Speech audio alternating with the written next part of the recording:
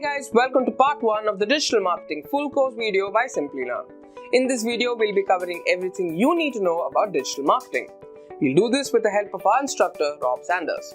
So let's start with an introduction to digital marketing, a digital marketing course video, and some of the best digital marketing tools. We'll also have a look at what is SEO, an SEO tutorial, 7 tips and tricks for SEO, how to perform keyword research, how to rank number 1 on Google, and Google Tag Manager. Craving a career upgrade? Subscribe, like, and comment below. Dive into the link in the description to fast-track your ambitions. Whether you're making a switch or aiming higher, Simplilearn has your back. Greetings everyone, this is Rob Sanders, and today we're going to talk about what is digital marketing. So thanks for joining us here at Simplilearn, and let's get started. Let's start talking about why digital marketing is important. So let's start there on the why. So if we're just a fly on the wall and we're in an office environment, we're looking at two friends having a conversation about digital marketing. So really, if we're listening in, every marketer is using digital marketing for his or her business. Now, digital marketing's become more popular than traditional marketing. That's not a surprise. So, in response, hey, over the past few decades, digital marketing has evolved at a rapid pace. These days, a lot of people spend most of their time on the internet. So, what happens in the internet every 60 seconds? Well, a lot happens every 60 seconds.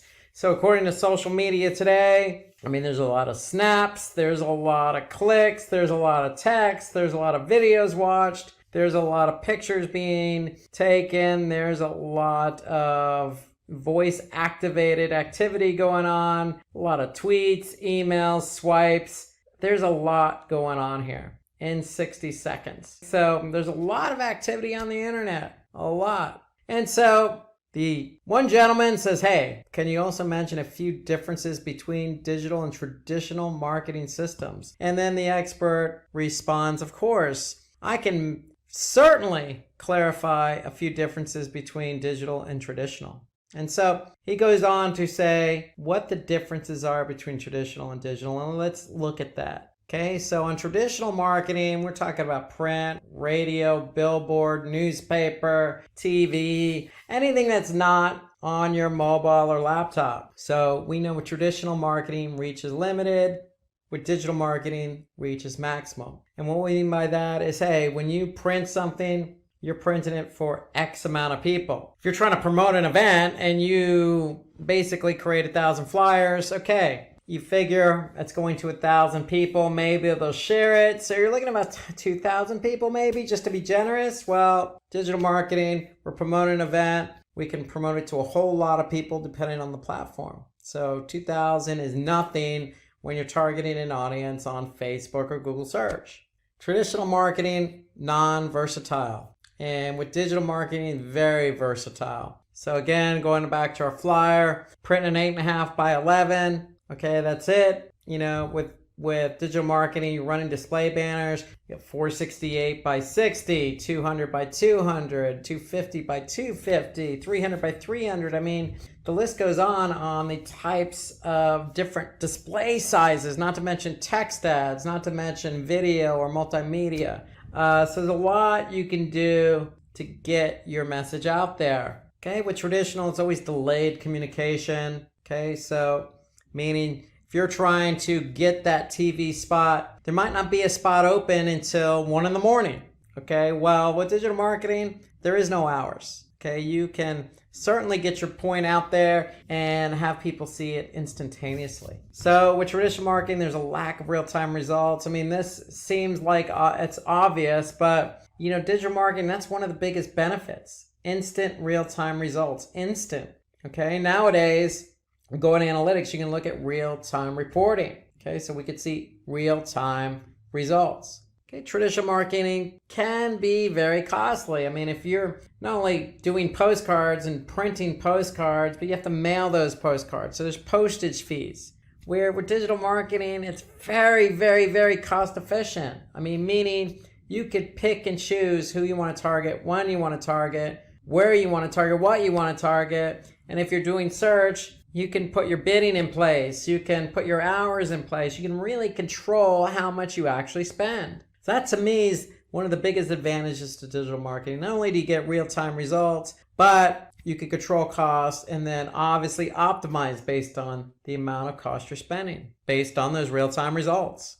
And with traditional marketing, it's difficult to reach a target audience. With digital marketing, it's easy to reach a target audience. I don't want to bash traditional marketing too much. If you're going to put a TV ad in place, you're going to do it on a TV show that tends to gear more towards your target audience, but that doesn't guarantee anything. Here we can simply go to Facebook or Twitter or LinkedIn and just pick and choose specifically who we want to target, when we want to target them. So it just becomes a lot easier to reach a targeted audience on a digital marketing platform. And then with traditional marketing, poor campaign measurement. With digital, you have easy to measure and optimize campaigns. And what we really mean by that is because you get instant time results, because you can control costs, because you can reach your target audience more easily, all those are a result of, you can measure and optimize. Based on what our audience is seeing and how much they're spending to see it,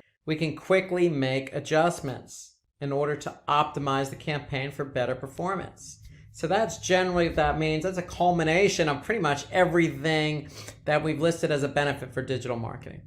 Okay, so now why digital marketing has been answered with all the benefits that it carries. Let's talk about the what is digital marketing. So that, you want to do digital marketing. So how do we go about that? What is it exactly? Well, let's just define it. Digital marketing is just the act of promoting a company's product or an individual's product or service with the help of a device or technology. And so obviously when we talk about device, we're talking about maybe a laptop, we're talking about a mobile device. And when we talk about technology, it could be an app, it could be, a cloud-based platform. Okay, it could be a piece of software. Okay, so a lot going on the digital side in terms of variations and what you can do. But that's in a nutshell what digital marketing is. You're really just using technology to promote your product or service. So we know because of the benefits in digital marketing, you can promote your campaign on different platforms. Okay, so all those benefits we mentioned about instant real-time results, cost efficiency, optimizing campaigns, you could do that on search, you could do it on social, via email, on mobile apps, etc. So that's what we mean by with the help of digital devices and technology. Well, these digital devices and technology come in the form of search engines and emails and mobile apps, etc. So when we want to go and promote our product or service using a campaign, we have different options. So there are different types of digital marketing channels that we could choose from. And let's just go through that list of digital marketing channels. And the first one is what I consider the king of them all, and that's SEO. So SEO stands for search engine optimization. There's search engine marketing, there's email marketing, affiliate marketing, social, content, mobile, and then we can get into subsets of each of these digital marketing channels. But really, we'll start with SEO because that's the king. And to me, that's basically increasing the quality and quantity of relevant organic traffic on the search engines, including Google. So depending on where you're located in the US market, Google has a large market share. So you want your pages on your website to be found and clicked on organically. And so that means if somebody types in a keyword, you want that relevant page to show up first on Google so somebody can click on that link. Okay, and we know that millions of people, specifically in the US, but worldwide, use search on a daily basis. So if you're ranking for those relevant keywords, you can imagine how much traffic you can get. Okay, so that's SEO. Okay, and here's an example. So you type in online shopping. Well, you can see the first listing here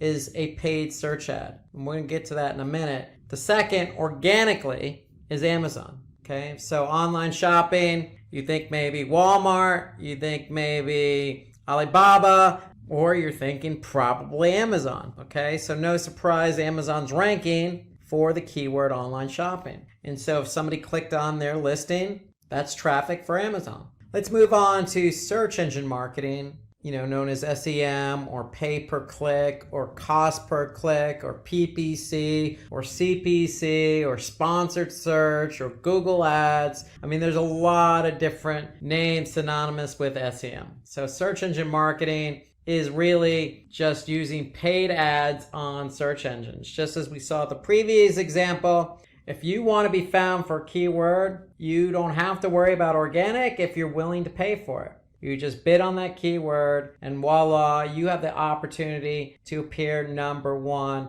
in the search results at the top of the page for that keyword. Now, when somebody clicks on it, you have to pay Google if it's Google you're advertising on, but that's the beauty of search engine marketing. You can bid on keywords and appear at the top of the search results for that keyword. Example here, if we go back to online shopping, myus.com is bidding on that keyword online shopping. So they're actually appearing above Amazon's organic listing. But that's what they want to do. They want to be found for that keyword. So if they're not ranking for it organically, they're bidding on it. And if somebody happened to click on that listing, then myus.com is going to pay Google something depending on what the cost per click is. And so that could be anywhere from 1 penny to $100. It depends. Depends on the keyword. Depends on who else is bidding on the keyword. Depends on the location. Depends on the time of day. Depends on quality score. There's a lot of factors involved and regarding what you pay. However, the benefit of SEM is visibility and getting traffic to your website for keywords you're not found for. So that's why SEM is such a popular choice for a lot of companies. Okay, let's talk about digital marketing. That's a traditional type of digital marketing channel. It's been around a long time. We all send emails on a daily basis, and we probably all receive emails on a daily basis. It's just an effective way to capture leads and convert them to customers, because with email, you can personalize your emails and you can send your emails to a segmented audience. Okay, so if you have emails from females who are 35 years of age to 44 that live in, say, the southern part of the United States, you can segment that and send them an email and cater that email directly to that audience. And of course, you can put some nice call to action in there. You can design it really snazzy, and you could track it just like you can any other digital marketing channel. So email is a very effective way to really reach a target audience, because everybody, for the most part, has a functioning email account. So basically, here's an example of an email that could go out. If you're selling a product and the product's promotion is about to end, get that email out to your target audience. Let them know that, hey, you have until tonight to purchase the product. And if you purchase it, you're going to get 30% off. And you can put the coupon code right in there with a nice call to action, and you can measure how many people click on that email, go to that web page, and purchase the product using that coupon code. So that's an example of email marketing. Okay, we have affiliate marketing. So affiliate marketing is an effective way for digital marketers to basically create a sales force of people. So basically what you're doing is you're getting merchants to promote your products and services. And you're using usually a third-party broker like Commission Junction or CJ.com as an example to introduce you, the person selling the product, the merchant, with the affiliate. So that affiliate could likely be a merchant, him or himself. And they can basically be a good partner of yours by publishing your product or service on their website so that they can sell in order to get commissions. So it's all based on a commission. So you basically are going to use a third-party affiliate like CJ, get all these affiliates to work for you. They're going to promote your product or service. If they do sell your product or service, you're going to pay them a commission. That's more or less how it works with affiliate marketing. And, with affiliate marketing, to me, it's a good way to, really promote your product or service. And you can pick and choose the affiliates or the publishers of whom you want to work with. So here's an example of affiliate marketing at work. Okay, you basically see a banner. Basically, you could see earn up to 12% advertising fees with a trusted e-commerce leader. Okay, so if somebody clicked on that and purchased, for example, or joined, you could pay out that commission. Okay, let's turn our attention to social media marketing. So social media marketing, I would say it's fairly new. I mean, if I think about it, we're in 2019. And I remember talking about Facebook back in 2006. So you're talking about 13, 14, 15 years of social media. It's definitely evolved over the years. But the concept remains the same. It involves creating different types of content depending on the platform. Okay, so you could be on Pinterest or Instagram and be dealing with photos. Or you could be on Twitter tweeting out certain characters up to a limit. Okay, so it really depends on the social media platform. That really drives the type of content you're going to promote. But we know social media can be effective because people use social media. I mean, Facebook is one of the more popular platforms. And if you want to get your product or service out there, you could certainly pay to have an ad on Facebook, or you could just post your content organically. Okay, that's the beauty of social. Most of your social platforms like LinkedIn and Twitter and Facebook and Pinterest and Instagram, they all have a paid form of advertising that you can use to promote your product or service. Or you can go the organic route and post content organically in hopes of driving traffic back to your website. So with social, you do have two options here, but social is interesting because there are a lot of different social media platforms out there. It really depends on your product or service. Okay, so an example of social media marketing, especially on Facebook. With Facebook, you got mobile and desktop,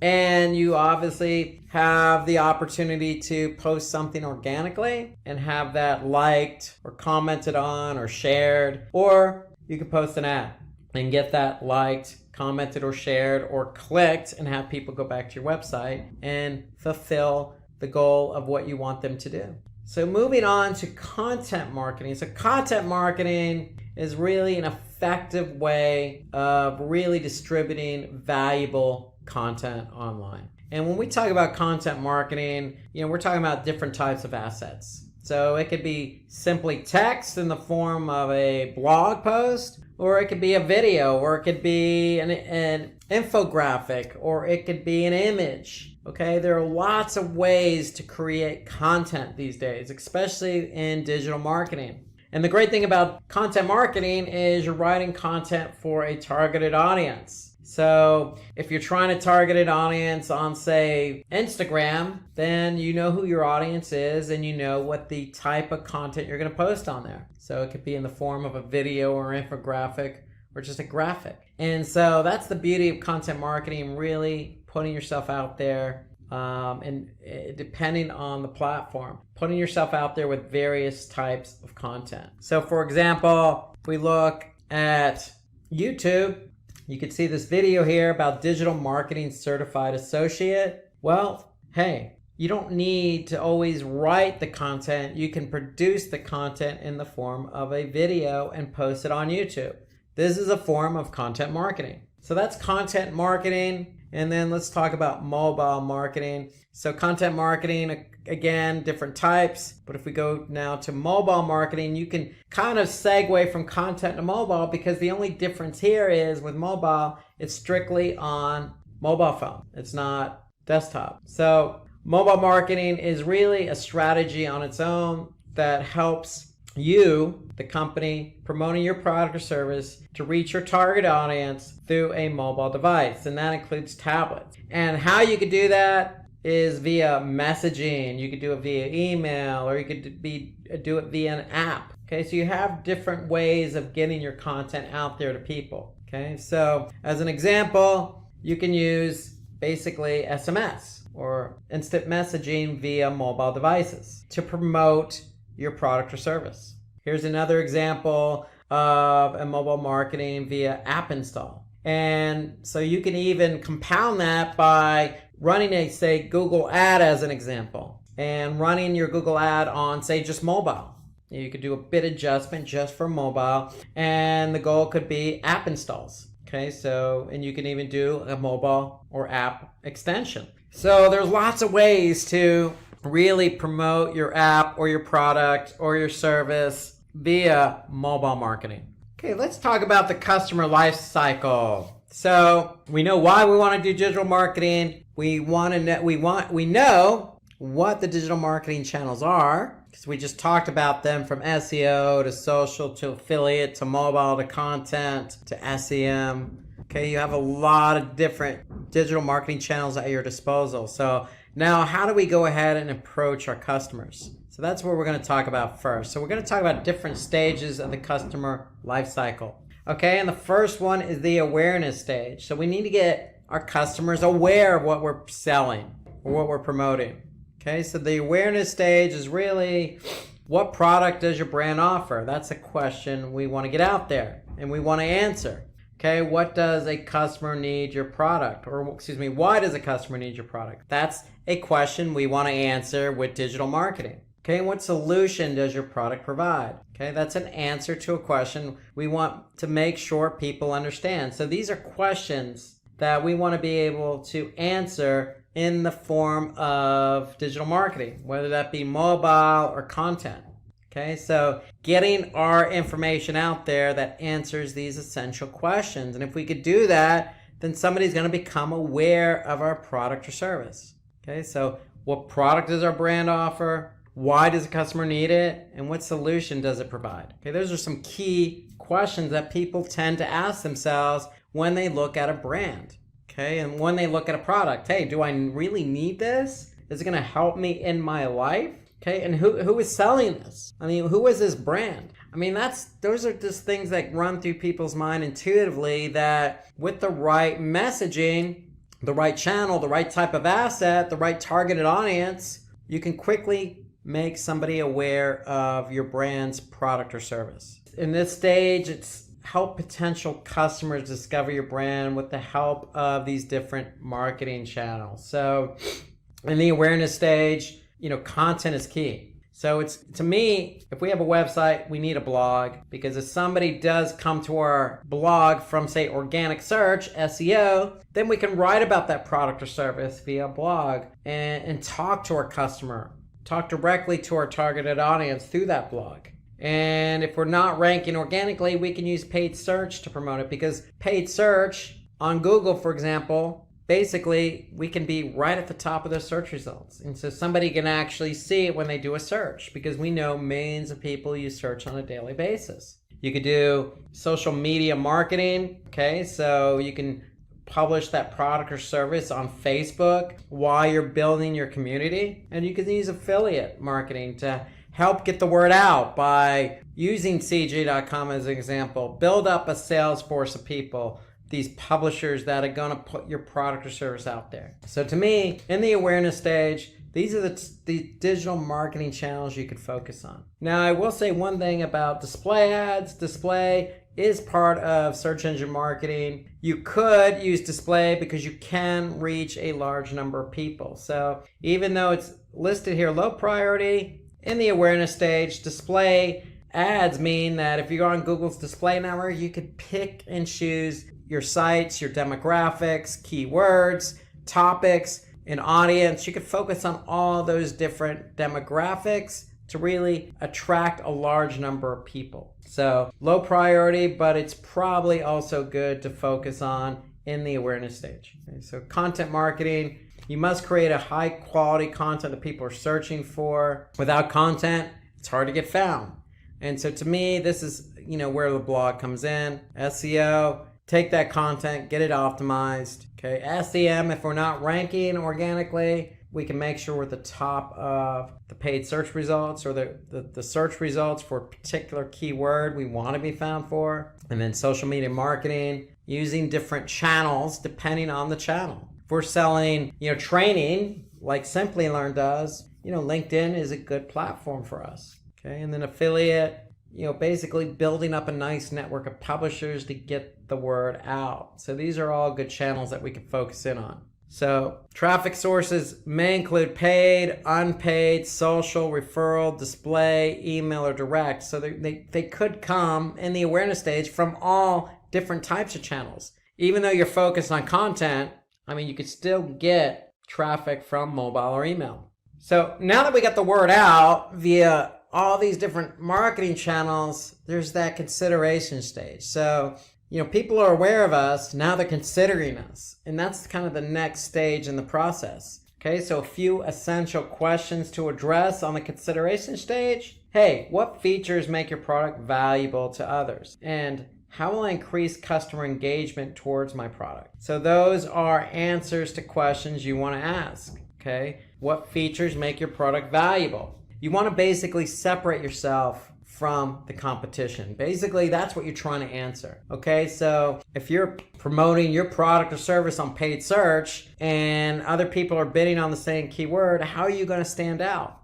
And then how will I increase customer engagement towards my product? So for example, if you're on Facebook, okay, and you're trying to get people over to your site to purchase your product, then how are you going to improve that engagement? You got to create something really snazzy, or really it's going to be attention grabbing, or something that's going to get them to become aware of it, that's going to separate your post from all the other posts that are in somebody's Facebook newsfeed. Okay, so you really have to work hard to really convince somebody to get their consideration towards your product or service. So in this stage, your customer considers your product, so help them understand how your product is valuable. Okay, to me, email works really good here, because if you have a targeted audience, this gives you the opportunity to really answer these questions in that particular channel. Email, you could support that with a promotion. And display, I think display is a good option here too, because even though people are trying to become aware, you can really hone in and really get them to take that next step. Okay, with display, you can even do remarketing. So if somebody's been to your site because they're aware of your product, they're curious, you can cookie them and remarket to them via display. So display to me is a good channel to use here. Okay, so you have email, mobile display, SEM. These are all good channels to use on the consideration stage, especially on search, because if somebody's looking for something and they're aware of your brand, then you have the good opportunity to get them to click on your ad, especially if you're offering a promotion, and get them to convert. The goal here is to increase our engagement. So people are aware, we're moving them further along the funnel. With email marketing, we have the opportunity to promote the product by sending an email directly to our audience. So with this stage, plan your campaigns around welcoming emails, newsletters. We can talk about product descriptions, add ratings and reviews in the email. We really just want to encourage people to purchase the product. We're trying to sway them over. So email is a good source to allow us to do that. So with mobile marketing, we can promote the products by sending relevant messages to our target audience. Display, again, retargeting, because we can retarget an audience that has been to our website, already did some research about our brand, our product or service, and now we're going to reach back out to them to sway them. So remember, we want to encourage customers to buy a product by creating detailed articles about the product. That always helps, and that's content. Okay, we want to opt for a customer testimonial. Okay, that helps sway people, and add some guest blogging. Okay, we can have ambassadors blog on our behalf, or we can go out and blog on somebody else's site. Okay, so blogging works both ways. It's ways of showing yourself and telling people, hey, we know you're looking for this product. Here's why you want to choose us. Okay, moving on from the consideration to the purchase stage. So they're aware of you, they're considering you, and now we're on to the purchase stage. So the questions we want to really make sure we address here are, how are my prices compared to my competitors? And is my brand more credible than others? Okay, so they're considering you, but that price point, and it may not even be the price, it could be the shipping. For example, the price could be good, but the shipping cost could be high. So you really want to do some due diligence and research on what your competitors are doing. Credibility, that goes back to the consideration stage, and testimonials. You want to make sure you have reviews and testimonials to really elevate what you're trying to tell customers, and that is, hey, I have a good brand, I have a good product, I have a good service. Come buy my stuff, come buy my product and service. But you really need to support that claim. You just can't go out and say it. And so supporting that comes in the form of what other people say. And that could be reviews. That could be comments on a social media platform. It could be, stars on, say, Yelp or Google My Business. Make sure you do your due diligence and make sure you get people to, review you or provide testimonials, because people are going to do their due diligence before they purchase, especially if it's on Google My Business or Yelp or TripAdvisor or whatever it is you're trying to sell. They're going to be able to see those reviews. And so do your due diligence to get the reviews. And if it is a negative review, hey, that's okay. You can't please everyone. You're going to get them. That's the world we live in. Just make sure you show your upper hand and respond even to the negative as well as the positive reviews that you get. That actually bodes well to some people because, hey, it shows that I made a mistake and you're willing to correct it. And so people actually see that. That could be the tipping point to getting them to purchase. Say, look, hey, this brand really cares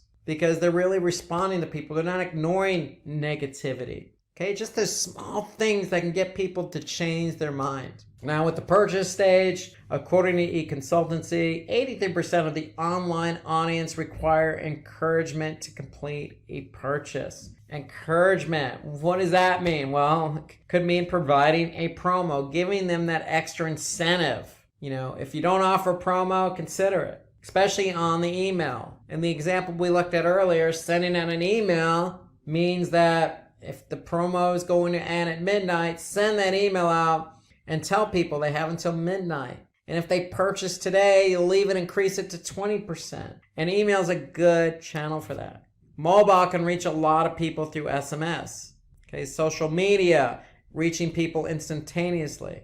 And then, really with the purchase stage, it gives prospects an offer to help them make that purchase. So you have plenty of channels to choose from. In fact, most of these channels, the only one really that doesn't fit the instantaneous mode is SEO. But you can really focus on affiliate, even though that's a low priority here. You can really, coordinate with your publishers, especially those publishers that have proven their worth and have sold your products in the past. Get them to help promote it and incentivize their audience. So let's move on from the purchase to the post-purchase stage. So this is after somebody purchases. Okay, so some essential questions we want to be able to address here. So what additional product could my customer buy? Now that they're my customer, what else could I sell them? Without being too pushy, if they buy a coat, a hat work or a pair of gloves or, a blouse. You want to be able to not push a product on a customer, but think about how you can complement that purchaser's or customer's product. And then how to improve the customer buying experience. So again, this goes back to, what we just said about reviews. Get somebody to offer a review. And if they don't give you a full compliment of 5 stars, they only give you 3.5 stars, then you know what? That's great feedback because then you can learn from that. And then the other question is, will the customer refer us to others? And if so, why? So that's definitely something you want to be able to address in the post-purchase stage. So let's take a look here. So with post-purchasing stage, to me, email's at the top of this list because if somebody purchases something, you can send a nice thank you email because if they purchase, they're giving you their email in return because you're likely going to be sending them the receipt via email. So email to me is a nice channel. You can send in a nice message. Even, social media. You can thank your community for supporting you on this recent campaign that you ran. Even throw in an extra 5 or 10% on a future purchase as a thank you. And that's easily done on social media. You could even post a blog, promoting, the success of a product and then offering a promotion. Okay, so there's a lot of things you could be doing here on the post-purchasing stage. So to me, even looking at content again, you could even, put a survey together. You could even put a survey together for your affiliates. Okay, you could even post a poll on Facebook. So it's just working in with these different channels to get some feedback about your product and service. So with email, mobile, you can engage customers with follow-up emails or customer care content. with mobile, if you have somebody's mobile number, hey, text them. A simple thank you goes a long way. You could say, hey, look, if you're satisfied, let us know. Give us a call. You can even, in the EE mobile text message, you can put a link to a survey. Send emails to active subscribers. Give rewards for customer feedback. So if somebody does provide feedback, give them an extra 10% off. You want to be able to reward loyalty. Loyalty comes in the form of a partnership. If you're giving somebody discounts and you have a good product or service, then they're going to recognize that. They're going to say, hey, look, I really like this product and they're giving me 10%. I'm going to go ahead and purchase from these guys again. So give those discounts to those active customers. Or on the affiliate network, give referral opportunities to your customers. So if it's an affiliate publisher, hey, if they're getting people to your site, reward them. Or if it's an email and you put a forward to a friend, get an extra 10% off, it doesn't hurt, because you're incentivizing people to help you sell your product. So with social, display, and content, use those banner ads, or use that content that you display on social or the blog you're going to write to give customers advice in order to maximize the value of the purchase. So again, you can use these platforms to also enhance what they purchased. So, hey, you just purchased this product. Thank you very much. Did you know you could do this, this, and this with it? And so that's the idea of a post-purchase stage, is to maximize these channels to be able to answer those essential questions about what else could they purchase? Do they like, how do I get these people to become loyal customers? Okay, so with the post-purchase stage, if a customer has bought a pair of sports shoes, for example, running shoes, you can recommend cross-product sale or cross-sale. It could be a pair of shorts or a water bottle or an accessory with an exclusive discount. So that's another example of what you can do on the post-purchase stage. So in today's world, everywhere you go, it's all about digital. So today's lecture is going to be about all the different marketing channels available, piece them together, kind of put together a little digital marketing course for you. So first off, before we get started, we're going to talk about what is digital marketing. And really, digital marketing covers a lot of areas. It's very broad. And really what it refers to is just marketing that a company does, a person does, an individual, a group, an organization, and they do it in the form of an electronic device or with the aid of the internet. That's really what digital marketing is. It's just having something digitally, not something tangible like a billboard or a newspaper or TV. And with that, there are lots of places where you can apply digital marketing. And so electronic devices, we think of mobile devices. And so you could certainly use mobile as a form of digital marketing or to help you with your marketing efforts digitally. Okay, you can create apps, you can run advertising on mobile, you can communicate with different people, your target audience, via different devices like WhatsApp and messaging. Okay, there's also search engines. Search engines is where a lot of people get their information from, at least start to do their research to get information. You got social media, lots of different social media platforms, all the way from tweeting to blogging to social sharing to social content. Okay, so a lot of platforms under the bucket social media. You also have traditional forms of digital marketing like email. You can use different email platforms to send out emails. So lots of different ways to communicate your product, your service, your message to a large number of people that are really targeted to your efforts. How is digital marketing useful? Well, we know it provides different metrics. Why do we know it provides different metrics? Because it's all digital. Okay, so anytime you send out an email or post something on Facebook, you're going to get data back. When you get data back, you could take that data to determine how well that post or that email performed. And if it didn't perform up to expectation,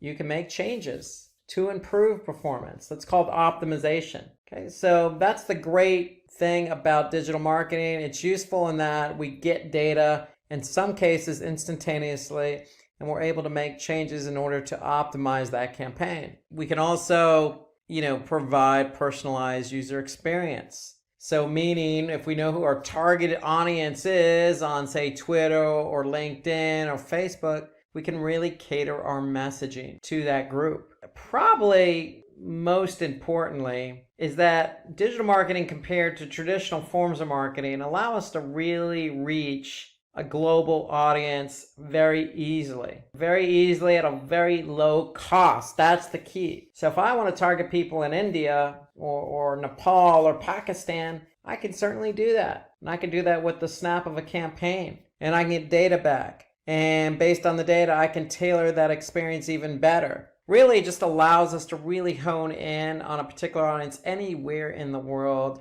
very quickly. So these are just 3 of the main reasons why digital marketing is useful. Some other experiences or uses for digital marketing, again, it provides a cost-effective alternative to traditional marketing. So, for those that are familiar with purchasing advertising on, say, TV or radio, you have to pick a spot. You have to pick a program and then pick a time slot associated with that program. So somebody's watching a program and that program tends to draw in a specific target audience, then you want to show your ad around the time when that program is slotted to air on TV because you're likely going to reach your audience. However, to purchase that time slot could be competitive and could be very costly, where there are forms of advertising and paying for advertising digitally, and those forms are cost per click or cost per impression. And so using a cost per click or cost per impression model allows you to really go head to head in kind of an auction style format where you can control how much you pay and potentially get that prime spot in front of your target audience. So it really does become cost effective. And it allows you to make small investments to get a really substantial return on ROI. So let's just say your cost per click is only 10 cents, but you're selling a product for $10. Well, all you need is 1 click and 1 sale to generate a very substantial return on investment. And so knowing that you get metrics back on a campaign, you could slowly or quickly optimize that campaign towards a very positive ROI. And then another use for digital marketing, it just enables targeting users based on their actions and preferences. So again, we can really hone in on who we want to target. It really depends on the platform, but if you take Google Ads, for example, and you want to target the display network, well, we know we have demographics, we know we have topics, we know we have interest, we know we have retargeted audiences, in-segment audiences, we have age, we have gender, so you have a lot of options available to choose from to really hone in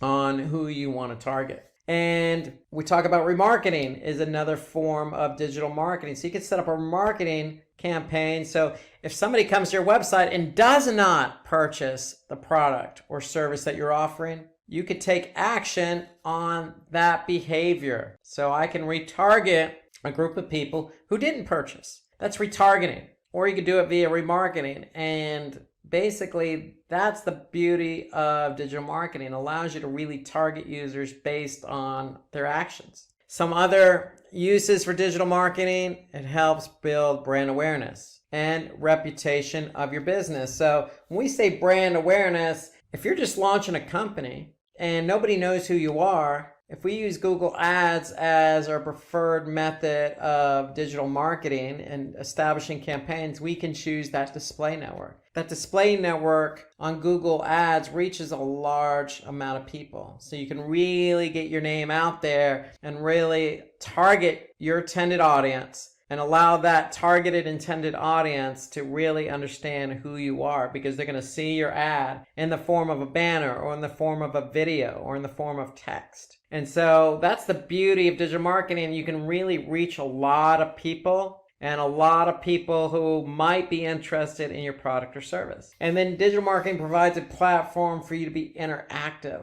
with your audience, helping you stay relevant and competitive. And the best example I can give here is YouTube. And so YouTube's it's a search engine for videos, but it's a video sharing platform. And so if I upload a video, then I can entice people to comment on that video or like the video or share the video. And I can really interact with that audience by responding to their comments or, putting together a playlist or giving them more videos. Okay, so I can really interact with my audience. And I could do that on multiple platforms, not just YouTube and video. I can blog and interact based on somebody's comments. I can have a website and have live chat and interact with my audience. So there's lots of different ways to interact with an audience, and that's what digital marketing provides. So I already mentioned a few examples based on the uses of digital marketing. I mentioned Google's display network. I mentioned YouTube and blogging and social media platforms like Facebook.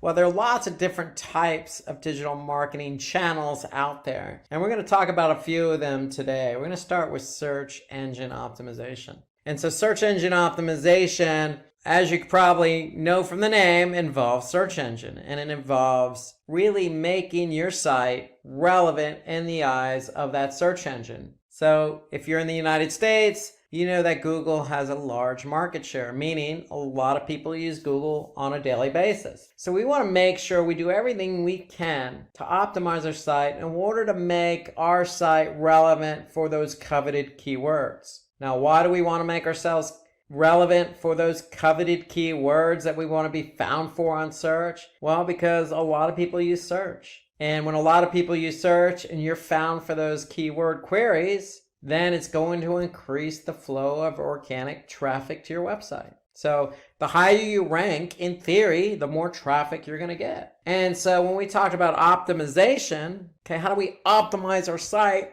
in order to be relevant in the eyes of Google? Well, it really comes down to a two-pronged approach. You have on-page SEO, you have off-page SEO. On-page has everything to do with your website in order to make it relevant. Off-page has everything to do with your website, but not on your website. It means that how can we become relevant by linking to other websites, for example? How can we become relevant by getting our content on other platforms so we become relevant in the eyes of Google? So that's off-page SEO. So SEO is always going to be two-pronged. What you do on your website and what you do off the website to make sure your website, your domain, whatever that domain is, .com or .org, is relevant in the eyes of Google. And so let's take a look at on-page SEO first. So like I mentioned, it involves optimizing your website. And when we say optimizing your website, there's a lot of things you can do on your website to make it relevant in the eyes of Google. And we can look at the content, okay? We can look at the source code. And so there are a lot of different components to be looked at here. So you have the header tag, you have the meta description, you have the alt tag, you have how fast your page loads, you have internal linking, you have a sitemap, you have lots of different things going on here. And so for me, one of the first things you should do when you create a page on your website is to make sure the title tag is unique and includes those keywords. So if we look here at this example, the title tag is important because that's what shows up in search results. Here you can see the title tag on Google is up to 65 characters. So you always want to include that keyword in the title tag. Then you have your URL, and then you have what you call a meta description. So that's underneath the URL, underneath the title tag. And again, this is in search results. So organic search results. Somebody types in a keyword, you want to be found, and you want your title tag to stick out, and you want your meta description to specifically describe what it is you're offering.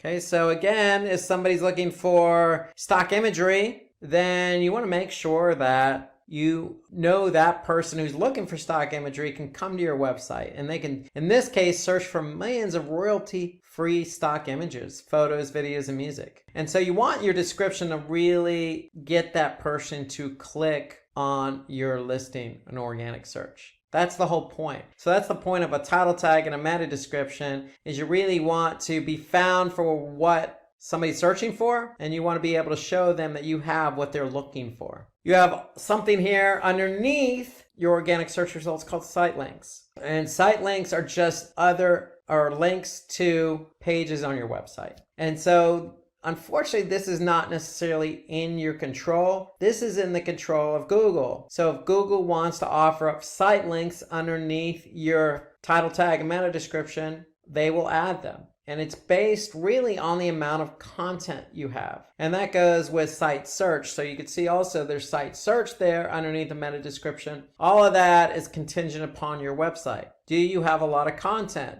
And if you have a lot of relevant content, then Google will naturally add in site links underneath your organic listing to links to other pages on your site. So that's on-page SEO, and now we're going to look at off-page SEO. Okay, so off-page SEO involves using promotional methods beyond just optimizing your site. For example, optimizing your title tag and meta description might not be enough to get you to rank for that coveted keyword query. So we need to do some link building. We need to get our name out there on other websites. Okay, so we need to be able to establish some external links or backlinks from high quality relevant sites to our site. And it may not just necessarily have to be a link, because Google recognizes linkless backlinks. So just having a reference on a high quality site may be good enough to get you in the eyes of Google to become more relevant. Okay, so that's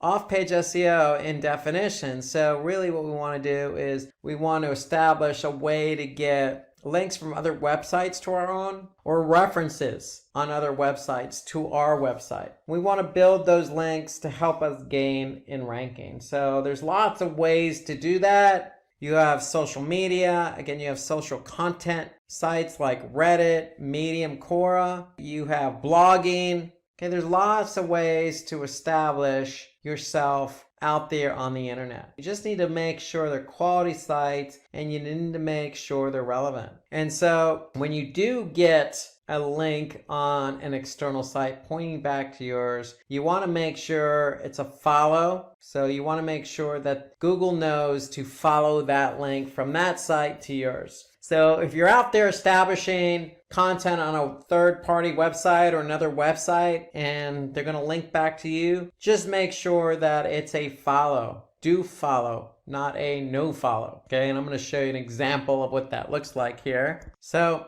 if you're not sure what the difference is, here I'm on backlinko.com, and really a no follow versus a do follow is simply in the href. So in the href, if you don't have anything in there other than the link, then the search engines are going to follow that link from that external site to yours. And if you have a no follow in that link, then the search engines are going to ignore the link. So they're not going to pick up the backlink or external link to your site. And that's simply that site just adding the rel equals no follow. Okay, so if you see that in the link pointing to your site from that external site, then that means you're not going to get credit for that backlink. So you always want to shoot for a do follow link, because that means you're going to get credit for the backlink. Okay, so again, do follow links allow search engine crawlers to follow the link, and if they can follow it,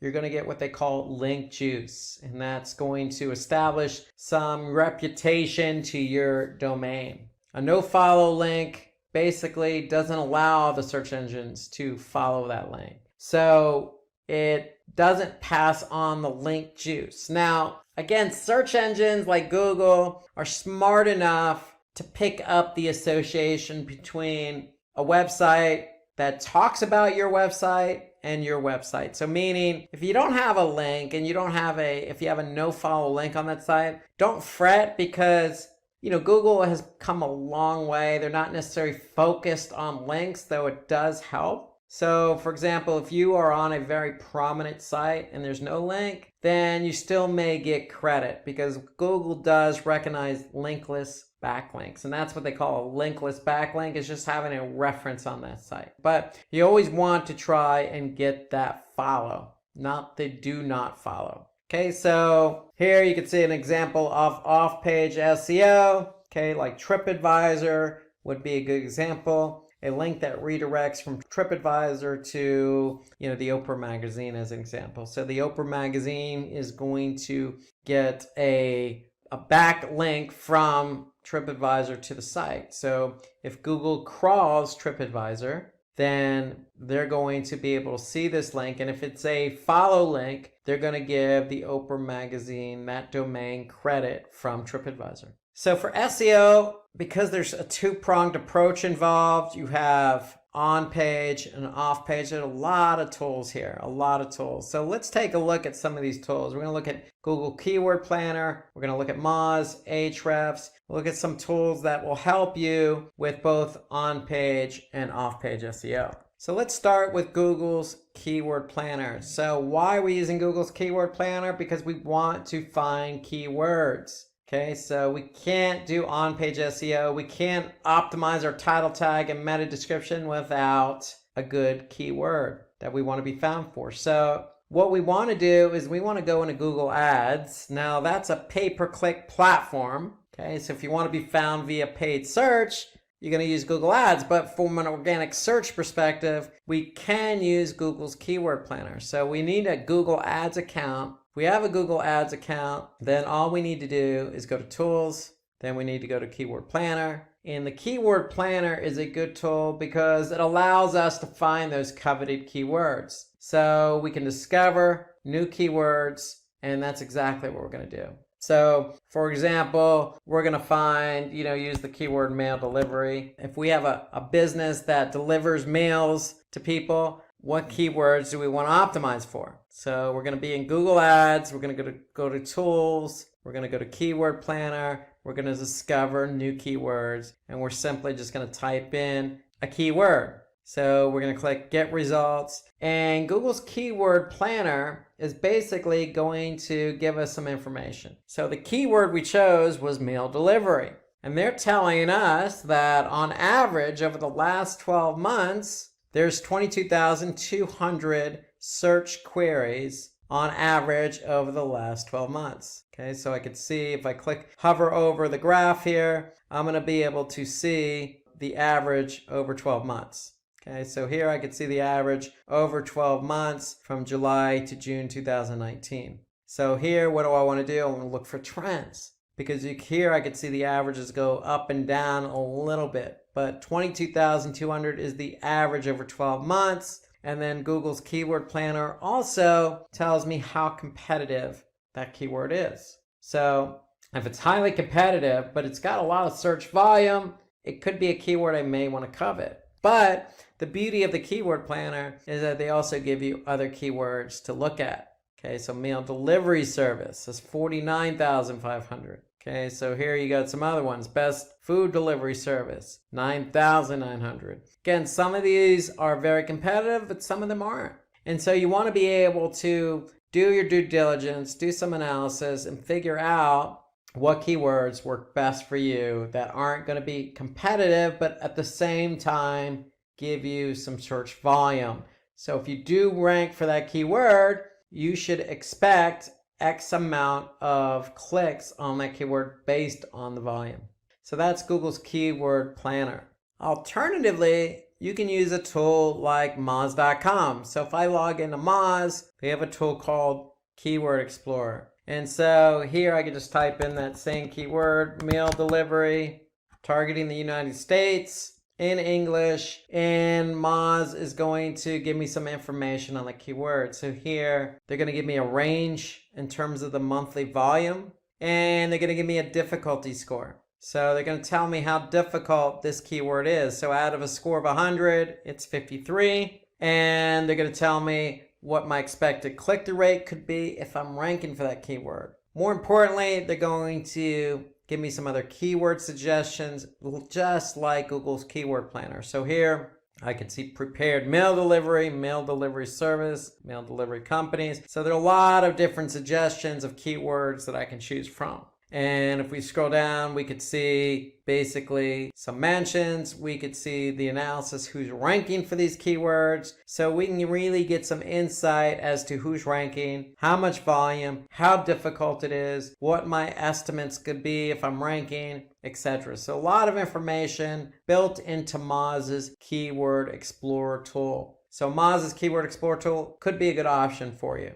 if you don't have access to Google Ads and Google's Keyword Planner. So if you're working on SEO for a website and you're curious about what the off-page SEO situation looks like, well, you can use a tool like Ahrefs. It's a free tool. You can go here, and if you're working on a specific domain and you're focused on off-page, you could simply type in that domain here, and then you can check the backlinks for that domain. Okay, so I'm gonna go ahead and type in my domain, and now I'm gonna get a sense of what my backlink profile is for my domain. So here I can see the number of backlinks, the total backlinks, and notice 85% of them are do follow links. So Google is able to recognize those links. And then I could see referring domains. So I have 124 different domains pointing to my website. And so here I can get a snapshot of the top 100 backlinks pointing to my website.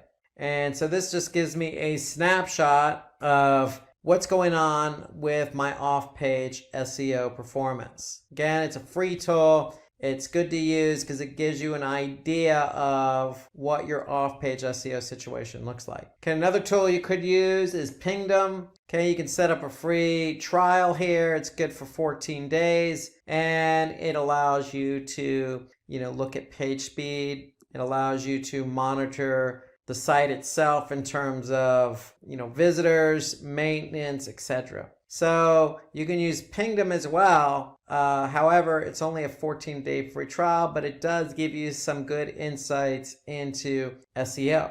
Now, page load time is one of those on-page SEO factors. And so if you're doing on-page SEO for a domain, you certainly want to go into Google Analytics and you want to measure the page load performance of the pages on your website. And so here, if I go to Google Analytics and then I go to behavior and I go to site speed and I go to speed suggestions, here I could see the pages, how many pages I've received over a period of time, and then the average page load time. Now, if you see the average page load time is slow, and in my opinion, anything over 2 to 3 seconds is going to be slow, you need to be able to take action. And so the great thing about Google Analytics, the page load time reporting, is it actually gives you some suggestions. So page speed suggestions. So all you need to do is click on the link here. In this case, this particular link or URL on my website has 7 suggestions. If I click on that, then Page Speed Insights is going to open up. And what's going to happen is Google Analytics / Page Speed Insights is going to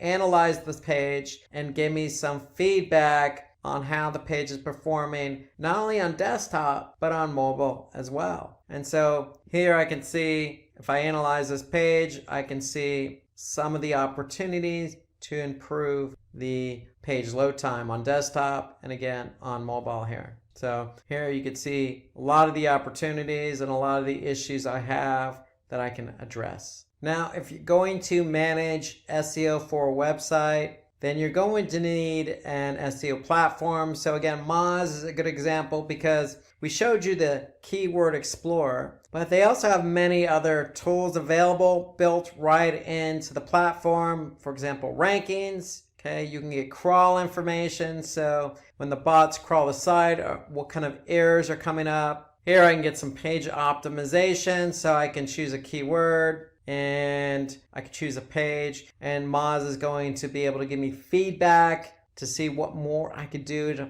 improve my on-page SEO performance. Okay, we mentioned Keyword Explorer in terms of looking for keywords. Okay, you also have something called Link Explorer as well. So if I go back and choose Link Explorer from my list here, then I'm going to go to a Link Explorer and I can type in any domain. Again, just like on the Ahrefs, except Moz goes a little bit deeper here. Okay, so they're telling me how many linking domains and where my keywords are ranking. Okay, and then I have some other reports that I can leverage for off-page SEO. I can look at spam scores for certain websites that are linking to me, because you can disavow yourself from being associated with those sites. Here you got a link intersect tool, so you can compare one domain against another to what links are pointing to that other website. So a lot of different reports and tools available to you for off-page SEO under Moz's Link Explorer. So Moz has a lot of different tools available. And again, my recommendation, if you don't use Moz, there's SEMrush, there's BrightEdge. There's a lot of SEO platforms out there to use, but if you're going to focus on SEO, you are going to need an SEO platform. Now, if you have any more questions on SEO, feel free to go to Simplilearn's YouTube account. You'll be able to find a video there for SEO tutorial for beginners. Take a look at the video. It goes really in depth about everything we just covered about on-page and off-page SEO. So take a look at the video. And if you have any comments about everything we covered with SEO, feel free to comment underneath this video here, and we'll be sure to respond accordingly. Especially if you have any tips and tricks that you do for SEO. So let's move from search engine optimization to content marketing. And so content marketing is a form of marketing that involves simulating interest in a brand's products or services by creating and sharing online material. So when we talk about online material, that can come in many forms or assets. So some examples are blogs, videos, infographics, case studies, white papers, ebooks. All of this is content generated. It's just in different forms. And so you want to be able to take any one of these forms of content and be able to distribute that in some form or fashion. Okay, so for example, a blog can be part of your website. A video could be something you upload to YouTube. An infographic could be something you actually share on LinkedIn. So all these other assets could be integrated throughout. They could be shared or used on your website, okay, for people to grab and share and use and comment on. Okay, so that's what content marketing is. You need to be able to push out content so that people have a better understanding of your product or service. The process of content marketing is you really want to decide what goal you want to achieve with your content marketing campaign. You want to define your buyer personas to determine the audience best suited for your content. Okay, so what are you creating? Who is it for? And then you want to run content audits to determine the best type of content that can be used. And when we talk about content audits, we're talking about, content that's already been posted. Are people sharing it? Are people downloading? Are people viewing it? And so you want to be able to understand over time what people are reacting to so that you can reuse or continue to use that content that seems to resonate with your target audience. So you want to choose an appropriate content management system. So if it's a blog, you want to use WordPress maybe. So you want to start brainstorming for ideas, for new content ideas. So in my opinion, maybe put together a content calendar and jot some ideas on that content calendar. Then you want to settle on a particular type of content you want to create, and then you want to be able to publish and manage your content. So some popular tools used for content marketing, you have Buffer, you have BuzzSumo, Follower Wonk, Hootsuite. So let's go ahead and take a look at an example of a content marketing management system. And we're going to use WordPress. And so if we go into WordPress here, on the back end, we're logging a login. And so the reason why we use WordPress is because we can post blogs. So in WordPress, if I go to post here, I'm going to be able to see all the different posts that have been posted over a period of time. And the great thing about WordPress is you can optimize it for SEO. So if I go in here and look at this recent blog post that has been posted, I can go ahead and edit it. And when I edit it, okay, I'm going to be able to look at this blog post in a visual format, and I can also look at it in HTML form. So notice the great thing about WordPress is I can use imagery, I can insert videos, I can insert infographics, I can attach a white paper, a case study to it. And then again, we have something called Yoast SEO plugin. So we've installed a plugin here. So that'll help us with optimizing that particular blog post for that particular keyword we're trying to target. And so here you can see our focus keyword is remarketing and retargeting. Okay, so we have that in the title tag. Okay, and we also want to make sure it's in the meta description.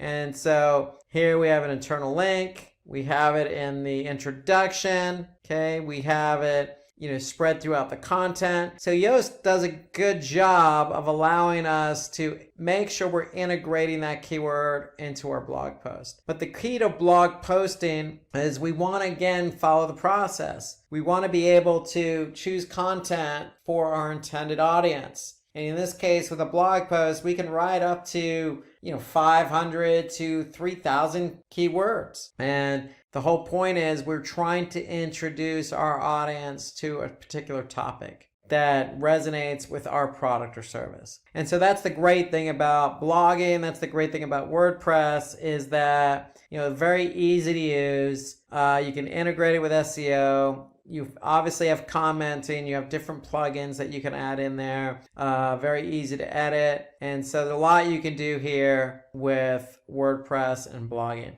So another example of content marketing is video. So with video, you have the ability to upload this video to popular video sites like YouTube or Video, and you can optimize that particular video with title tags and hashtags and descriptions, and you could see the interaction here. So you can see how many views, how many likes, shares, the ability to share, the ability of people for saving it. And there's just a lot of interactivity when you have video. You can also use video, as I mentioned, on your blogging platform. If it's WordPress, you can also use video in social media platforms like Twitter, LinkedIn, and Facebook. So video is a very popular form of content marketing. Lots of good video tools out there to create a video. A high quality video is what you want to put your product and service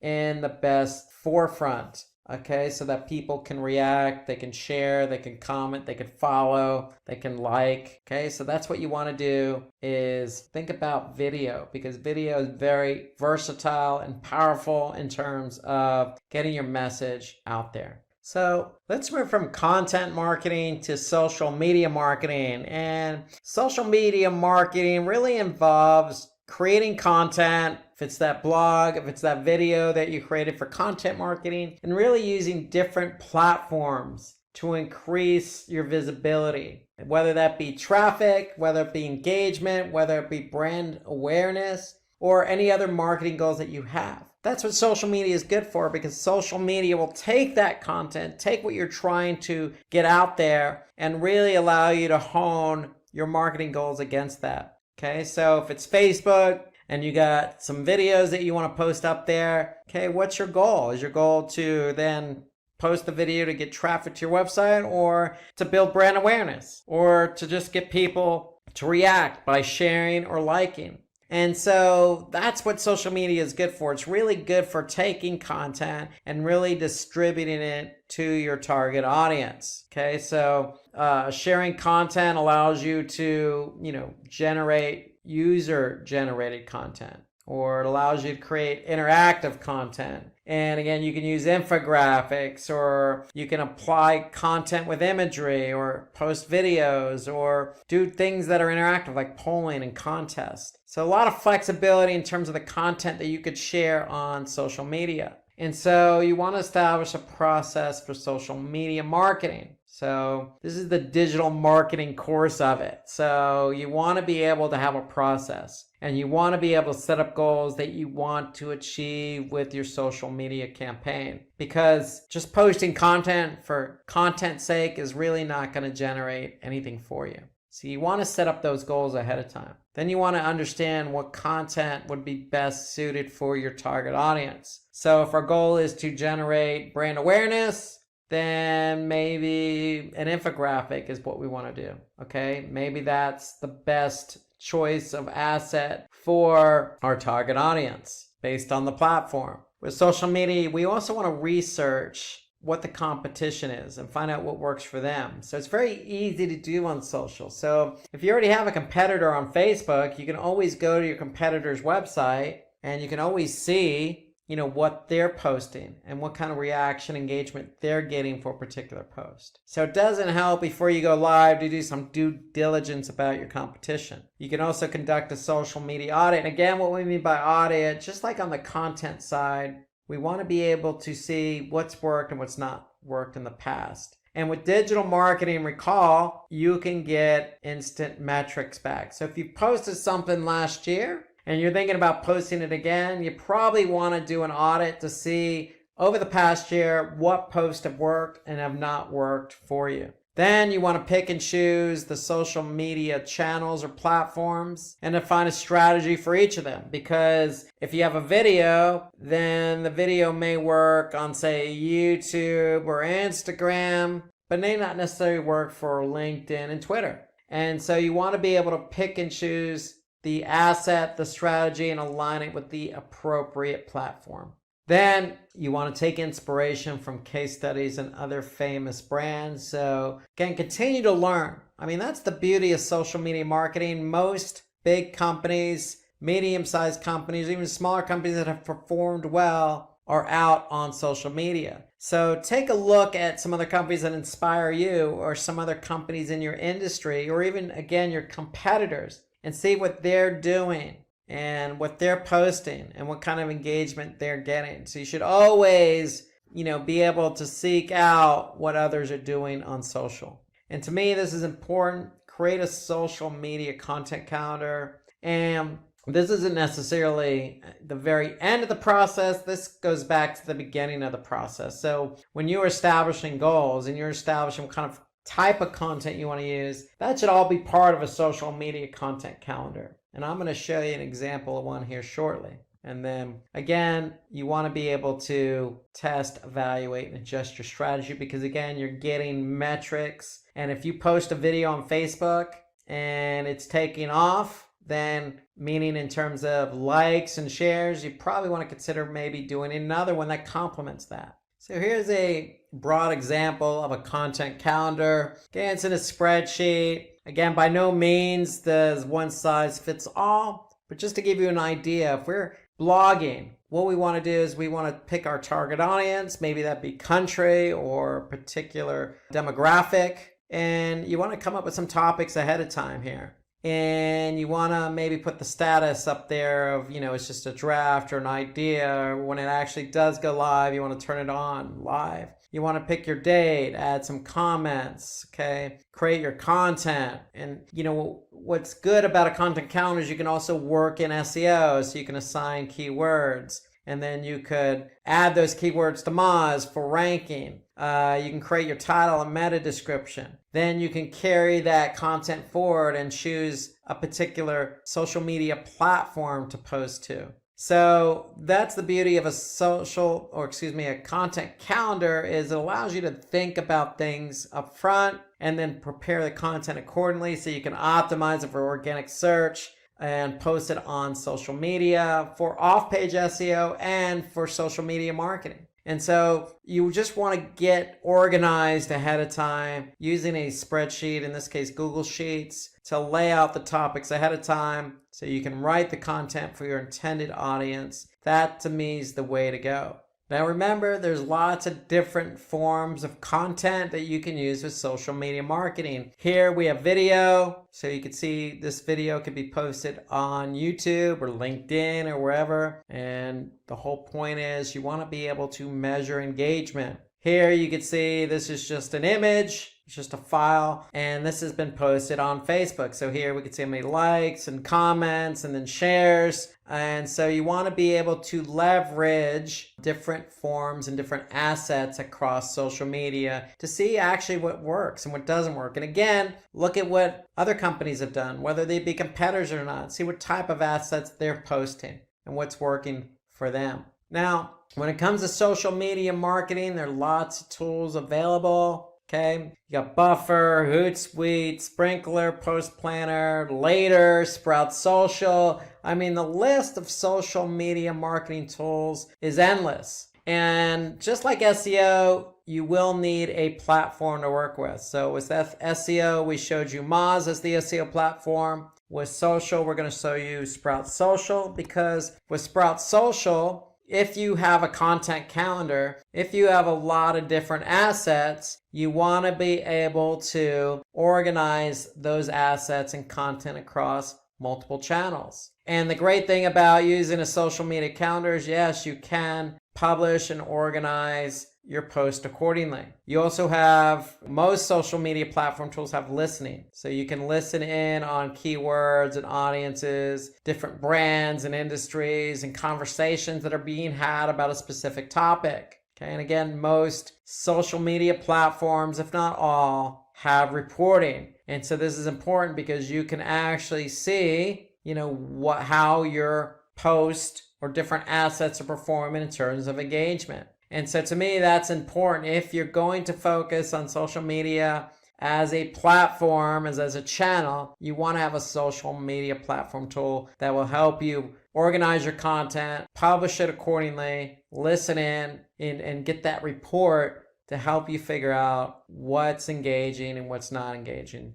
Again, so that you can, react to the content that you're using and sharing. So that's Sprout Social as an example, but you will need a social media platform. Now, the other benefit to social media is, in some cases, you could actually pay to have your post out there. And so, for example, on Facebook, we could set up a paid campaign to target our intended audience. And so with Facebook owns Instagram, so you have the ability to really put your content out in front of your target audience on Facebook and Instagram. And so what you need to do is go to Facebook Ads Manager and simply just create an account or campaign. You want to be able to create a campaign, and by creating a campaign, that means you're going to have to go through a particular process here. So if we want to do is choose our objective. Okay, so you always want to have an objective for your campaign. So is it going to be brand awareness? Is it going to be to drive, traffic? Is it going to be to drive conversions? So you want to choose a goal or objective if you're advertising really on any platform. Then you want to be able to choose your audience. So who are we trying to target? So with Facebook, you can target any specific age, gender, demographic based on interest and behavior. So you can choose specific placements and you can assign a budget. Okay. And then on the ad side, you have different types of ads that you can use. You can do a single image or video. You can do a carousel. Okay, meaning you can rotate different images as a collage or different videos as a collage. And again, you can choose exactly where you want your ad to be shown. For example, desktop or mobile news feed, Facebook in-stream video, you got Instagram feed, you got even Messenger. So you have a lot of options available to you on where your ad or video is going to be shown, and then you can support that with a headline description, and you can send that traffic back to your website. You can even test call to action buttons. Okay, so you can append your ad with a call to action button. And so you can do a lot here. This is just Facebook. You can really do a lot of specific targeting. Now with Facebook advertising, it's a cost per click model. So anytime somebody does click on that ad, you're going to pay. But it allows you to really get your content out there in front of your intended audience. If you're not doing it organically, meaning you're not posting on Facebook on a regular basis, or maybe you want to supplement those organic posts, then doing this is a good way to really get your brand out there. If it's awareness, if it's to drive traffic or to convert, Facebook is a good option. LinkedIn, Twitter, all these social media platforms offer that option up to do paid advertising. Now, if you want more information about social media, we have a great video on YouTube already, how to start social media marketing. It really goes into the details about organic social and what I just covered with paid social, specifically on Facebook. So take a look at that video. And again, if I missed anything on the social media side, feel free to comment or add in your best practice, whether that be part of the process or a different platform that you use for social social media.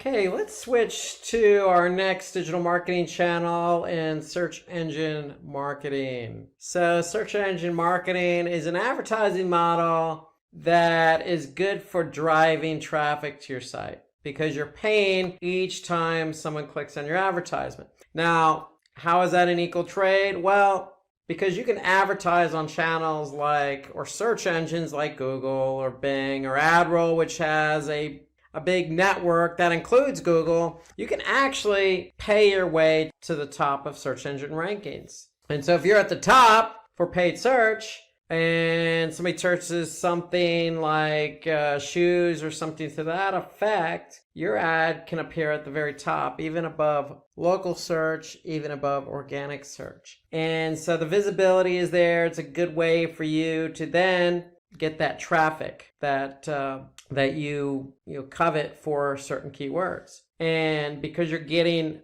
traffic or have the potential to get traffic, you're going to pay each time somebody clicks on these ads. So you have multiple choices on the type of asset you want to use, including text, image, video, etc. So there's more to it than just Google, Bing, AdRoll. I mean, you have LinkedIn, you have Twitter, you have Facebook. So you have lots of different ways to advertise and get your ad in a more prominent position. You just have to pay for it. And I just showed you that under social media marketing. Facebook, you can create an ad, have your ad targeting your audience, and in return, you're going to pay Facebook. Works the same way for most of these networks. Okay, so when you actually set up a campaign, like anything you do when you set up a campaign, you want to determine the goal you want to achieve for the campaign. You want to do that up front, especially when you're talking about paying per click. If you're paying per click, then you definitely want to make sure you determine what your goals are so you can measure them accordingly. Then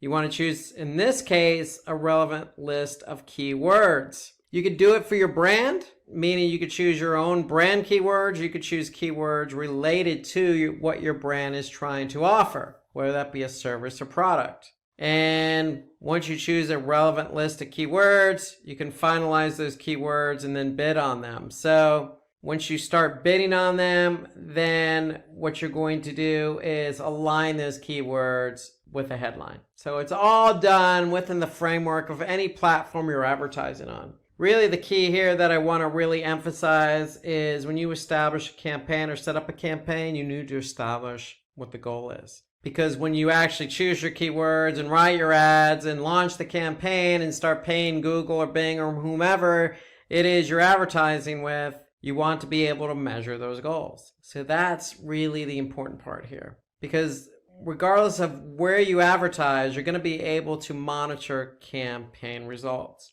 And so with Google, you can even import conversions into the campaign. So for example, if I go to Google Ads, if I go to Tools, okay, you can see I'm running campaigns. What am I trying to accomplish with these campaigns? Well, in this case, I'm trying to get donations. People click on donations. So I can go to Tools, click Conversions, and then I can see what conversions are added to my account. And that way I can measure my campaigns against these conversions. Okay, if I don't see a conversion here, I can certainly create one or import it from, in this case, Google Analytics. So that's the important thing. You want to be able to measure your campaigns with your conversions. And then just as important, you want to be able to optimize your campaign. Because if it's not performing, if you're running a campaign, you're running up costs, and you're not getting conversions, you're probably not going to be continuing to run those campaigns. So you want to optimize your campaign and retarget potential customers. So retargeting is always a good option. Retargeting is targeting someone that went to your website and basically acted in a certain way, meaning they went to a certain page or abandoned a cart or actually purchased or downloaded something. Okay, you define what action you want that audience to take in order to retarget to them. Okay, so the whole point is you can configure your retargeting campaign based on certain behavior on your website. And the whole point there of retargeting is you're pulling people back to your website. So in addition to optimizing, search campaigns, one of the benefits of search engine marketing is you can run retargeting campaigns. So here's an example of an ad. Okay, so here you could see it's a good ad in the sense that it's using everything available to it. So for example, here I could see 3 headlines. So Google, in this example, allows you to add in 3 headlines. So here you could see Simplilearn official site, get certified, get ahead. Then you can see simplylearn.com. So they're taking advantage of 3 headlines. And then here you can see 2 description lines. And so each description line, you can have up to 90 characters. And so you want to be able to take advantage of what Google gives you. The more information you can add, the better. Well, here you can see some other types of ads. Here you can see a banner ad for Slack. Okay, here you can see Betterment.com running an ad. Okay, so this looks like an ad that is on YouTube. So because you can see after a few seconds, you can skip the ad. Okay, so here's a video ad, here's an image ad, here's a text ad. So depending on what platform you advertise on, you have an option on what type of asset you want to use. The one thing I like about Facebook is they offer up a multitude of options in terms of assets. So you can run a single image ad, you can run a carousel, meaning you got multiple images, you can run a video, you can run a combination video image, you can obviously run text, okay, with a thumbnail. So you have a lot of options in terms of the type of ad you can run. So before we move into our next channel, let me just show you an example of how an ad actually looks on a particular website. So here you can see I'm on BuzzFeedNews.com. Okay, here you can see Volkswagen Golf is running an advertisement in Spanish on this particular site. So they're either using Google or some other platform and having that platform, if it's Google, post their ad on this particular site. So here you can see it's a banner ad. And if we're in Google Ads and you're setting up a text ad, let me just run through you what that text ad looks like. Remember, you want to always take advantage of what's offered to you because especially text ads, you have very few characters, and with very few characters, it's hard to get your message across. So with Google, you have your final URL, which is where people are going to go to after they click on your ad, but you have not one, not 2, but 3 headlines that you can take advantage of. So if we're talking about help end child hunger, help today, you can always add in, visit our website for more info. You want to take advantage of what's available to you. Now, again, here you can see in this example, I'm only allotted 30 characters. And so if you go over, then your ad's not going to get approved. So you really have to be cognizant of the character counts and getting your point across, because writing text ads is not the easiest thing to do when you're limited to characters. Now, with Google, you have what they call display paths. So after the domain, you can add in a couple of keywords in there. And then you have description line 1 and description line 2. So again, take advantage of what's available. If you're not sure what copy to write, grab some from the website and paste it in there. You want your ads to be healthy and to have as much information as possible. And then the one thing I will say about Google Ads is they also have extensions. So extensions are exactly that. They're extensions to your text ad. So here you can see I have 4 extensions. These are actually site links. So Google Ads offers up something called ad extensions. So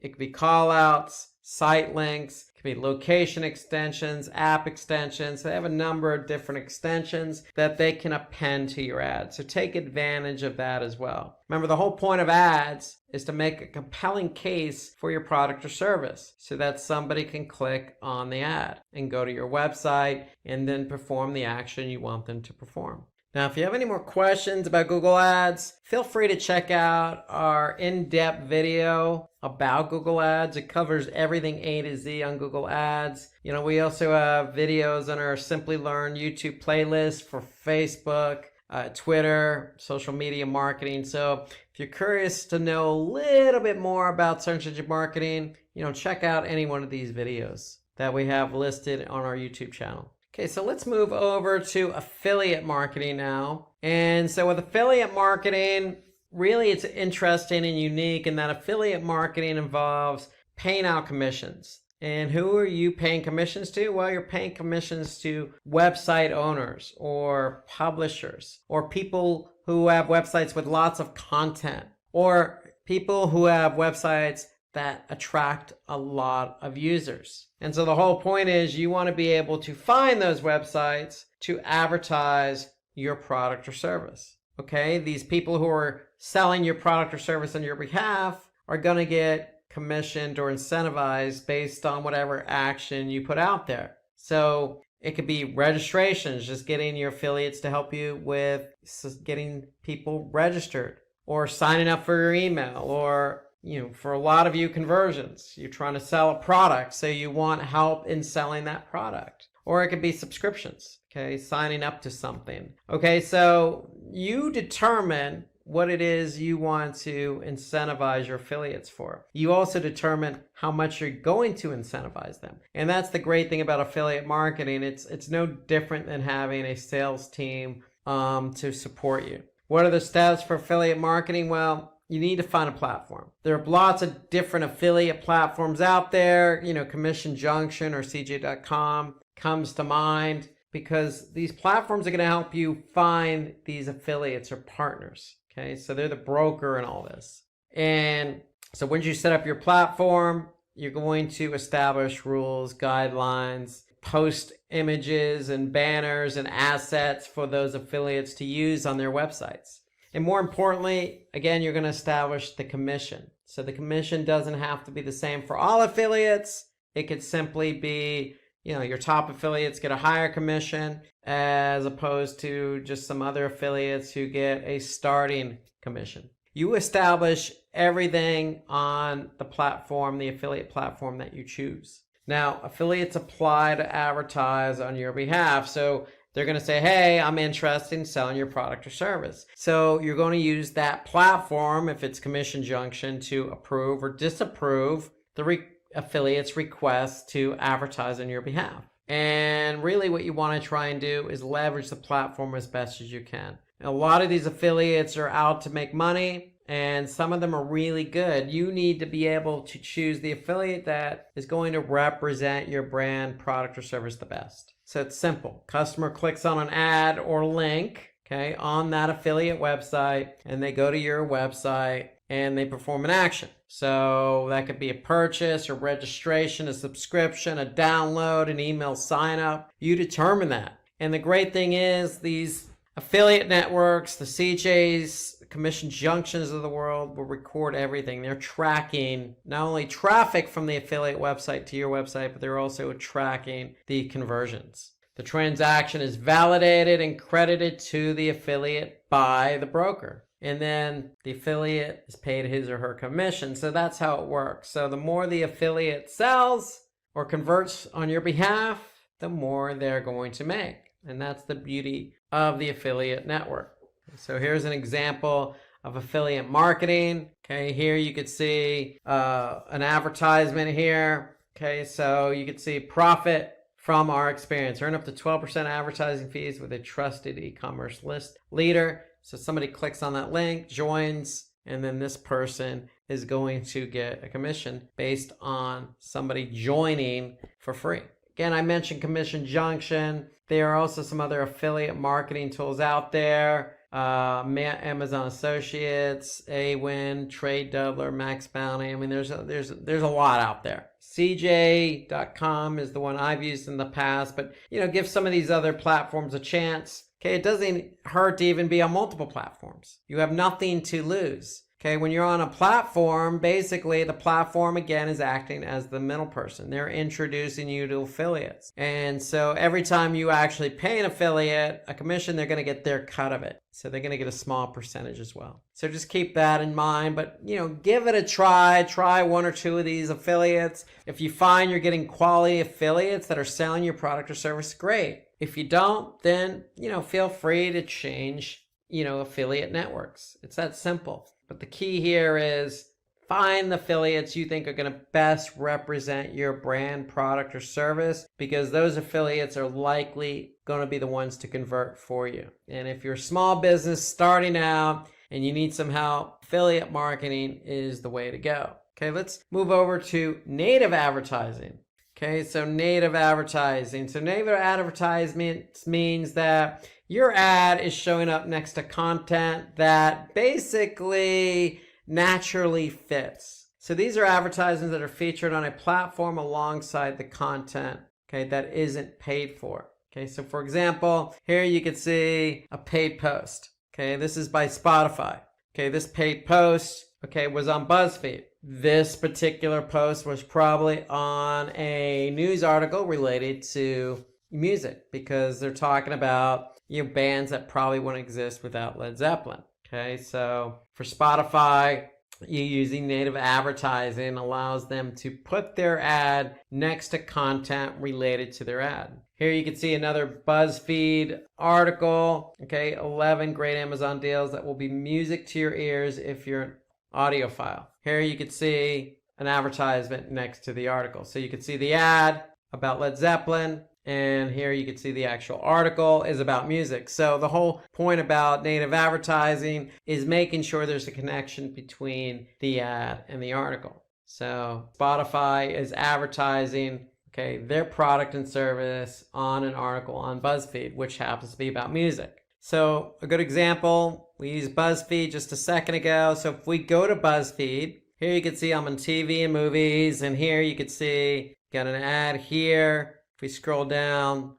keep scrolling down, we can see another ad here for HBO. And so this ad makes sense because it's placed on TVs and movies. So people who go and read the content are going to see an ad related to that content. So that's generally what native advertising is. You need to be able to place the ad on the right pages. Okay, so you're going to need an ad network for that. So we talked about paid search advertising. We talked about Google Ads. So Google Ads has the ability to place your ad natively on particular pages that are relevant to that ad. So that's really what native advertising is all about, making sure that your ad is placed next to content that's naturally relevant. So if you need more information about affiliate marketing, feel free to visit Simplilearn's YouTube channel. We have a nice in-depth video about affiliate marketing, so you can get more information about the platforms, how it works, and all the tips and best practices about how to run a successful affiliate marketing campaign. So let's turn our attention to email marketing now. So email marketing, very traditional form of digital marketing. It's been around the longest. It's kind of the grandfather of all digital marketing channels. So email marketing really is used to personalize emails in order to convert that recipient or that prospective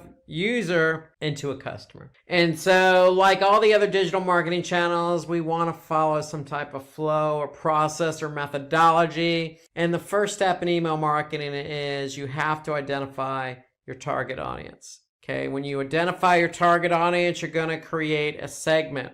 Okay, so in other words, you don't want to send one email to everyone because not everyone is going to be interested in that email. So in order to get somebody interested, you need to be able to send an email tailored to that audience. Okay, so that audience can respond and react accordingly. So once you target that audience and create segments, email segments, you're going to create the campaign and set up an appropriate call to action. One note here is when you create the campaign and set up that appropriate call to action, that call to action is going to be aligned with your goal. So what is the goal of the email campaign? Is it simply to get people to click on something and purchase? Or is it simply to get people to click on something and sign up or watch something or submit some information or download or whatever the case? You need to establish that up front, just like you would with a search engine marketing campaign or any other type of campaign you want to run. So there are lots of tools out there. Just like with affiliate marketing, you want to choose an appropriate email marketing tool. There are plenty to be had, each work in a very similar nature, Some offer different pricing models, meaning, you can send an email to X recipients for a flat fee, or you pay a small amount per email address. Each one is slightly different in terms of how they price, but in terms of the features, they all work in a very similar fashion. And we're going to show you an example of one here shortly. So when you choose that email marketing tool, you're going to test your emails before you send them out. And then when you test your emails, you're going to use that email marketing tool to actually send the campaign after it's been tested. Okay, so you want to send the campaign, you can immediately send them out, or you can schedule them.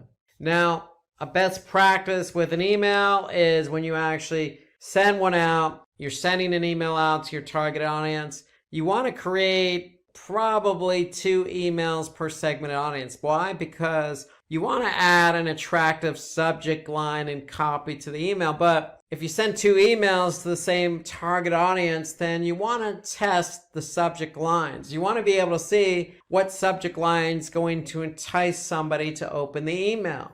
Okay, that's the beauty of email marketing, is you can do that. Okay, so you can set up a design based on your target audience, but it's always the subject line that people see first. So you want to write an attractive subject line and copy that's going to entice somebody to open the email. So why not send 2 emails to each target audience? That way you can see what email subject line works best. So that's the whole idea about performing A/B tests to test out different ideas. It doesn't necessarily have to be a subject line.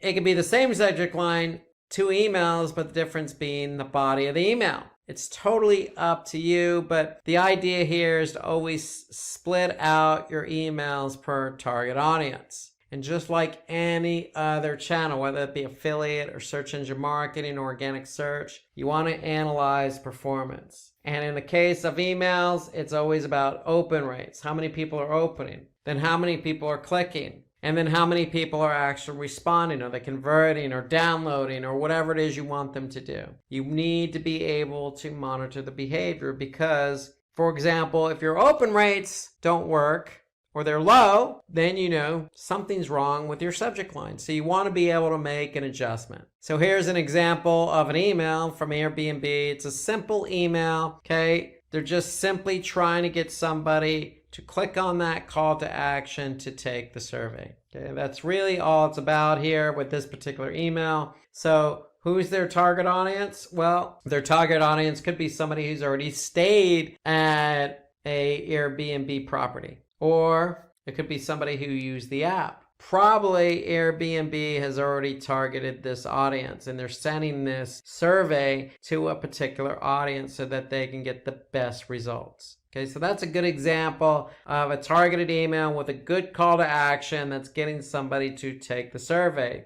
So they're probably measuring how many people opened it, how many people clicked on the CTA, the call to action, and then how many people actually filled out the survey. So you need to follow each step and track each step accordingly. Okay, so again, some popular tools used in email marketing. Let's take a look at MailChimp here. But I will mention like Marketo is a good marketing automation tool. Now owned by Adobe, Marketo allows you to send those drip campaigns. So if somebody doesn't purchase right away, you could send up follow-up emails, like say 1 day out or 7 days out or 14 days out. So HubSpot works in a very similar fashion. You want to be able to methodically plan out your emails. That's the point I'm trying to make here. So let's take a look at MailChimp. So if we go over into MailChimp, very easy interface. Okay, here, if we go under audience, we can actually see who our audience is, and we can break out our audience into different groups. You can have a simple test list. You can have people who purchase, people who subscribe to something. Okay, so you can break out your audience into different groups. Okay, when it comes to campaigns, you can see campaigns that are already been built, or you can create your own campaign. Okay, so in the case of MailChimp, we can actually see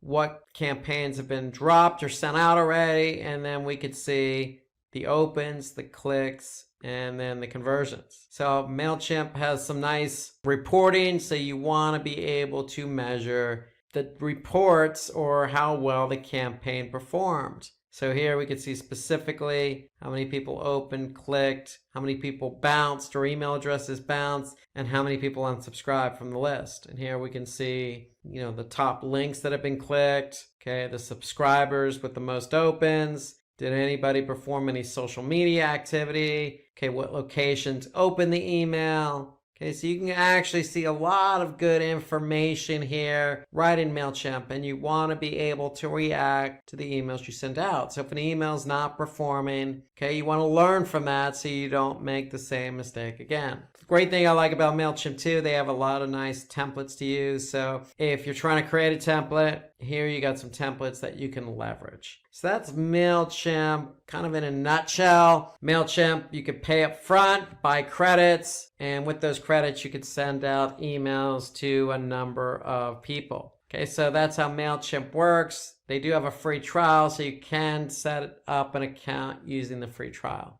Now, if you need any more information about MailChimp or email marketing in general, take a look at the email marketing webinar we have set up on our Simplilearn YouTube account. Now let's finish up with online PR or press releases. So we talked about SEO and social and search and affiliate and email marketing and content native advertising. Let's talk about online PR here, because with online PR, it really does involve working with digital publications or blogs or other content related websites. For example, content-related websites could be digital newspaper sites like the New York Times. Okay, the whole point of online PR is you want to try and get some publicity on those websites. Publicity means awareness for the brand, it means traffic to the website, and eventually some loyalty, future customers, and conversion. Channels that can be used to maximize your online PR efforts. For example, you can connect with reporters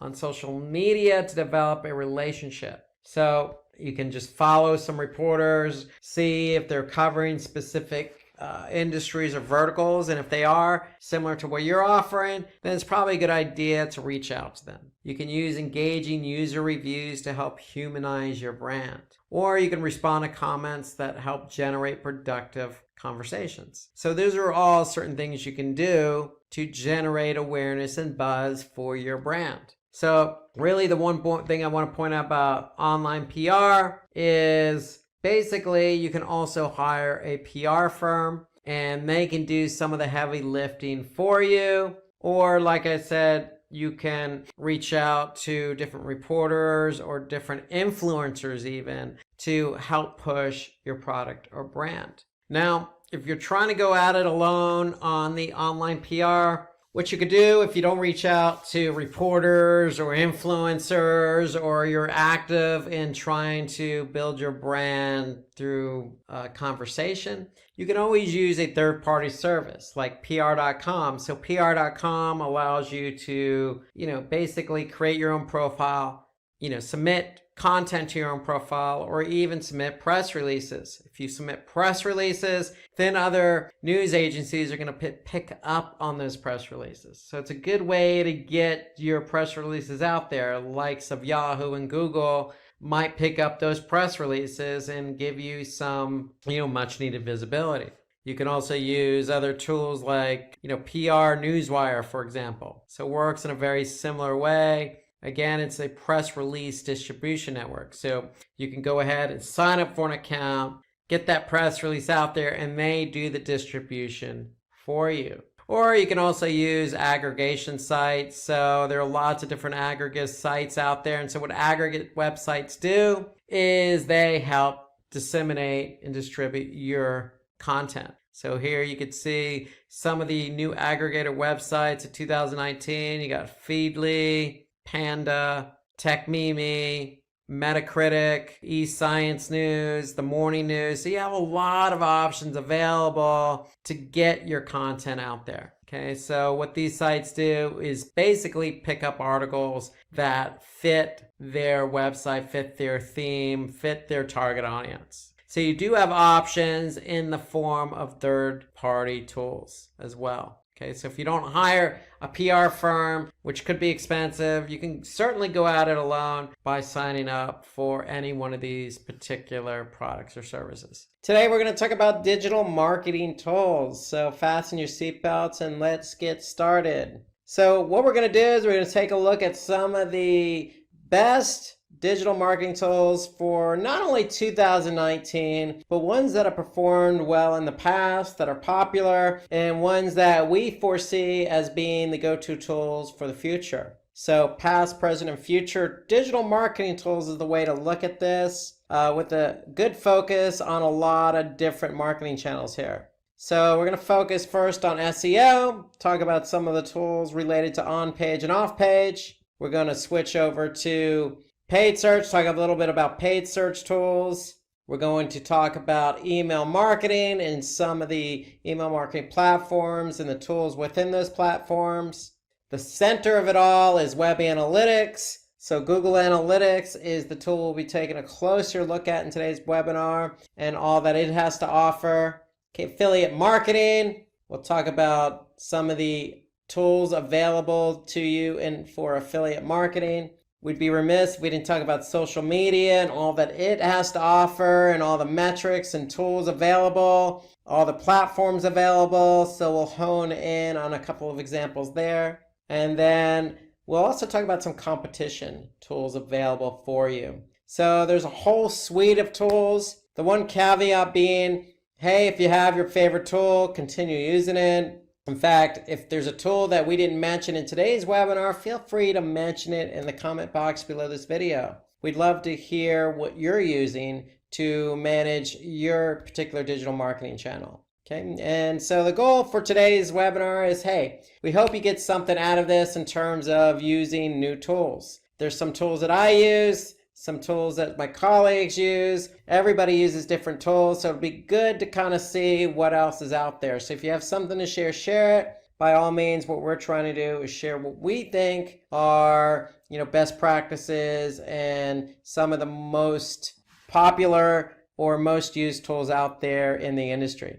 So that's what we're going to do. The goal is to get you to better understand some of the tools we're using in a little bit more detail. And what we're going to do is start out with search engine optimization. Okay, so search engine optimization or organic search, we have a mixture of paid and free. So there's a lot of different platforms, but if you're focusing on SEO, you certainly need to use an SEO platform. So there's SEMrush. Okay, you also have Google Search Console, which is free. So if you don't have a SEO platform, you definitely need to be using Google Search Console. And so we'll take a closer look at that. There's Google Keyword Planner, which is actually situated under Google Ads. And so if you're running Google campaigns on Google Search Network or even the display network, you have access to a great tool called Keyword Planner. And if you know anything about SEO, you'll know that using Google's Keyword Planner is a good tool. So we'll take a look at that. Moz is a freemium tool, meaning they have a free trial that you can sign up for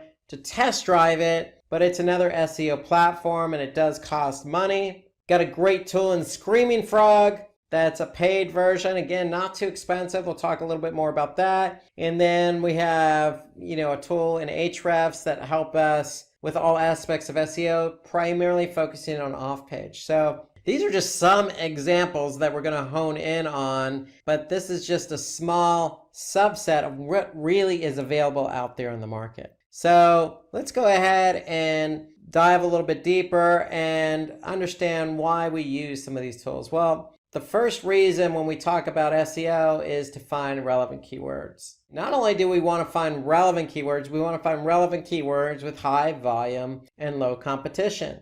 Okay, we wouldn't want to find non-relevant keywords with high competition, low volume. That wouldn't make sense. So we need a tool to kind of help us put it all together. And so the tool of choice for us is Google's Keyword Planner. And Google's Keyword Planner helps us hone in on keywords we may be interested in optimizing for, because not only one, are they relevant, but two, they're going to have high volume and low competition. So let's take a look at an example in Google's Keyword Planner. So here I am, I'm in Google's Keyword Planner, and As I mentioned before, Google's Keyword Planner is situated under Google Ads. Okay, so you have to have a Google Ads account to use Google's Keyword Planner. And so when you're in Google Ads, you simply go to Tools, and then under Tools, you're going to select Keyword Planner. So what we want to do is look for keywords. We're focusing on organic search, not necessarily paid search. So organic search, we want to hone in on some keywords. So let's just use one of the examples that Google's given us here, meal delivery. So we're going to just type in meal delivery and get some results. So notice I can enter a domain as a filter. And so in other words, hey, I could say, look, hone in on keywords related to this website if I wanted to. But I'm asking Google, hey, just give me something closely related to mail delivery because that's my business. So I'm going to click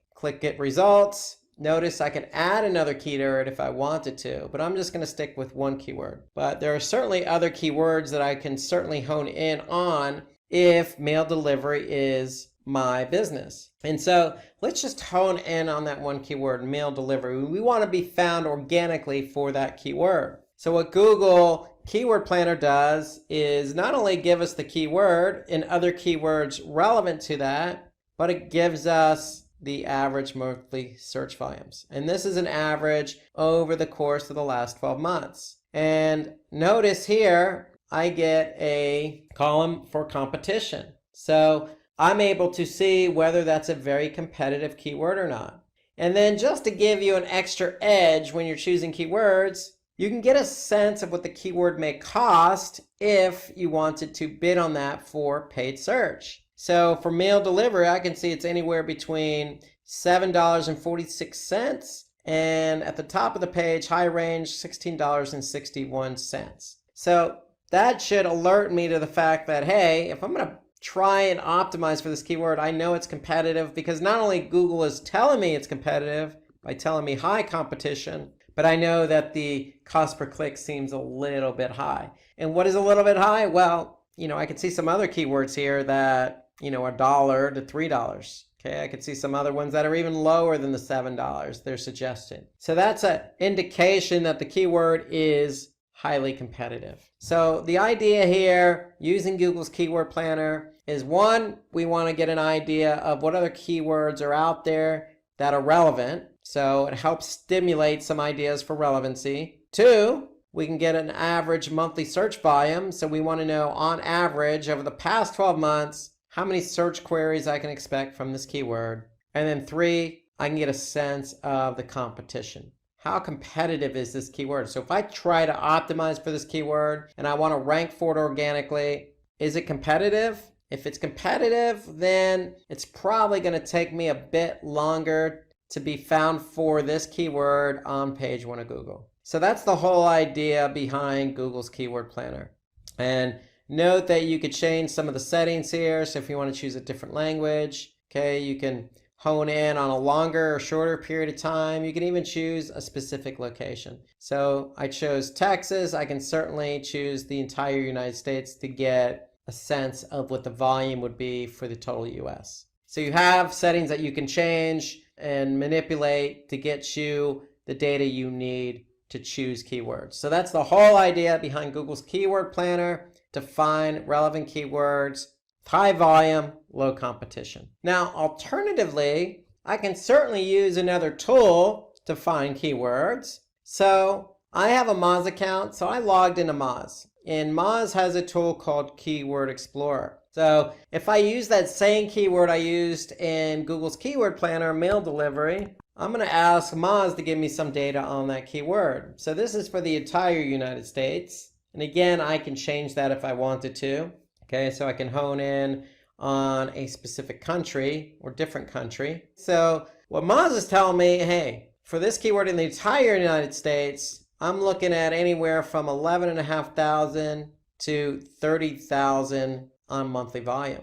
Now what Moz does is they give you a difficulty score. So a difficulty score is a score between 1 and 100. And so I could see this is pretty much right down the middle in terms of difficulty. Okay, so if it's 0, it's an easy keyword. If it's 100, it's very difficult. And then that means you have a lot of competitors who are optimizing for this keyword that are ranking for this keyword. And so Moz gives us the volume, they give us the competition, and they, just like Google's Keyword Planner, gives us some other keywords that we can potentially hone in on. So here I could see keyword delivery plans, delivery services, etc. So I can see a lot more suggestions than what's listed here. So Moz delivers a bunch of other analysis related to the keyword. They also give you some good keyword suggestions. So Moz is a good alternative tool, and we'll be coming back to Moz related to SEO for some other of its features. But for now, if you don't want to necessarily use Google's Keyword Planner because maybe you're not running Google Ads, you can always use Moz. Now remember, Moz has basically a freemium version, meaning you can sign up for a free account. And you could sign up for a free account as a test trial, and you could test it for a period of days and leverage its tools during that free trial to get a better sense of how these tools work. So we want to be able to use Moz. We want to be able to use Google's Keyword Planner, not only to search for all those relevant keywords available to you, but we want to be able to choose keywords with high volume and low difficulty, low competition. We also want to select primary and second keywords wisely. So remember, when you optimize, you're optimizing a page for more than one keyword. So you want to be able to have a nice portfolio of diverse, relevant keywords with high search volume and low difficulty. And then you want to be able to identify those keywords that your competitors are ranking for. So Moz gives you that information. And so we want to be able to leverage the tools available to us to choose the right keywords. So if you need any more information on this, we got a nice webinar on keyword research for SEO. So take a look at that video on YouTube to get more specific details about using SEO tools for keyword research and all about keyword research in general for SEO. So let's talk about some other reasons under SEO why we would use some of these tools available to us. Well, we want to be able to understand the search engines and how they crawl and index our site. Okay, we also want to check the correct format of the sitemap, and we want to monitor backlinks. Okay, we also want to analyze linking to our web page. Okay, which ones are good, which ones are not good. Okay, we also want to perform some competitor analysis. So these are some of the reasons why, other than keyword research, why would we use some of these SEO tools? So we have tools available to us, Majestic, Ahrefs, again, Moz. Let's take a look at Google Search Console. And I want to hone in on Google Search Console because it is free and it's a must. If you're going to work on SEO, you need to be working in Google Search Console. And so the whole key behind Google Search Console is you have a website and you need to get that site verified. Once it's verified, once Google can recognize that you are associated with this website, then you're going to be able to see some important information. So here I'm looking at a website, and what am I looking at? I'm looking at something called coverage under index. So what does coverage mean? Well, going back to what we just said, we want to be able to understand how Google's crawling and indexing our pages. And so what Google does is through this platform, Search Console, is they're letting us know once they go to our website and start crawling it, and they pull these pages back to their server, they're letting us know if we actually have any issues. So here I could see I have some issues with 112 pages. And some of those issues are listed down here. So there could be a crawl issue, a 404, redirect. Okay, so you could see there's some 5 unique issues across 112 pages. So here I could see submitted URL marked no index. There's 100 of those pages. We have some redirect errors. There's 7 pages that fall victim to this error. And so we can really hone in on what the error is and address the error. Okay, so if Google's telling us, hey, this is an issue, and you want that page indexed by Google, then we should probably address the error. And so that's the great thing here about going into Google Search Console is you can, under index, go to coverage and get a sense of what Google's indexing and what they're not indexing. So these are the errors. I could see they've certainly were able to crawl and index 9,115 pages.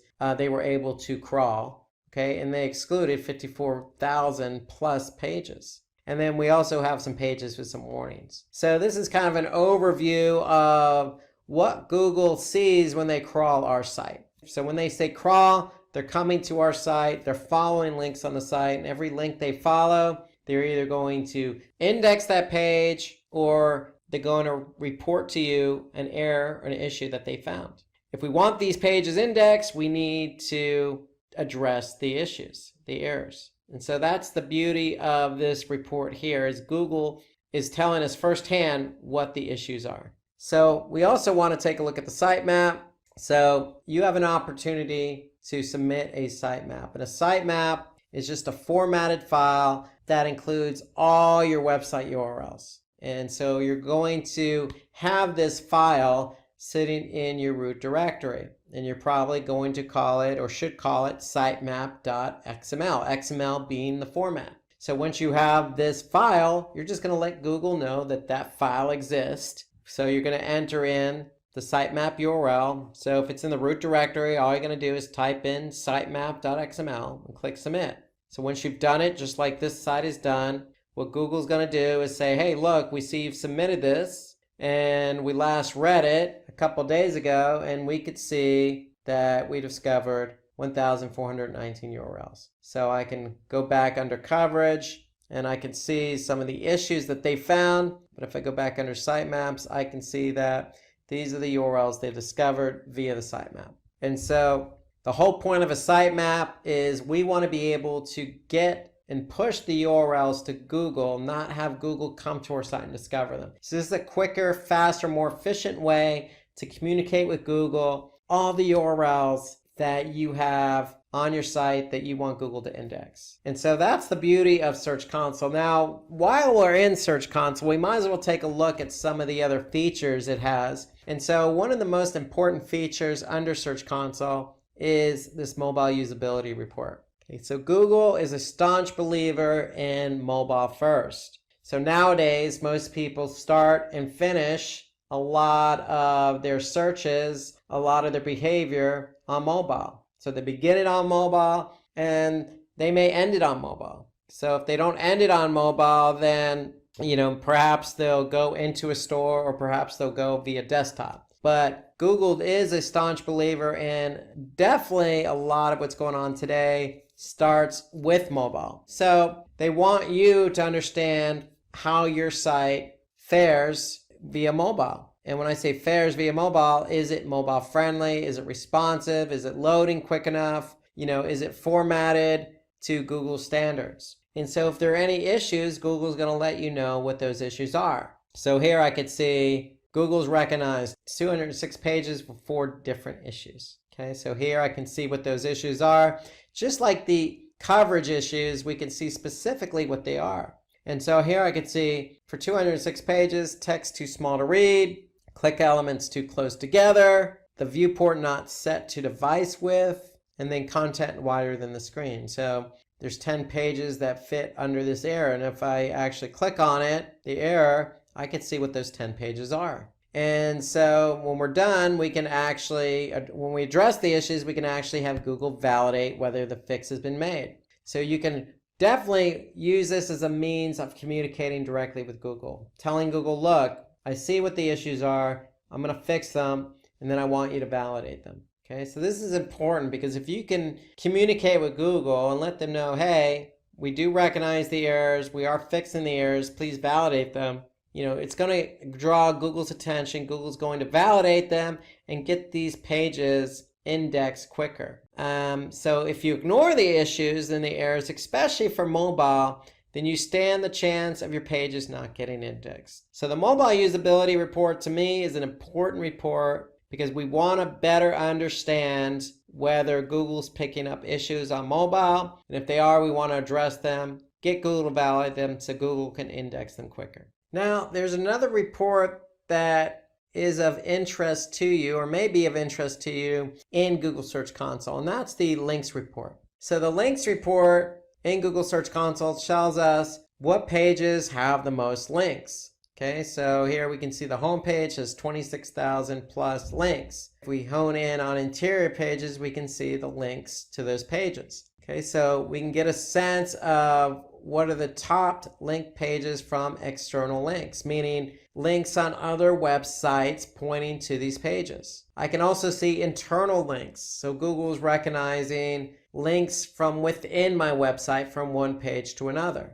So external links, internal links, both factors for SEO when ranking. So then I can see top linking sites, what sites are linking to my site. And then I can see top linking text. So Google Search Console is giving me kind of an overview of what my linking structure looks like. Okay, so externally, I want links from other websites pointing to various pages on my site. And I certainly want my pages linking to one another on my site. And so I'll be able to better understand what that structure looks like using Google Search Console's links report. Okay, there's one more report that I think is of interest in Google Search Console, and that's the performance report. So the performance report is a report that actually you can link up with Google Analytics. So you can see the same report in Analytics if you're able to link up Google Search Console with Analytics. And you should be able to do that. All you need to do is make sure you use the same email address that you use for Analytics and Search Console. So it needs to be the same email address.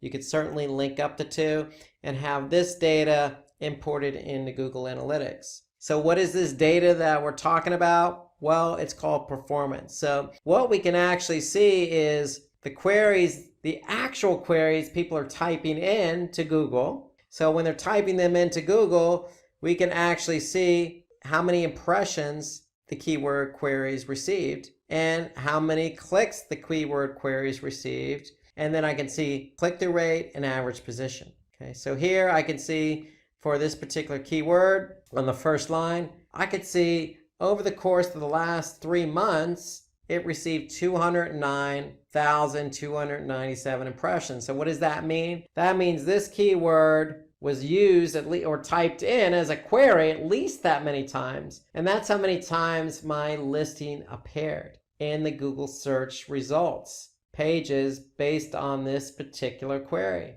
And so as a result of somebody typing in this query 209,000 plus times, this site received 120,000 plus clicks. So to get a sense of the click-through rate, all you would need to do, and Google can obviously do this for you, is you would simply just divide the 209,297 into the 120,397. Okay, so that's really going to give you, your click-through rate, and the click-through rate in this case is 57%. So over half of the clicks occur when this listing appears for this keyword. Okay, so we can get a sense of the click-through rate for each one. Okay, and you could simply just use the filtering here. Now, we can also see average position. Okay, so we could see a little bit more than that too. We can go from queries to pages. We can go from pages to countries. So we can get a sense of how many impressions and clicks I'm receiving by country. And importantly, we can see by device. So here I can see a majority of the people who conduct a search related to my website primarily do it on desktop. Now, I mentioned the beauty of the Google Search Console Performance Report is that you can link it up to Google Analytics. And when you do that, all you need to do then is go to Acquisition, Google Search Console, and then from there you could choose landing pages, countries, devices, or queries. So I can see the same data that I see in Search Console, but this time I'm looking at it in Google Analytics. And so here I can see what my search queries are, my clicks, my impressions, my click-through rate by search query, and then the average position. So that's the great thing about that performance report, is that when I link up Google Search Console with Analytics, I'm able to see that data in Analytics. So that's an added bonus, so to speak. Now, let's talk about some other reasons why we're going to use these SEO tools available to us. And so we already listed a number of different reasons, ranging from sitemaps to keyword research. But we also want to hone in on what domains are driving links to our site. So I showed you an example in Search Console. We also want to, maybe identify and disavow poor backlinks. So Search Console is a great tool for that, because if we don't want to be associated with a particular website, we can certainly disavow that link. We could track a number of follow and no follow links. We could track our website's rankings. We can measure click-through rates and impressions, just as we did with Search Console. We could track keyword ranking for desktop, mobile, cross locations, just as we just did with the Search Console Performance Report. We can identify top performing, gaining, and losing keywords. Again, the Performance Report. So we could certainly look at the Google Search Console report, but if you have a platform like Moz, you can certainly also look at a lot of that data available. So for example, rankings. So if you have a Moz account, we can certainly go into rankings, and we can see for the keywords that we've chosen that we want to optimize for, we could certainly see where they rank. The great thing about Moz is it's a great tool, not only for rankings and on-page optimization, but for off-page optimization as well. So if I go ahead and take a look at a domain, for example, I'm just going to type in this domain. I'm going to be able to get what they call a domain authority. So a score out of 1 in 100, I'm able to see how authoritative my domain is. And how authoritative a domain is based on the quality of links pointing to it. So Moz gives me some good insights as to how many linking domains, how many inbound links I have, ranking keywords, and it goes into detail as well. So here, if I click on the linking domains, I'm going to be able to see the actual domains pointing to my site as an external link. And not only can I see the domains, I can actually see the domain authority of those domains. So if there's a domain, for example, that doesn't have a good domain authority and the site appears a bit scammy per se, then we can disavow that. So I can certainly look at all the domains that are linking to me, and then I can highlight the ones that have poor domain authority. What Moz even takes it a step further. They also give me a spam score. So Moz is able to measure how spammy a website is. So if I have a combination of, say, a low domain authority and a high spam score, then I probably want to disavow myself from that site. And so I can use this report here. You can see here as I keep going down. For example, I could see this particular website has a domain authority of 26 and it has a spam score of 16%. So not a good combination. This should alert me to the fact that, hey, this particular site, because it has so many links pointing to me, or it has at least one link pointing to me, that I probably want to disavow myself because it's probably hurting my own domain authority. So that's the great thing about this linking domains report, is I'm able to hone in on not only who's linking to me, meaning domain, but how many linking domains does that domain have? What's the spam score of that domain? What's the domain authority of that domain? And then I can get into a little bit more detail and actually see, all the links pointing to that domain. So it really goes into detail about backlinks, domain authority, spam, etc. Everything you need to use in order to measure off-page SEO. So that's the great thing about Moz, is they have not only on-page SEO tools, but off-page SEO tools. And Moz is a freemium, so to speak. So here you can see, if you just go to moz.com/free-SEO-tools, you'll be able to use some of these tools available to you, not just for SEO, but also for local SEO as well. So here, you like some of these tools, you can start your free 30-day trial. So I use and lean on Moz a lot for all that it has to offer, from choosing keywords to rankings report, to checking issues on my website, to even checking who's linking to me. So this fits in the mold with everything I need to do for SEO. So in addition to that keyword research video,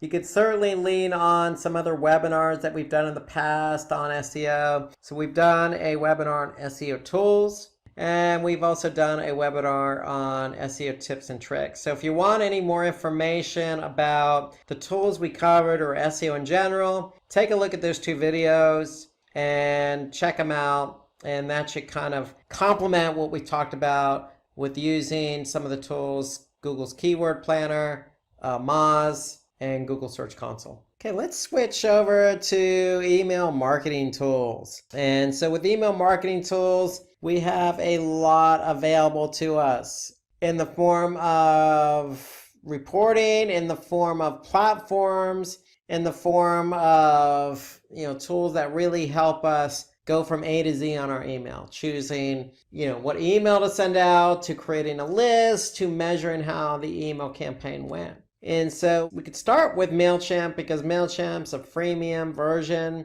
When we say freemium, meaning they have a free trial available, then you're expected to upgrade. But MailChimp to me is a tool I use. I like the interface, very easy for beginners. So we're going to take a look at MailChimp, but there are certainly many others available. Marketo is a good tool. Marketo is a good tool because if you have a business and you're trying to funnel people through your pipeline, so to speak, meaning they sign up as a lead and you want to nurture that lead from the beginning to the end, meaning at the end they're actually going to turn around and purchase. Well, Marketo is a good tool for you to use because you can then set up drip campaigns, or also known as email campaigns, so that you're talking and communicating with that particular prospect through every point in the funnel. So that's the great thing about Marketo. It has drip campaigns available along with some other features. There's HubSpot, is a very powerful tool. It does a lot, from creating landing pages to A/B testing to social to email. So this is another freemium tool that you could use. You have another freemium and Sendinblue email platform, and then you also have ConvertKit, another email platform. There's more dimension that we can't even fit on this screen. Now, if you have a favorite email marketing tool that you use, Constant Contact, Vertical Response, there are plenty out there. Emma, feel free to note that in the comment section below this video. I'm curious as to how many people actually use different tools, because there are literally so many email marketing tools out there. Why? Because email marketing has been around probably the longest amongst all the other digital marketing channels. And a lot of people use email on a daily basis. So it's no wonder why there's just so many tools available. And so with these tools, you could certainly send bulk emails. Now, in the case of Marketo, you could send emails to a segmented audience. And so that's actually what you want to do as a strategy, is always send emails to a segmented audience. You want to use a tool where you're going to be able to create campaigns, then send those campaigns to, again, segmented contacts, and then be able to design your email around that particular audience. So you have a good tool when you can do that, when you can really segment for your audience. Okay, you want to be able to use a tool that's going to be able to segment your users, use transactional emails, meaning, hey, look, if somebody went ahead and purchased, can you follow up with an email? And creating workflows, just like I mentioned with Marketo, you want a workflow set up where, hey, if somebody does this, you're sending email B, etc. So you want an email marketing tool that's flexible enough to handle what your business strategy and goals are.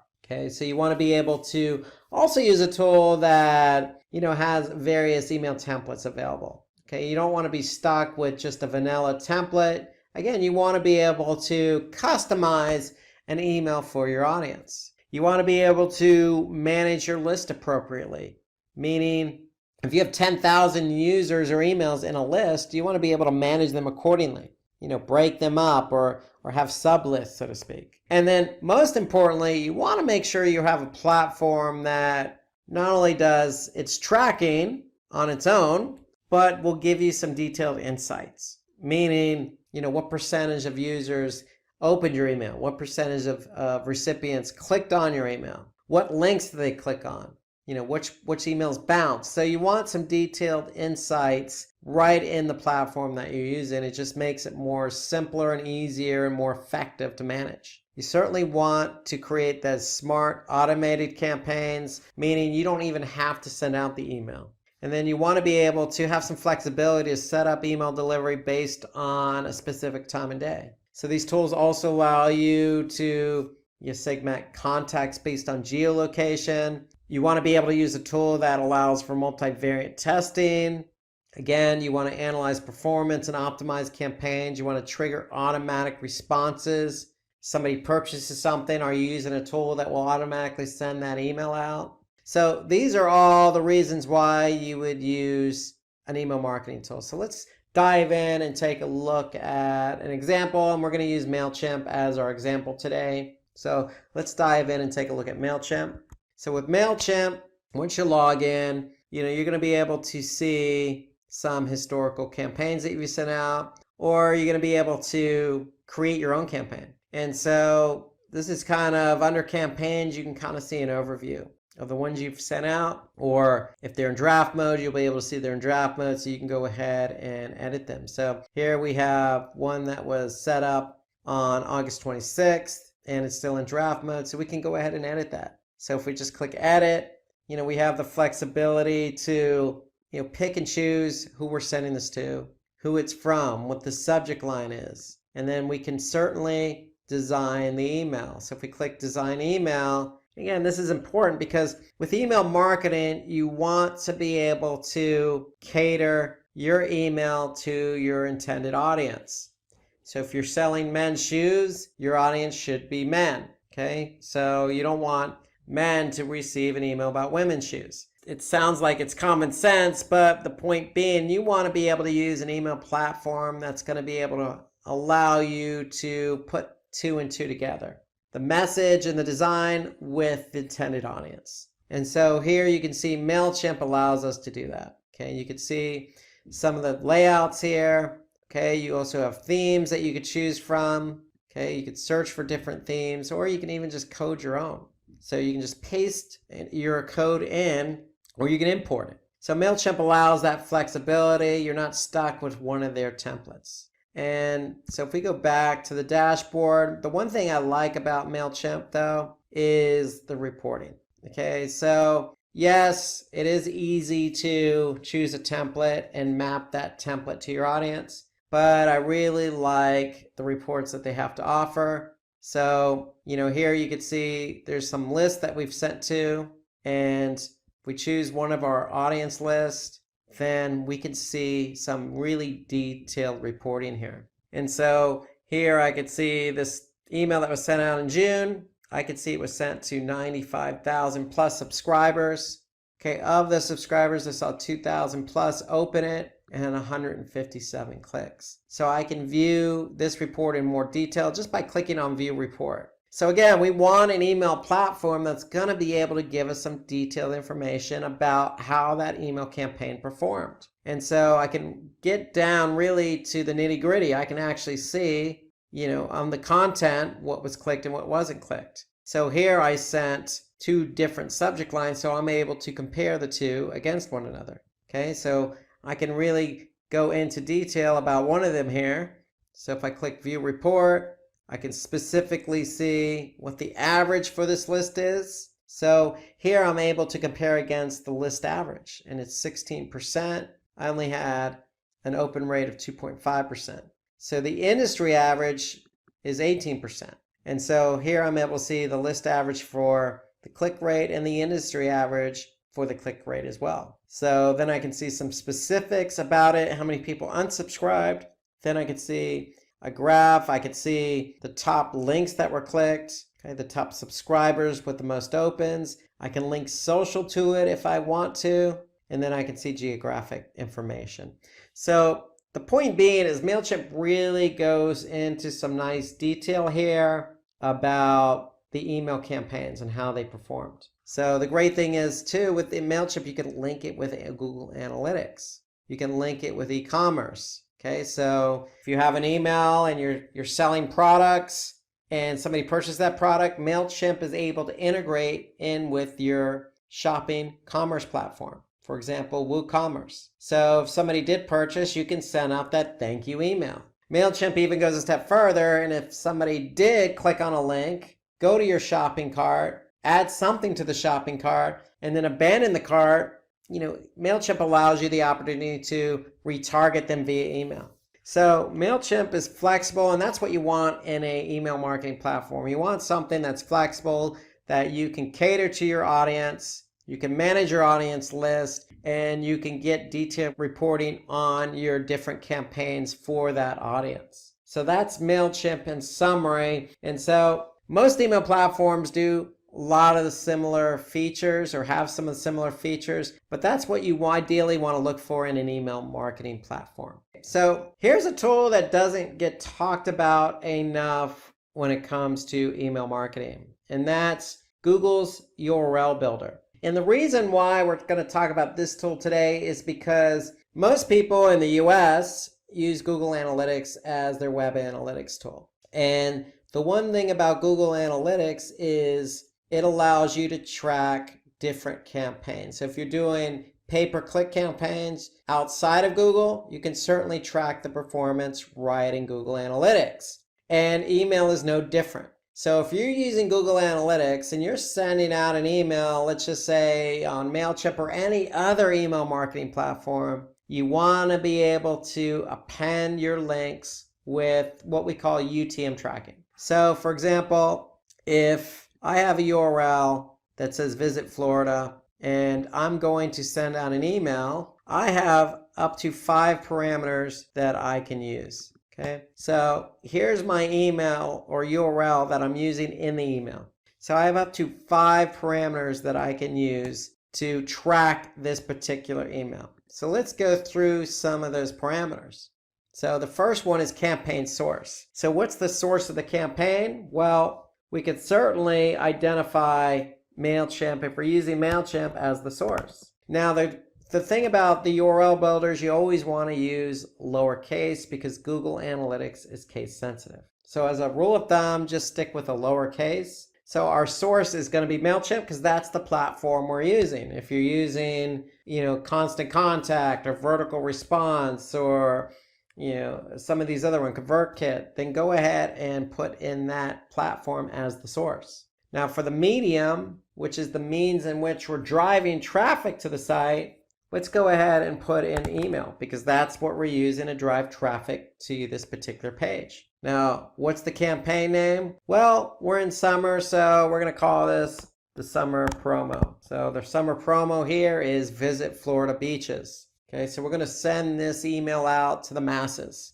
and particularly not only the masses, but the masses in the north, because we're going to say, hey, look, come to Florida for the summer. Come visit our beaches. That's the point of the campaign. So that's what we're going to use for the campaign name is whatever the campaign is. It's a summer promo. Now, notice I got an asterisk next to these particular parameters. So Google's asking us, hey, these are mandatory. So go ahead and put something in there. Now for campaign term and campaign content, we could certainly leave them blank because they're not mandatory. But since we're talking about email, I would certainly recommend that you use the campaign content parameter. And why do I say that? Because if we're sending an email out to say 10,000 recipients, I want to be able to split out the email into 2 segments. One segment that's going to get subject line 1 and one segment that's going to get subject line 2.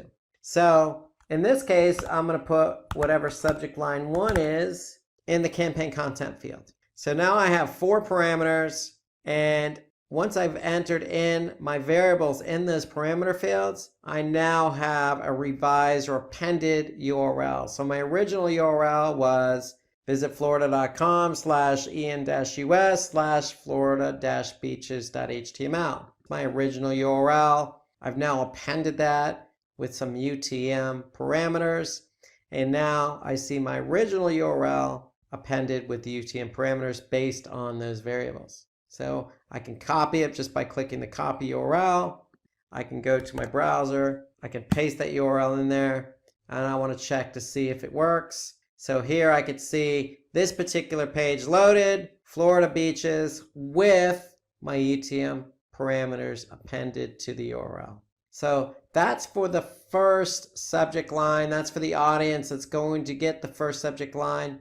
I want to do another one for the second subject line. So now I'm going to change my campaign content parameter to subject line _2. I'm going to copy that URL. I'm going to check it. Okay, so I can see that the page loads with those UTM parameters.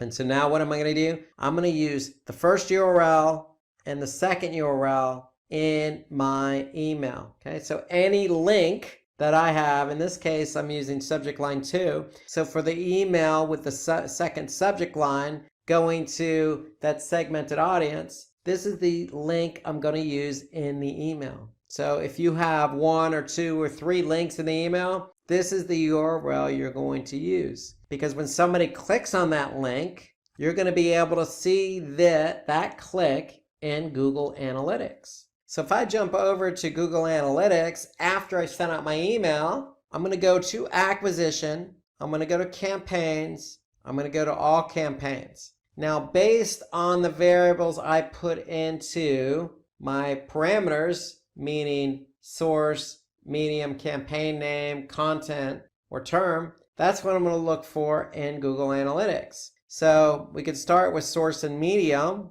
So if I click on source and medium as my primary dimension, here I can see MailChimp and the actual dates was used as part of the variable for source. And then what can I see? The medium being email. So now I can see for this email that was sent out in MailChimp in May, I could see how many users, how many sessions, and more importantly, how many conversions. So we could certainly hone in on that particular email if we wanted to.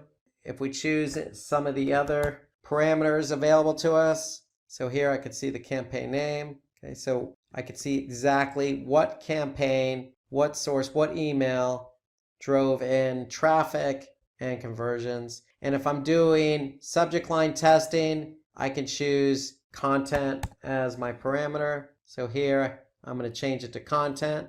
And now I can see the subject lines. In this case, if I go back to my source medium, I'm going to be able to see what subject lines from my emails generated the most traffic. And not only the most traffic, but also conversions. So that's the whole point behind using the URL builder. Again, you're taking a URL that you're going to use in email, and then you're going to append that URL with different parameters. Campaign source, campaign medium, campaign name, and then optionally campaign content or campaign term. Okay, once you've entered variables into those parameters, you're going to get an appended URL, which you can then use in your email. So when the email gets sent, you're going to go back over to Google Analytics and you're going to look at the results of that campaign, of that source, of that medium, of that content, i.e. subject line. And so that's why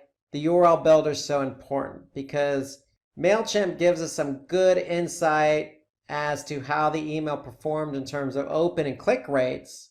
But what we really want to see is how that campaign performed once it drove traffic to my website. So that's the whole idea behind the URL builder. If you're using Google Analytics, you'll be able to use the URL builder with whatever email platform you're using.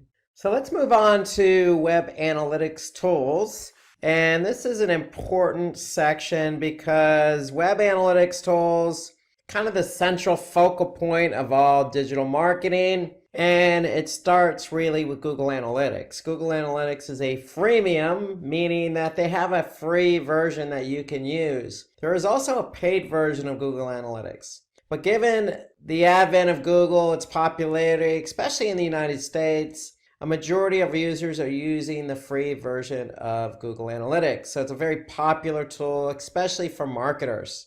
But there are also other tools available. So it's not just Google. So we have Adobe Analytics, which is also freemium. You have Kissmetrics. You have Spring Metrics. You have YouTube Analytics, which is part of Google, but YouTube has its own separate analytics insights. So a lot of these, as you can see, are free to use. They're available. No reason why you should not be using an analytics tool to measure your marketing campaigns or website behavior. And why would we want to use these tools again? Well, again, we want to really measure behavior. We want to measure what's going on with our website. So we want to be able to identify the location of where our website visitors are coming from. And a lot of these analytics tools use IP address to identify the location of a website visitor. So if you're trying to target a specific country, then you want to be able to see that the visitors to your website are coming from that specific country or location.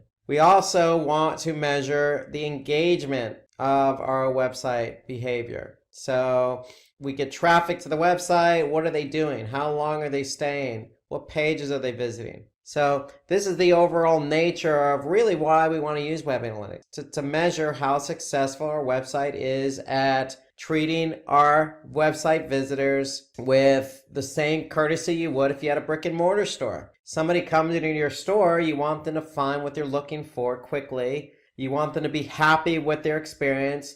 You certainly want them to pay for the products very quickly and easily and efficiently. And you want them to come back. And that's no different than a website. So we want our website to perform in a manner that's going to suit our audience. And that's why we want to track engagement. So why else? Well, we want to really look at who's coming. Are they returning visitors or new visitors? You know, ideally, you want a nice mix between 50% new and 50% returning, because you know returning visitors are loyal. There's some loyalty to that. They already know your brand. They're coming back to your website. New visitors are curious, and you want new visitors because that means more traffic. So you want a nice balance between that. Analytics tools will help you measure that. You want to be able to measure organic traffic. Whether you like it or not, whether you know it or not, but Google and other search engines are indexing your pages, and your pages are being found via the search engines. And so you want to be able to measure how much traffic you're actually generating from those search engines.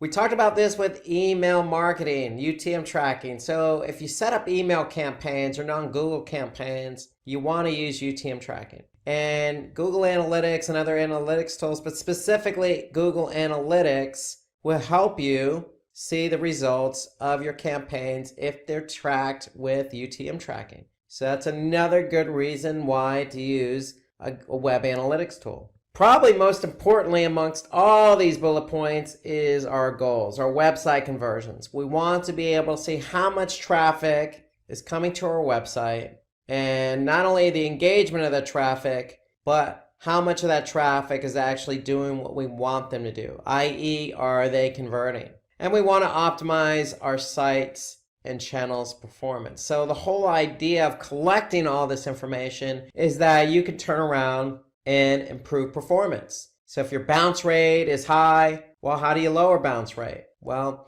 we need to do something about that. And analytics tools will help us identify what's not working from our site perspective and from a channel perspective, and we can take action to improve performance. So that's the whole idea behind optimizing our site's performance. So let's jump into Google Analytics and let's take a look at everything we just talked about in those bullet points. So about improving website performance, measuring engagement, looking at our goals and conversions, measuring campaigns with UTM tracking, all those good things that we can get in a good analytics tool. So Adobe, Mixpanel, Spring Metrics, they all work in a similar fashion in that they're really measuring website behavior. And so if we're in Google Analytics, really what we're doing is we're measuring the performance of our website broken down into 4 components: audience, acquisition, behavior, and conversions. So what do we want to do? Well, we want to look into each one of these sections. So let's start with audience. And so audience in Google Analytics tells us who is coming to our website. Now, they're not going to specifically tell us, hey, Rob Sanders came to your website, but they are going to say that somebody from San Francisco, California came to the website. And these are the pages they looked at. And this is the language. And they came from this device. And they're a returning user. So they're painting a picture for you. Okay, so they're not giving you a list of names. That would not be legal, but they are providing you with a good picture of who is coming. And when I say picture, we have to paint that picture. And so if we look at, say, demographics, for example, and I go to demographics overview, here's a picture I'm painting. Well, I can see that 25 to 34-year-olds are the majority of the age group that is coming to my website. Okay, I can see on the gender side of it, I can see that 63% of my traffic, and again, this is year to date that I'm looking at, is coming to my website. So 2/3 of my traffic is female, 1/3 male. And they're between the ages of 25 and 34. So I'm painting a picture about, gender and age coming to my website. Well, I can also look at geo. So where specifically might these people be coming from? So if I go to location under geo, I'm going to be able to see a breakdown of country, or I can even hone it down to city or specific location.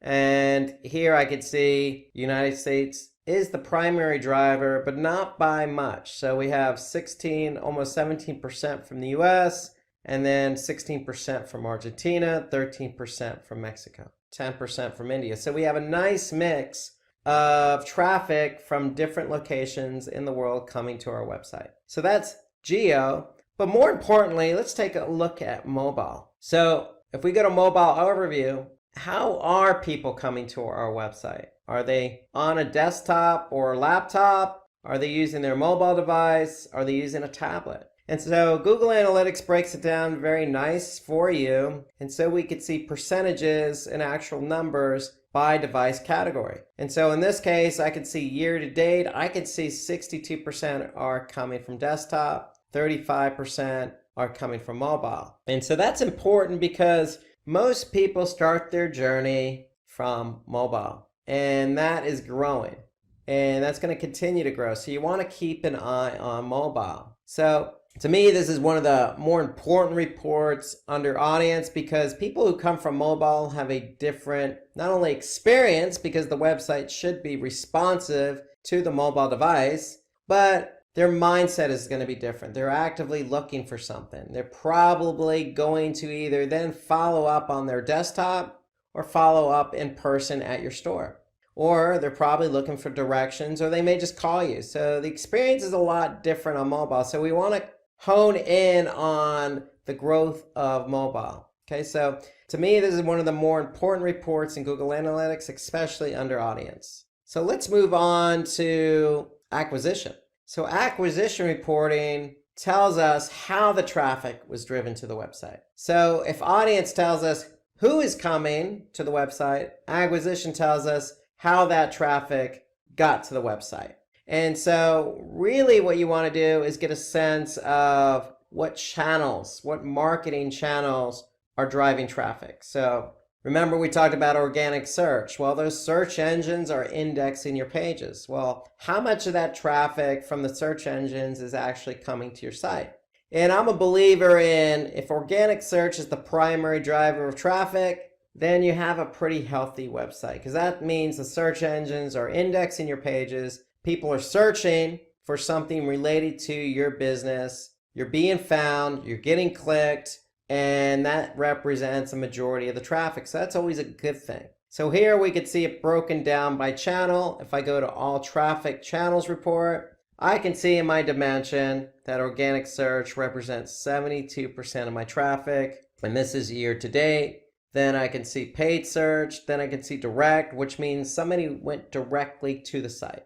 I could see referral, email, social, then I could see more paid search broken out. So these are the different marketing channels. Now, analytics allows you to look at a specific source and medium. So the source would be the actual website or search engine, and the medium would differentiate how that traffic actually got to the site. So if we're talking about a search engine, did they come to the site via paid search, or did they come to the site via organic search? And so all we need to do is change our primary dimension from default channel grouping to source and medium, and we can see specifically the breakout of the different sources and mediums driving traffic to the site. So here I can see Google organic at 71%, and then Google CPC or cost per click at 15-16% of our traffic. So then I can look down, I could see email in here, Bing organic, I could see some referring sites, I could see some social in terms of mobile Facebook.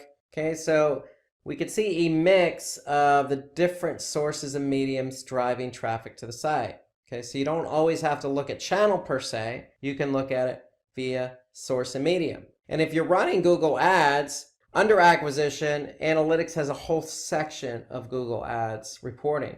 So if you're running campaigns on Google Ads, remember we looked at the keyword planner in Google Ads. So if you're running campaigns on Google Ads, you can certainly see the performance of those campaigns just by clicking on campaigns. We can also see campaigns, other campaigns that we're running. So remember that UTM tracking that we set up for email. Well, we want to be able to track the performance of email and any other non-Google campaign with UTM tracking. So when we do that, we'll be able to go to campaigns, all campaigns, and we'll be able to see the campaign performance. If we look at source and medium, we'll be able to see what campaigns drove traffic to the website. So here I can see vertical response email as a driver of traffic. So that's the campaign reporting. And then also if you have Search Console. So we looked at Search Console earlier when we talked about SEO tools. Well, remember I said you can link up Search Console with Google Analytics. Well, here's Search Console, and we could see queries, devices, landing pages, countries. So all the performance metrics that we could see in Search Console, because we have it linked up with Analytics, we could see it right here. So this gives us a nice snapshot of what keywords are driving traffic to the site organically. I could see the impressions, I could see the clicks, then I could see the click-through rate, and then the average position. So in theory, the higher something ranks, the more traffic you're going to get. So that's the idea behind it. We want to make sure that we're ranking for our coveted keywords. And if we are, we want to be able to measure how many times our listing was seen and how many times it was clicked. So that's the great thing about, Google. They have a family of products, and those products tend to talk to one another. In the form of Google Search Console and Google Ads, you can connect them directly to Google Analytics. So let's move from acquisition to behavior. So here in behavior, we have a number of different reports. So behavior tells us once the traffic actually arrived at the website, how are they behaving? And so really what I would do is from there go to site content, all pages. And so this gives us an idea of how many pages were actually viewed. So site content, all pages tells us what page and how many times it was viewed during a period of time. And again, we're looking at year to date. So I can see engagement related metrics associated with a page. So this particular page here on line 1, I could see how many page views, unique page views, which is equal to sessions. So I can have a session come to the website and look at a page multiple times in that session. I could see the average time the person has spent on a page, and I can also see the bounce rate. So a bounce rate indicates that they arrived on the page and didn't go any further. They left the website from that page that they arrived on. And so I can also see percentage of exits, meaning what page did people exit the site from. So these are all engagement related metrics. So here is where I want to react and optimize my website performance. So if I see a page not performing well, meaning it has a high bounce rate or maybe low time on page, then I'm probably going to optimize it, meaning test it or change it to improve performance. So these are all pages, but I could certainly look at landing pages. Okay, so landing pages tells us the behavior of the page when somebody landed on it. So a landing page means that somebody came from organic search or paid search or another channel, landed on this page. So here I could see this particular page on line 1 had 4,970 sessions, okay? And I can also see the performance of that page. So measuring engagements against pages is definitely important because page isn't performing in terms of bounce rate or time on page.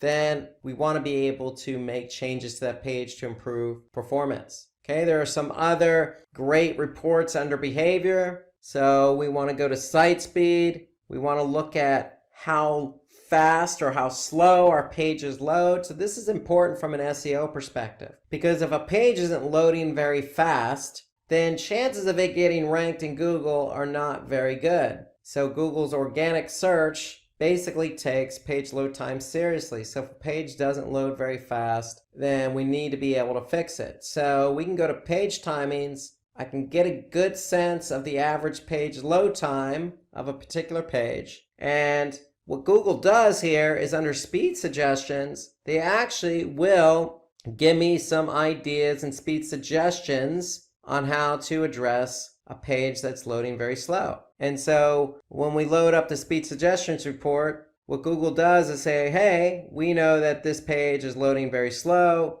The average page load time is 15 seconds. Here's some suggestions. We're going to give you 7 suggestions. So if you click on that, what's actually going to happen is you're going to go to another tool called PageSpeed Insights. And PageSpeed Insights is analyzing the page, as you can see here. And when it's done analyzing the page, it's going to give you some feedback on how to improve page load performance, not only for desktop, but for mobile. So here I can see, if I scroll down, this is desktop, and these are some of the opportunities that I can address when trying to improve the page load time of that particular page. So here I could see there's some server response time issues. Image sizes probably need to be resized. I can remove unused CSS. Okay, so there are a lot of different things I can do to improve the page load time on this particular page. Okay, this is for desktop. I can also see mobile. So mobile, a lot of the same issues. So if we address these opportunities, then we could see a lift in page load time. We see a lift in page load time. We're going to probably see a lift in organic rankings or even user engagement. Because if a page takes a long time to load, a user's probably not going to stay on that page very long. So to me, site speed is an important report under behavior. Now, one more report here that I want to point out under behavior is events. And to me, events are important. So if you're trying to measure engagement on your website, you need to make sure you have event tracking set up. And when we talk about event tracking, we're talking about measuring things that analytics doesn't measure by default. So if you have a button on your website, if you have a PDF download, if you have a submit button on a form submission, if you have a subscribe button, if you have a video, if you have an external link, anything that is going to trigger engagement on your website, you need to measure with event tracking. And event tracking is simply set up by breaking out the event into a category, an action, and a label. And so here we could see for our particular website, we have categories already set up for event tracking. So here, for example, I can see on line 6, video. I can see how many people actually watched our video. Okay, so here's the action, video start. Okay, so over this period of time, I could see I had 49 unique events, 50 total. So that's how many people actually watched the video. And you can always revert to label, and that'll tell you what page people watched, in this case, the video. So event tracking is important because we want to be able to measure engagement. So if you go to events under behavior and you don't see any events listed, you probably need to get that set up, and that is set up through Google Tag Manager. So what you want to do is you want to be able to set up your events through Google Tag Manager, which is another Google platform, but you certainly want to do that. So that's where you set up your events. When you set up your events for your website with a category, an action, and label, you'll be able to measure those events in analytics under behavior, under events. And the important thing here is you'll be able to measure engagement. So I'll be able to see how many people came to the site and how many people clicked on a button, downloaded a PDF, submitted a form, played a video, did whatever we wanted them to do.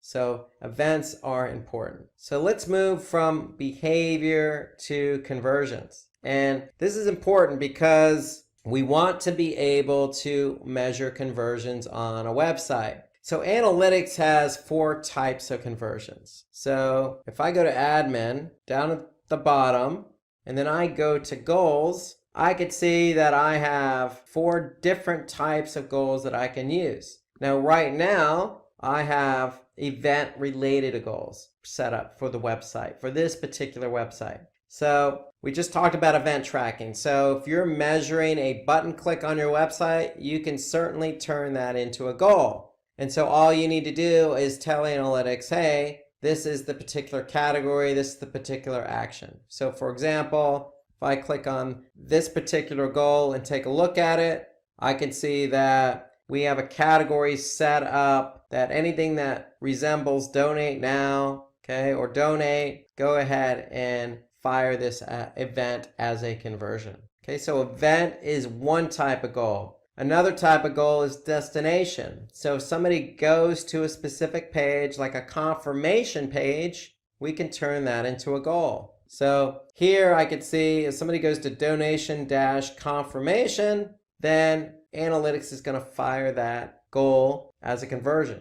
And we're going to see a conversion against a different metric or different dimension, like channel or audience. Okay, so destination is the second type of goal. The third type of goal is duration. So how long did somebody stay on my website? So in this example, if they stayed at least 1 minute and 30 seconds or more, then analytics is going to count that as a goal conversion. Okay, so duration is the third type, and then the fourth type is pages per session. Okay, so if I look at this example here, if a user came to my website and looked at more than 3 pages in that particular session, then analytics is going to fire a goal conversion. So 4 types of goals. You don't have to set up all 4 different types. My recommendation is at least have 1 goal set up. If you're not sure what goal to set up, then at least set up a duration or pages per session.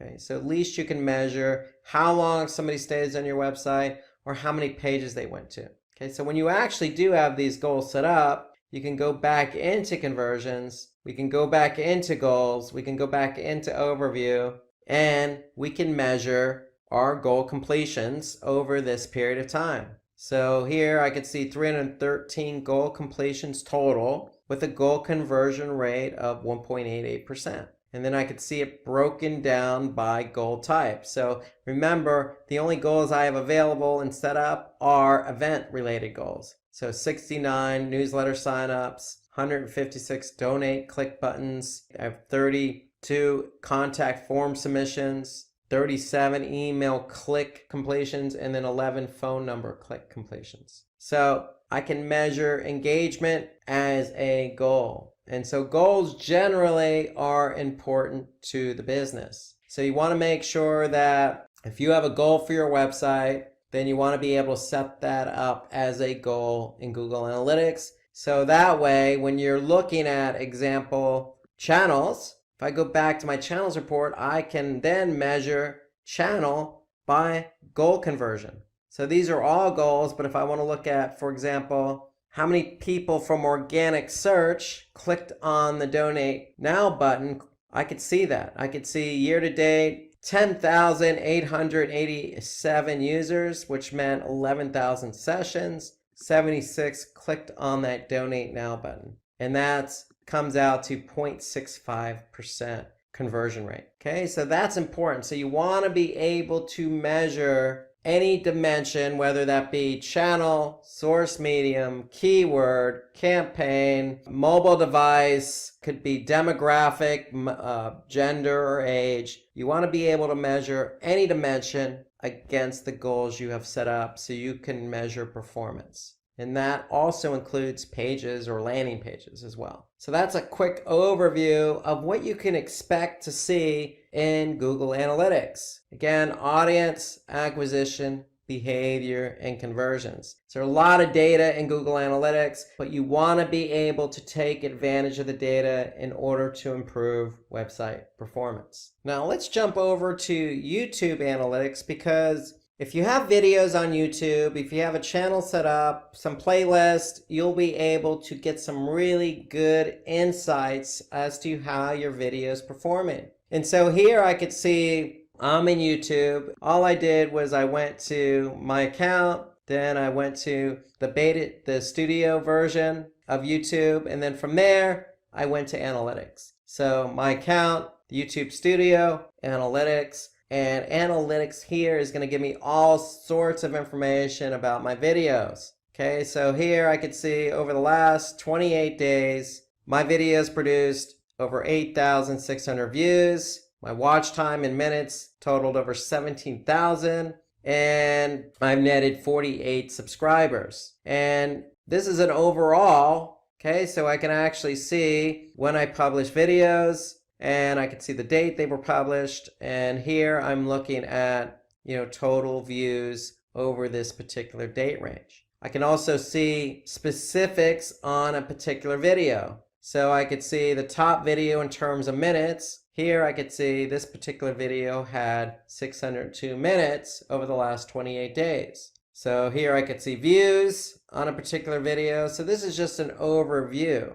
I could certainly look at some other information. If I click on reach viewers, I could see the total impressions. So how many times my video was viewed, or how many people looked at it. Okay, and then the click-through rate. So here I could see the different traffic sources. So 29% came externally. Okay, here I could see 25% came within YouTube itself. I could see how many times the video was viewed and played via playlist, via suggested videos. So I could see different ways in which the traffic found my video and actually watched it. Here I could see externally how people were able to find my videos. And I could see 46% found it via Google search. See lots of information here about sources of traffic, how the traffic got to these videos. So I could see then, once the traffic found my videos, how many times they actually saw it and viewed it and then watched it.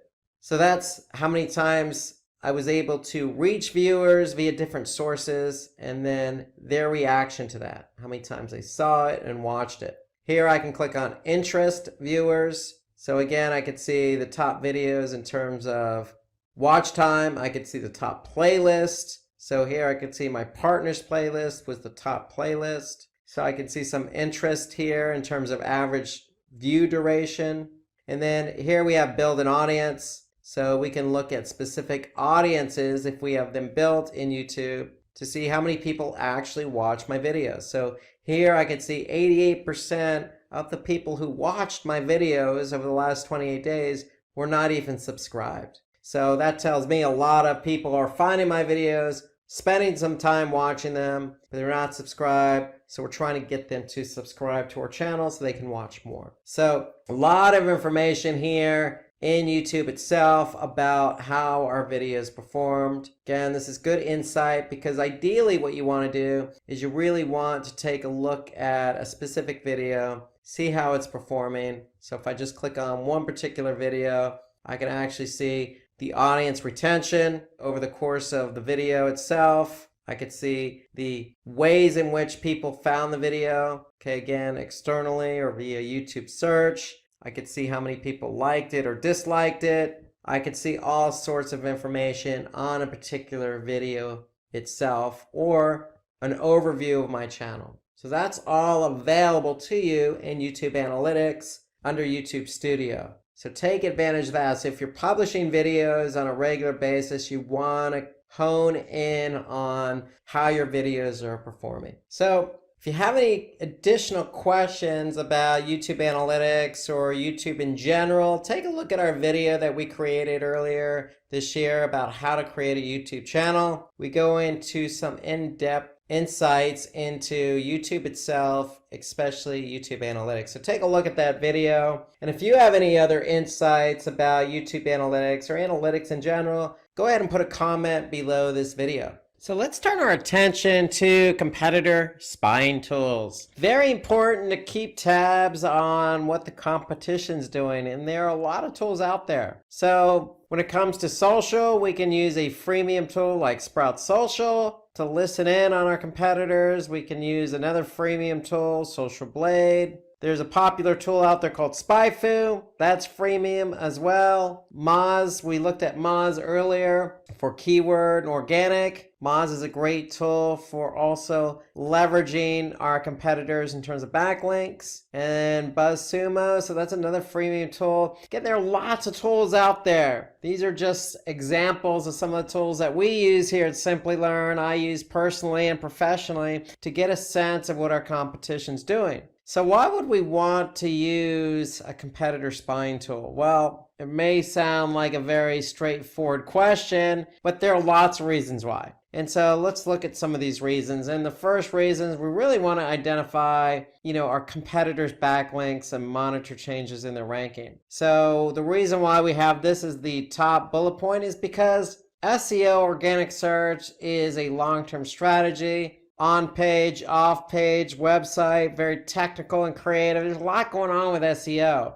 a lot going on. And sometimes it takes a long time to rank for something. And a lot of SEO does depend on relevancy, relevancy being how many quality backlinks are linked to you. So it's always good to leverage what your competitors are doing so you can see how you stack up. And so that's why this is up there as number one. We want to be able to really take a look at what our competitors are doing. Another example would be, hey, how much traffic a competitor is gaining on certain keywords. This could go either way. For paid search, organic search, what are competitors bidding on? Are they really getting traffic from those keywords? So there are tools out there that help us leverage what our competition's doing. Okay, we can also identify our competitors' top performing content for relevant topics. Okay, we can determine what our competitors' website referral traffic is. Okay, we can pull our competitors' data and compare it with our own campaigns. So lots of tools out there to help you do this. And we may want to track the total amount of clicks a competitor receives and how much they pay for each keyword. So let's go ahead and take a look at a few examples how we can leverage all these bullet points that we just discussed. And so we're going to start out with Sprout Social. And Sprout Social is a tool I use. It's a social media platform. There's a lot of things you can do with Sprout Social. Definitely generate reports for your social media platforms. You could set up posts that get published at a certain time and day. But there's also one particular tool in here called listening. And so what we could do is we just put in, for example, RV rentals in Twitter. So what we're doing is we're actually listening to see who else is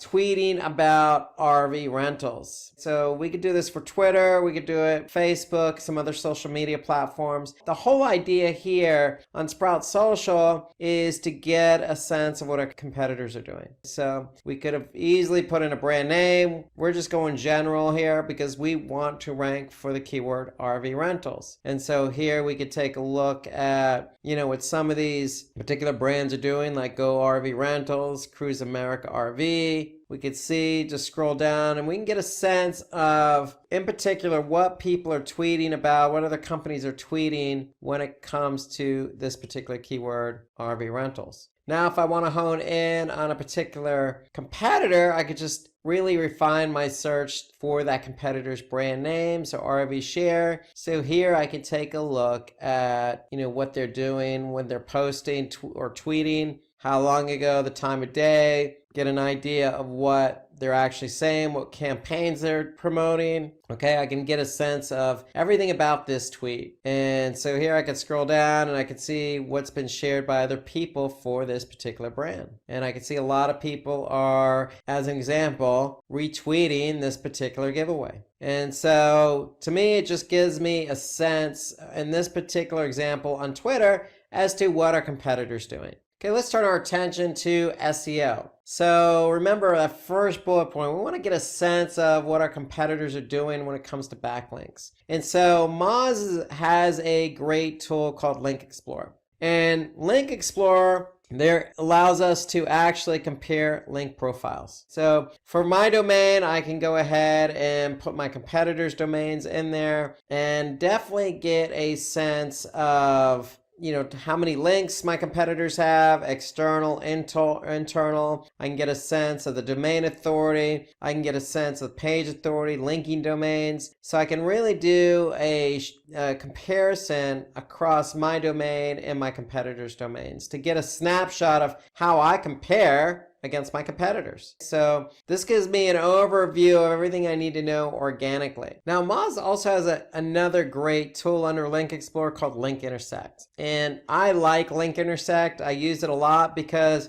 if our competitors really have a number of external links and domains pointing to their site, and they have a better domain authority and page authority, then I want to be able to, see what they're doing, where they're linking, who's linking to them. I want to be able to get a snapshot of why is their domain so much better than ours in terms of authority. And so the Link Intersect actually allows me to do that. So I can go ahead and put my competitors' domains in there, and then I can find opportunities. And so you just click on opportunities and you can see where my site intersects with their site. And if it doesn't actually intersect, then I have an opportunity to actually try and get a link on that particular site. So that's what the Link Intersect report does. It allows me to see where my links intersect with my competitors. And if it doesn't intersect, then I have an opportunity to generate a backlink. So that's ideally what the Link Intersect tool is. In Moz, it allows me to really get a sense of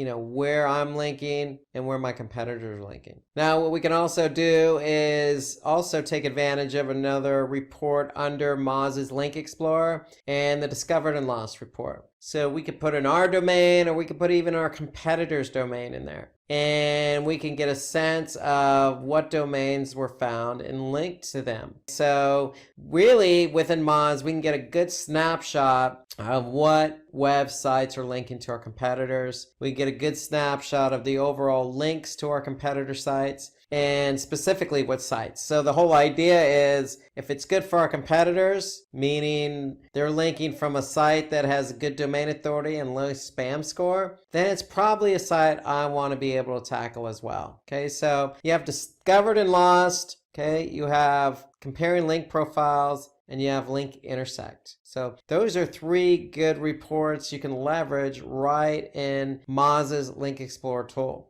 Now there's one more report we can leverage in Moz, and that's the inbound links report. And so we can go ahead and type in our competitor's domain here. And again, we can get a snapshot of what their domain authority is, page authority for the home page. But really, this is what we're after, linking domains. So this particular domain has over 9,000 linking domains. So what we can do is actually go through and see, based on domain authority, I could sort by domain authority where these pages are being linked from. And so here I can see Reddit. So a lot of Reddit here, which is a good site for backlinking, New York Times. So, there's a lot of different sites here, Washington Post. So I can get a good snapshot of my competitor by seeing every link that's pointing to them. Now, of course, I don't want to go through 9,000 links. I can really just hone in on a specific link source or link type or link state. So I can really filter it if I wanted to. I can export the report and do some further analysis. But really the whole idea here is I could see what URL is linking to this particular competitor site, what the anchor text is, what the page and domain authority is. So this gives me a really, really good insight on all the backlinking that my competitor has. And again, if I'm trying to catch my competitor, it's probably not a bad idea to look at what they're doing and even copy what they're doing in terms of backlinking. So if we're not on Reddit, then we probably need to be on Reddit, because if that's where our competitor is and they're getting good link juice from Reddit, which has a domain authority of 90, then hey, if it's good for the goose, it's good for the gander, so they say. So inbound links is just another good report you can leverage in Moz under the Link Explorer reporting tool. Now, if I want to get a good snapshot as to what my competitor's doing on search exactly, well, look no further than SpyFu. So SpyFu is another tool that you can leverage from a PPC SEO perspective. From an SEO perspective, you got some backlinking data as well, just like you did in Moz. From a PPC perspective, you can get some good keyword insights. And so here, I just went ahead and typed in the domain. And what this is going to do is just give me an overall snapshot for my competitor's domain. So here, I could see, how many organic keywords they're found for, the estimated monthly SEO clicks they're getting based on the volume of those keywords. Okay, I could see here the keywords their top competitors also rank for, the rank history, 12 years. So this particular domain's been around a long time. Okay, so that's on the organic side. I can flip over to the paid side. And I could see that they are doing paid search. I could see 5,000 plus keywords they're bidding on. Okay, based on that, what they're actually paying. And then I could see, some of the other competitors listed here from a paid perspective and an organic perspective. I could see the shared keyword overlap. Okay, now again, you can pay for this because it's freemium and get some really good insights as to how your domain compares to your competitors. So I'm using the free version, and here the free version, SpyFu is just giving me some overall data on the specific domain I entered in. And so I entered in my competitors. You can certainly enter in your own domain to get a sense of organic keywords and paid keywords. So you can see top keywords, top paid keywords. Okay, this is Google Ads. Okay, so this is what recommendations as to what to purchase. Okay, here you could see some Google Ads history. I could see exactly what ad copy my competitor actually wrote and for what keyword. And then I could see some organic ranking history here as I keep scrolling down this overview report. So I can see for RV Rent where they rank, and then I can see inbound links just like I did in Moz. SpyFu is providing me with some insight as to, hey, what links are pointing to them and what the domain strength is and how many clicks they expect to receive. So this is all free data. Take it or leave it, but it's all free data available to you under SpyFu. So SpyFu gives you kind of an overview for free, some really in-depth analysis if you actually pay for it, and it just really hones in on what your competitors are bidding for paid-wise and what they're ranking for organic-wise. And so SpyFu is a really good tool to leverage if you just want to get a snapshot of how your competitor overlaps with you. So let's turn our attention to Google Analytics, because in Google Analytics, under Audience,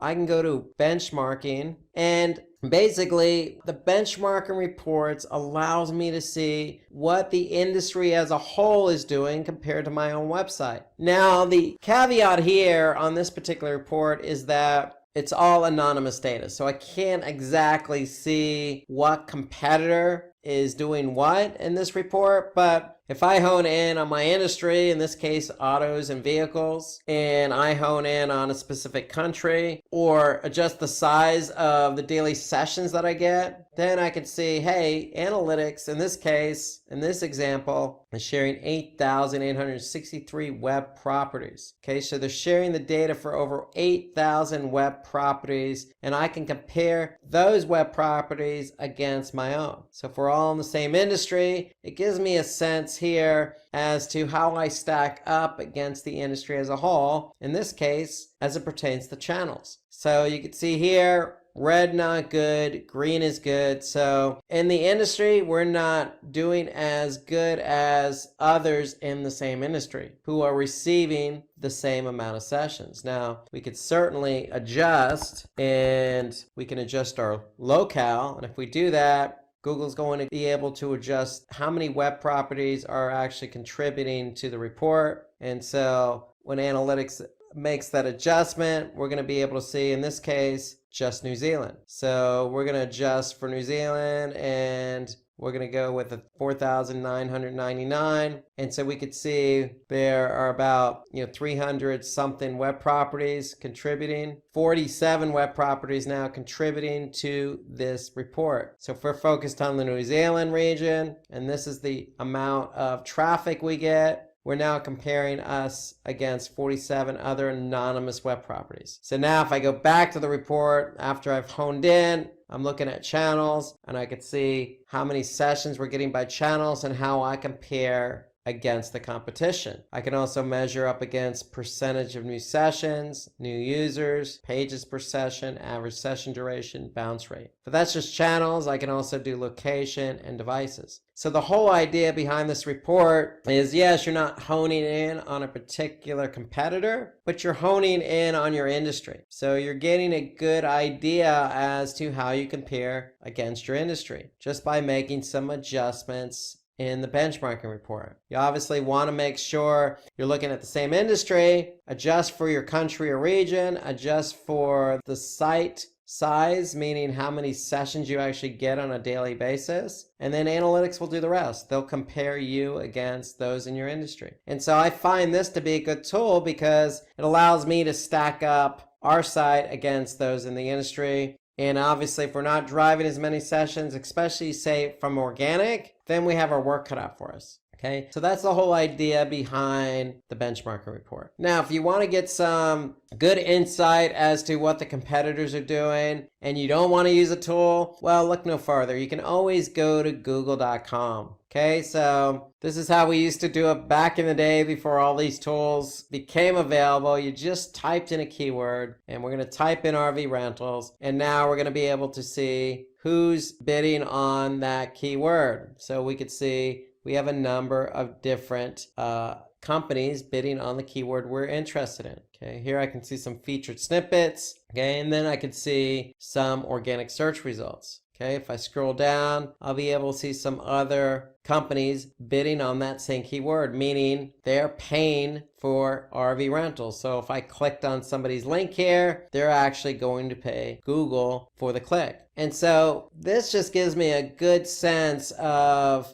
how many people are actually trying to rank for this keyword or trying to be found for this keyword. So that's all I did. I just did a search. Now, from an organic perspective, if you really want to hone in on your competition, you can always do the syntax all in title, colon, and then hit enter. So now I could see I have 163,000 results. And what does that tell me? That tells me that I have 163,000 websites with RV rentals in the title tag. So if you're trying to optimize for the keyword RV rentals as an example, then you know that you have 163,000 different listings ahead of you that you need to jump over in order to rank for the keyword RV rentals. So using the all in title syntax and the keyword right after that actually just gives you a more accurate picture of how many sites are actually ahead of you for a particular keyword. So that's the whole idea. So if I get rid of the syntax, and you can see for RV rentals, I have 132 million, but that's not really accurate because not all these listings have the keyword RV rentals in the title tag. And title tag, if you're working on organic search, is one of the key important factors for ranking. So you need to have that keyword in the title tag. So that's the whole idea behind using the all in title syntax. It gives us a good idea as to what our competition's doing and how many sites we have to jump over to get to number one on Google. Now, if you're running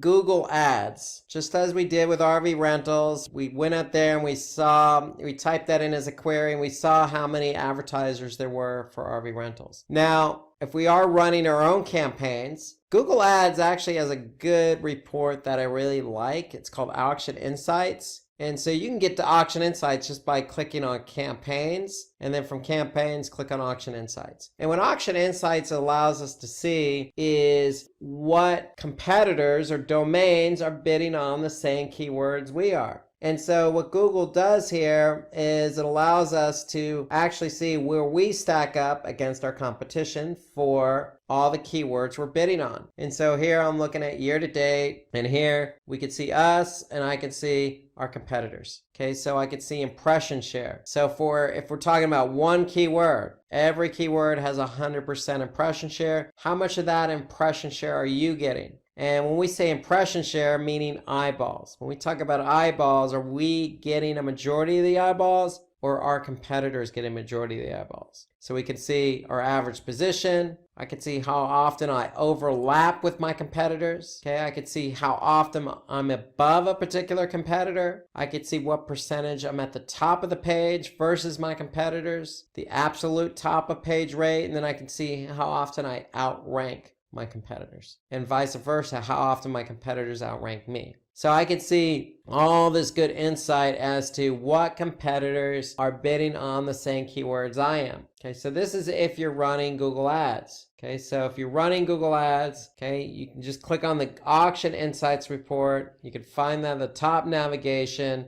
just by clicking on campaigns. And by doing so, you'll be able to gain some insights as to where you stack up from a paid search perspective against your competitors. So let's turn our attention to paid marketing tools. So if you're doing some advertising on Google, Bing, LinkedIn, you probably want to work within those platforms as the tool of choice. So, if you're doing paid search on, say, googlesearch.com or display, you could be doing display advertising on, a network like AdRoll or Google, or you could be doing social media paid ads, say on Facebook. So whatever it is you're doing, you probably want to work within that platform itself to get the ideal data that you need. Okay, so here are some of the tools, some of the places you can go. Of course, if you work in Google Ads, you also have Google Ads Editor that you can leverage.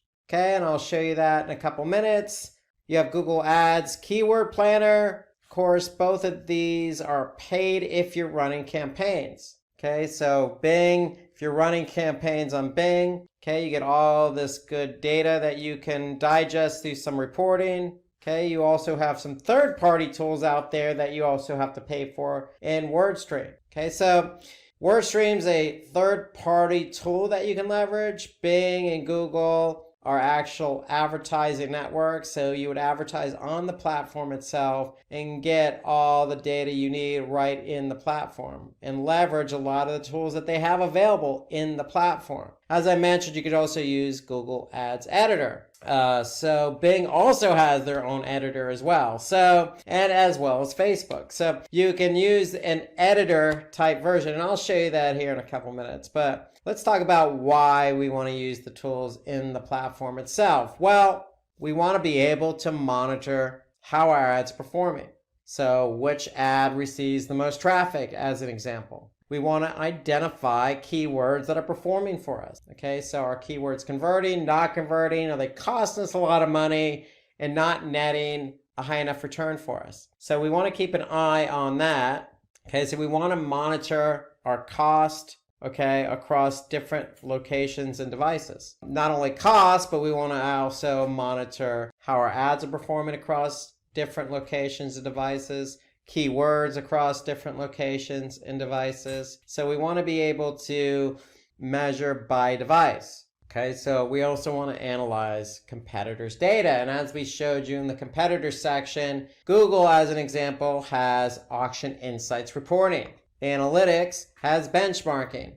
So Google itself does provide some information in the case of Auction Insights as to how your competitors are performing against you on Google search. So that's on the paid search side. Then you have display. Okay, so display advertisements. Okay, you're across a different network. So there are different types of networks out there. For example, AdRoll. Okay, you have Criteo. Celtra is another paid version of, or paid tool you can use, in Wide Orbit. So these are some of the paid marketing tools you can leverage. Of course, I like to stay, if I'm advertising on Google, I like to stay in Google Ads and measure my display performance that way. But if you're on AdRoll, for example, then you want to leverage AdRoll's reporting platform and some of the tools they have to offer. So if we look at display, why do we want to leverage some of these tools? Well, just like search, for example, where we want to look at keyword and ad performance, same kind of concept here.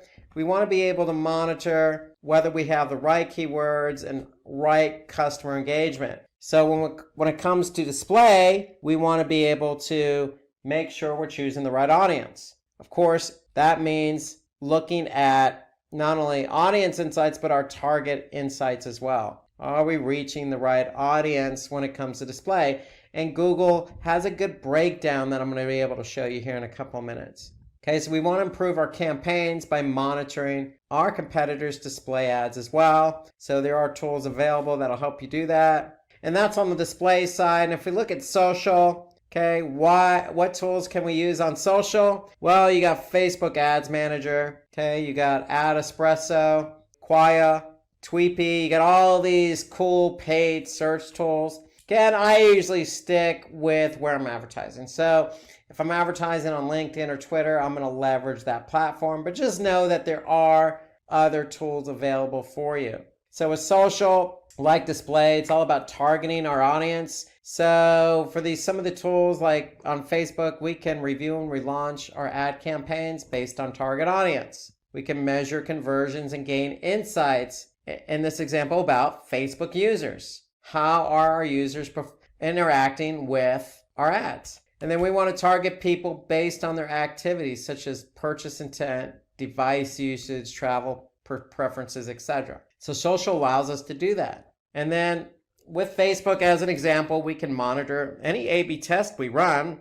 For example, if we're running call to action test, we can measure the results of that right in Facebook. And I'm going to show you an example of that here shortly. So let's jump right into Google Ads and look at some tools available to us from the search side of the house. So if we're running search campaigns, right in Google Ads, we could see campaign data, we could see keyword data, we could see ad data. So for example, if I want to see what ads are performing, I'm just going to click on my ads and extensions. Okay, and here are my ads. And now I could see what ads are performing in terms of clicks, click-through rates, etc. And so that way I can go ahead and pause ads, activate ads. So that's right here in the Google Ads platform itself. Now, if I want to look at specific keywords, I can do that. So I can see what keywords are driving traffic and clicks. Here I could just sort by clicks.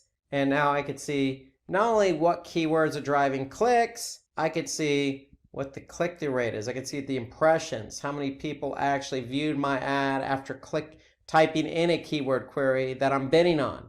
I could see how much I've paid by keyword. And more importantly, I want to be able to see conversions or conversion rate. And then with Google Ads, you have quality score. So we want to be able to measure quality score. So this is Google Ads keyword reporting. And so the great thing about the keyword reporting is that there's some other features available to me here. So here I can add negative keywords, okay, just by clicking on negative keywords. I can also see a search terms report. And so when it comes to search terms, I can actually see what specific keywords people typed in. And based on the keyword that somebody typed in as a query, I can see what match type triggered that particular ad. And so if I see a keyword query that I don't particularly care to be shown for, or want my ad shown for, then I can go ahead and just select it and I can add it as a negative keyword. Okay, so that tool is available to you right in Google Ads. Okay, and then you have the auction insights. So we've reviewed the auction insights when we're looking at competitive analysis. And so here, if we look at the auction insights, we'll be able to adjust our date range and we'll be able to see basically, who else is bidding on the keywords and what their impression share is, what their average position is, what their overlap rate is, position above rate, top of page, absolute top of page right now, ranking share. So once Google has data, then they'll be able to share that information with you. Okay, so that's just keywords, but there's a cool tool that I really like, and I leverage it for SEO and pay-per-click, and that's Google's Keyword Planner. So if you click on Tools, and then you click on Keyword Planner, we'll be able to leverage the Keyword Planner. And the whole idea behind the Keyword Planner is, do we want to discover new keywords? Or for the keywords we have selected, we can get volume and forecast on that. So here, let's type in a keyword, mail delivery.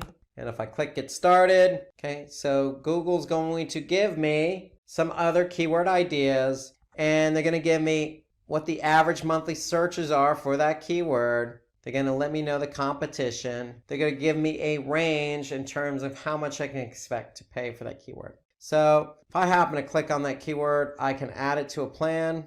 And then once I've added to a plan, then I can go ahead and look at that plan and measure what kind of volume I'm going to get and how much I can expect to pay. So now once I've added my keyword to that plan, I can go ahead and see how many clicks and impressions and costs and click-through rate and average cost per click I can expect to spend. So, and this is based on a maximum CPC of $2. So I can go ahead and adjust my plan accordingly if I want to in order to see basically how much I can expect to spend. So that's the whole idea behind the keyword planner in terms of choosing new keywords. And once you choose keywords you're interested in bidding on, you can actually do a forecast to see exactly how much you can expect to spend, how many clicks, how many impressions you can expect to get, and if you have conversions set up, how many conversions you can expect to receive. So that's all part of Google's keyword plan. That's viewing, forecast, as well as choosing keywords. So there are so many different tools and features within Google Ads. We need a whole segment just on this. So really, I'm just going to highlight some of the more important tools and features. So I mentioned the keyword planner. I mentioned the campaigns, keywords, and ads reports. Another thing I would look at in Google Ads, again, we mentioned this as one of our key defining why would we use it bullet point, and that's because of devices. So we mentioned devices. Why would we use Google Ads reporting tool? Because we want to look at devices. And we want to be able to see what devices are driving traffic from what campaign. And then the cool thing about Google Ads is right in Google Ads platform, you can go ahead and do a bid adjustment. So if I increase my bid adjustment, for example, on mobile phones, then my particular ad in this particular campaign is going to show more than on computer. So I can always decrease it. For example, do a bid adjustment on computer, and that means I'm going to show my ads less. So I can go ahead and do bid adjustments based on device. That's the cool thing of working right in Google Ads platform is you can make adjustments right here in the platform based on devices. Well, you also have locations too. So we mentioned that as one of the reasons why we want to use some of these tools. And if I see a particular location I'm not interested in advertising, well, I can always select it and I can always just pause it or remove it. So, or I can change the bid adjustment on a location as well. So I can make a lot of different changes right in the Google Ads platform. For those seasoned in search advertising, paid search advertising, especially on Google Ads, you can always use Google Ads Editor. All you need to do is just do a search for Google Ads Editor. You can download it. So basically what Google Ads Editor is, it's a tool, it's a software that you work with your campaigns on locally. So you're making changes to your campaigns on your computer. And basically when you're done making changes, you can always upload them to Google Ads, to the account on Google Ads in the cloud, so to speak. So that's the whole idea behind Google Ads Editor. It's a great tool for you to use if you want to make household changes really quick. For example, I'm looking at an account with a bunch of campaigns. So now if I click on one of those campaigns, I could see the ad groups here. Okay, so for example, if I just wanted to turn off all these ad groups, I can just highlight them all and just click status enabled to paused, and I can revert back if I want to.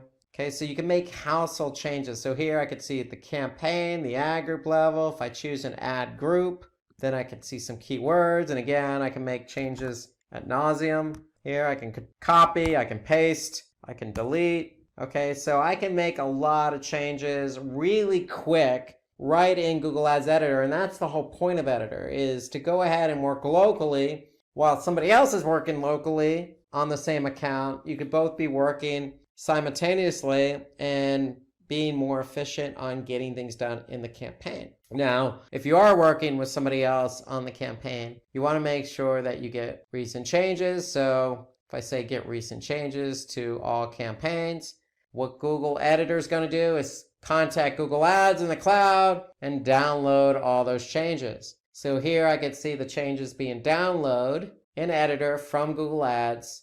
And when it's done, it's going to highlight all the changes that have been made. And so once I'm done reviewing those changes, I can go ahead and click done. And now I know I have the recent latest changes in Editor. So now I can go ahead and continue to make some changes. And when I'm done making changes, I can go ahead and post them. So that's the beauty of Google Ads Editor. Bing has a version, Facebook has a version. It allows you to, again, go at the keyword level, the ad group level. Okay, you can look at ads itself and make changes to the ads. Okay, you could do a lot of different things right in Editor. In fact, you could do pretty much most of what you could do in Google Ads, you can do in Google Ads Editor. And so that's Google Ads Editor. To me, I would recommend it if you're experienced with Google Ads. Again, it's software. You have to download it. You're going to use it on your computer as software. But when you make changes, all you need to do is post those changes or get recent changes that have been made on Google Ads. And so that's Google Editor, Ads Editor in summary. Now let's go back into Google Ads and talk about display advertising, because display is a different network, but the platform's still the same. And some of these same tools are available from the search network as well as for the display network right in Google Ads. So if I want to take a look at a campaign and ad group on the display network, I could just click on that ad group and I can look at the ads that are running for that particular ad group on the display network. So here, the difference being on the display network is you can use image ads. On the search network, you can only use text ads. So here I can look at image ads and I can see how they're performing. In fact, you could even go a step further and use responsive display ads. So Google has responsive display ads, meaning it's going to respond to what's performing best. Okay, and so now I can see clicks, impressions, click-through rate, etc. right on my ads and extensions report in Google Ads platform. Now, this happens to be a retargeting campaign. So if we click on audiences, we'll be able to see what audiences we're targeting here. Okay, so when this report loads, when you run retargeting campaigns, you're targeting a specific audience. And so we want to be able to see, okay, of the audiences we have set up, what audience is performing best. Okay, so here I can see a breakout by audience. Again, I can see the same metrics I could see on the search side. I could see clicks, impressions, click-through rate. More importantly, I want to be able to measure conversions. Okay, so that's the whole idea when you're in these platforms and you're paying for ads, is you want to be able to measure against conversions, and you can also measure against cost per conversion, conversion rate. Okay, so those are some key metrics to measure up against, whether it's audience, keyword, ad, whatever the dimension is. So here on the display network, we can get a sense of demographics. Okay, so unlike the search network, the display network allows us to see demographic data. And so now I could see an age breakout or an age range breakout that Google provides us. And I could see, again, based on the age range breakout, which age range has the most clicks, impressions, etc., including conversions. So you also have the opportunity on the display network to add keywords. You have the opportunity to add topics. And you have the opportunity to see placements or run placements. So here, if I click on where ads have shown, I can actually see where my ads have shown up for this display campaign. And Google Ads allows you the ability to go ahead and you can exclude it from the ad group or exclude a specific placement from a campaign. So you could take action on a specific placement. And I can see the type of placement, whether it's a mobile app, whether it's a site. I can go ahead and see exactly where that placement was. So that's the placements report. You have demographics, you have audiences, you have keywords, you have all these different reports available to you on the Google Ads platform. So before we jump over to social media, paid search advertising, I just want to remind you, we do have, a nice tutorial on Google Ads. Okay, so take a look at the Google Ads tutorial we have set up on YouTube. Okay, if you search for Google Ads tutorial 2019, this is a good tutorial on everything related to Google Ads. So check out this video because in today's webinar, we're just mentioning tools across the board. And if you are advertising on Google Ads, as most people do, then you could see just how powerful it is and all the different features that are available. So take a look at the video. It's a nice complementary video to this one, this digital marketing tools, and this will give you a nice and deeper insight into everything that's available on Google Ads. And if you have any tools or features on Google Ads, whether it's the search network or whether that's the display network, then feel free to comment below this video. Happy to hear your comments about what tools and reports and features you specifically use in Google Ads. So let's move into Facebook Ads Manager and show you how the platform looks when you're running ads on Facebook, so we can look at all the different tools and reports available here. So here we could see, if we're in the Facebook Ads Manager, we could see our campaigns, we could see our ad sets, and we can see our ads. So just like on Google Ads, you have left side navigation so we can drill down. So if we want to see ad sets, for example, we could just click on ad sets that are showing up in this particular account. And here we can see we have 2 ad sets that are live. So if I click on one of these ad sets, I'll be able to see an actual ad that's running here. And so for the actual ad that's running, I can then see the results of that ad and how it's performing. For example, how many clicks it's received, what the reach is, what the impressions are. So impressions similar to Google Ads, how many people are actually looking at the ad. And then I can see the cost per click here at $1 as an example. And so now I can go in and I can go ahead and look at the ad performance and go ahead and change out that ad if it's not performing to my expectation. So if I click on more tools and then creatives, I can just simply click on creatives and then I can actually see the creatives I actually have running for that campaign I selected. So now I can see all the creatives that are running and I can see the results of those creatives. So Facebook Ads Manager also has different reporting. So if I click on the reports pull down menu, you can see here I can see some standard reports by ad set, age and gender, and then I can see all reports here listed out by placement and device, time of day, country, etc. So if we just look at age and gender, we'll be able to get a breakout age and gender here. So you can see by campaign, I'm looking at all campaigns here, and I'm looking at just age and gender. I can certainly deselect one of these, and I can look at a specific time range. So now I could see who's looking at my ad specifically. So here I could see 35 to 44 female. I could see the reach, impressions, and how often they're actually seeing my ad. Now this is key for Facebook because if somebody's seeing your ad a lot, they're probably going to tune out to it. So that's what makes the frequency metric so important on Facebook, because then we can go ahead and turn off that particular age and gender if we needed to.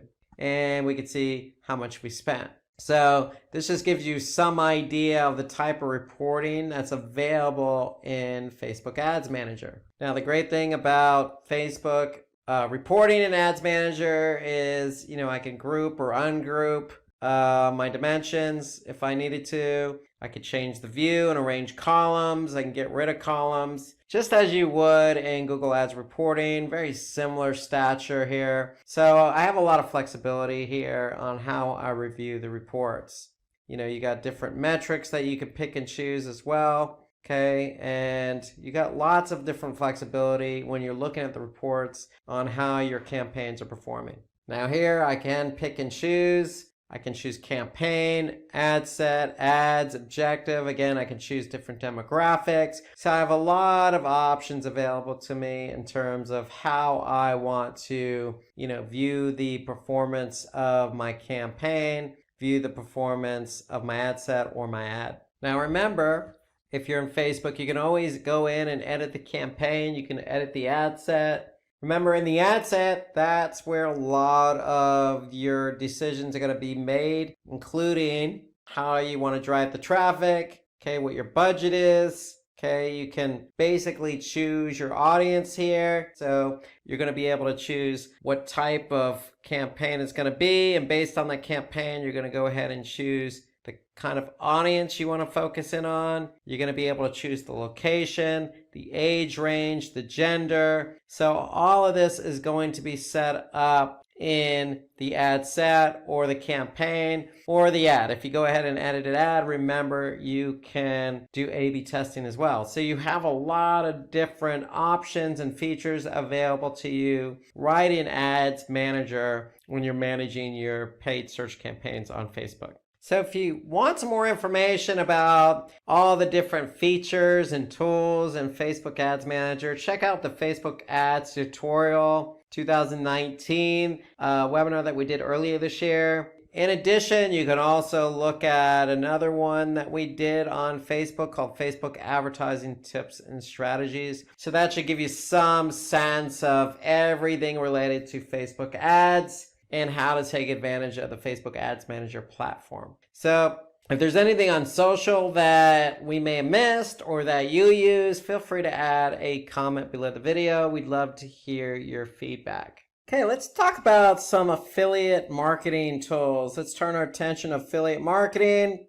A lot of affiliate marketing platforms out there.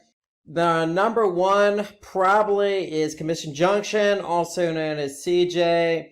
They're an affiliate platform. They have a freemium model, meaning you can have a free trial, but basically you're going to have to move on and pay for the platform. Likewise for House Offers, you have volume. You really, when it comes to affiliate marketing, a lot of platforms out there. Click Inc., AWIN. So a lot of these are brokers per se. And when I say brokers, like for example with CJ, you as a merchant or you as a publisher can get in touch with a merchant. You as a merchant can get in touch with a publisher. Meaning CJ helps bridge the gap between you finding somebody to build your network with. Okay, so that's what really affiliate marketing is, and you really need a platform to kind of put it all together. And so a lot of affiliate marketing platforms. We're actually going to take a look at CJ and go through some of the features in the platform here shortly. But let's just take a look at why we need these affiliate marketing tools. Well, these affiliate marketing tools identify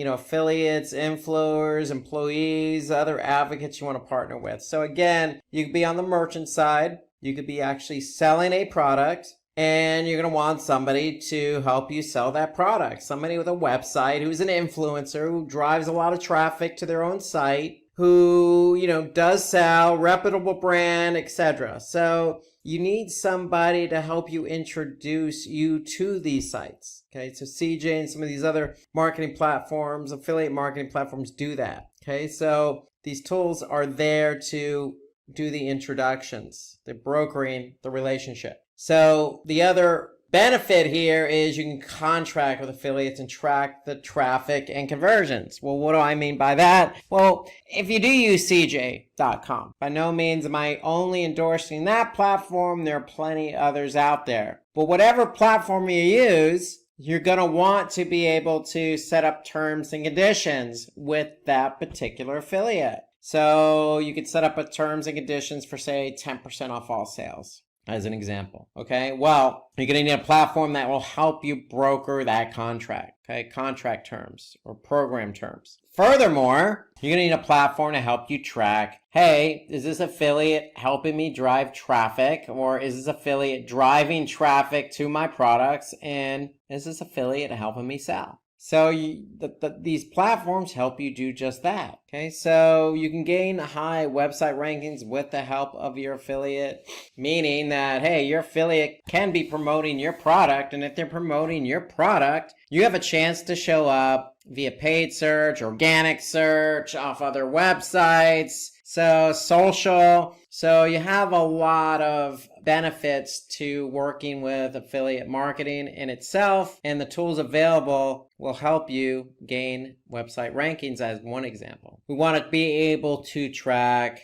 certain metrics. Okay, so in affiliate marketing, you have earnings per click, EPC. As an example, most platforms measure EPC from a 7-day period to a 3-month period. Okay, you can also figure out what the actual cost per click is, just like you do on, say, Google search. You can actually measure that in affiliate. Okay, you want to eliminate fraudulent clicks, impressions, and conversions. So any affiliate platform worth its weight is going to help you understand, how many impressions and clicks and conversions you're getting, and help you manage that in terms of fraudulent clicks. Or, hey, if you're getting a lot of impressions and no clicks, that's a problem too. So these platforms are really built on helping you manage your relationship with the affiliate by offering up all sorts of reports and tools. The other big benefit here to affiliate marketing tool is, hey, we can influence our customers throughout their buying journey. So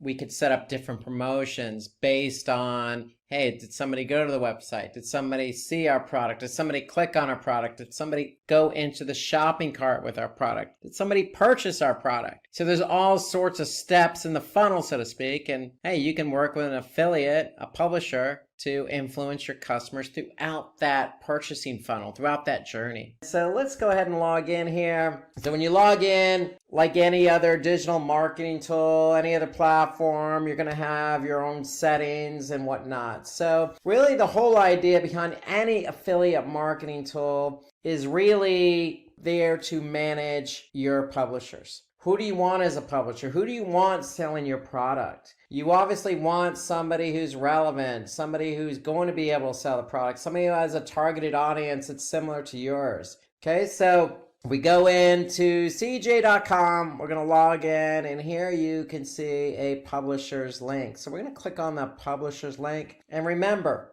when you sign up publishers, you have to have program terms. And so if we click on publishers, program terms, we're going to be able to see all the different program terms available. So here we could see the different program terms we have set up for certain publishers. So we just click on that. We'll be able to see that's the default program term. So remember, you could set up your own program term for any publisher.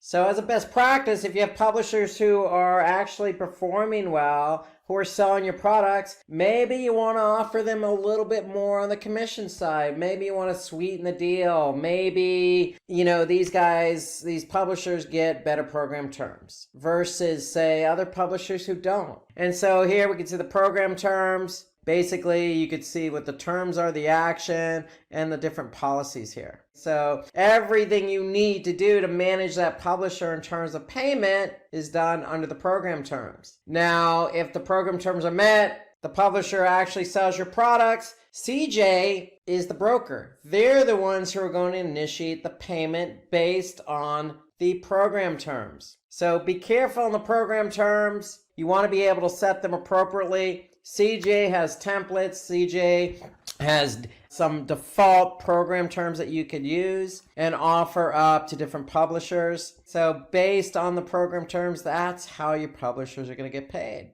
And so here you can have as many different program terms as you want. There's no limit here. You want to be able to align and reward program terms, again, based on performance. And so here we can see what publishers are under what program terms. So again, if your publisher's performing well, sweeten the deal. Offer them a better program terms. And so you can align publishers with different program terms. And so that's the whole idea behind program terms, is you want to be able to align publishers with that. So when you sign up a publisher, they're going to get aligned with a program term, meaning what are they going to get paid for selling your product? Now, if we want to manage by status instead of by program terms, we could see all the different organizations we have in our network. These are our publishers. We're the affiliate. We're the ones selling the product. We want to know who's selling, who's not selling. And so we can look at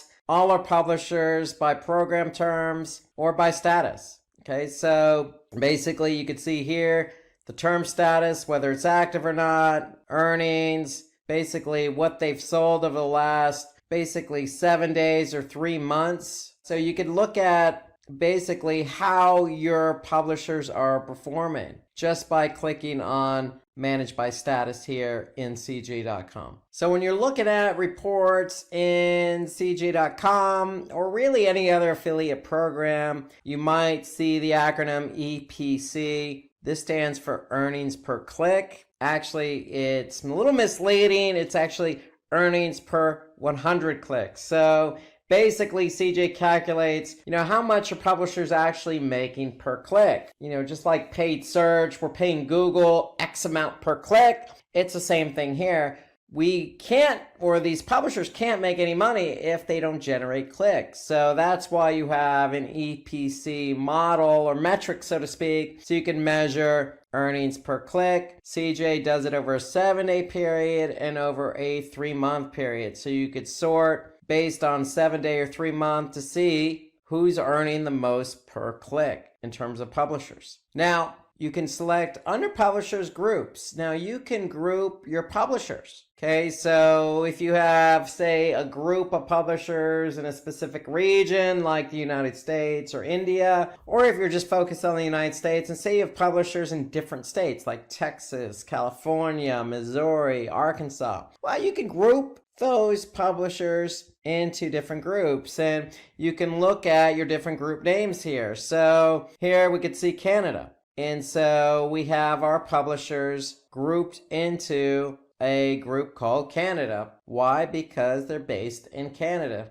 Makes sense. So you want to be able to organize your publishers because the whole idea behind affiliate marketing, CJ, is you want to be able to get the best publishers available for your network. And so as you get more publishers for your network, you'll be able to basically start grouping them where it makes sense. Now, the example I gave you is by geography. You could do by geography, or you could do by publisher status, meaning my best performing publishers go into a group. If they're in a group, then they get aligned with a certain program term. So you could group your publishers any way you want, by status, meaning they're selling more, these are our best performing publishers, or by region, or by promotion. I mean, how you group your publishers is totally up to you. However, take advantage of the option to create publisher groups, because the whole idea, again, I'm going to repeat it, is you want to get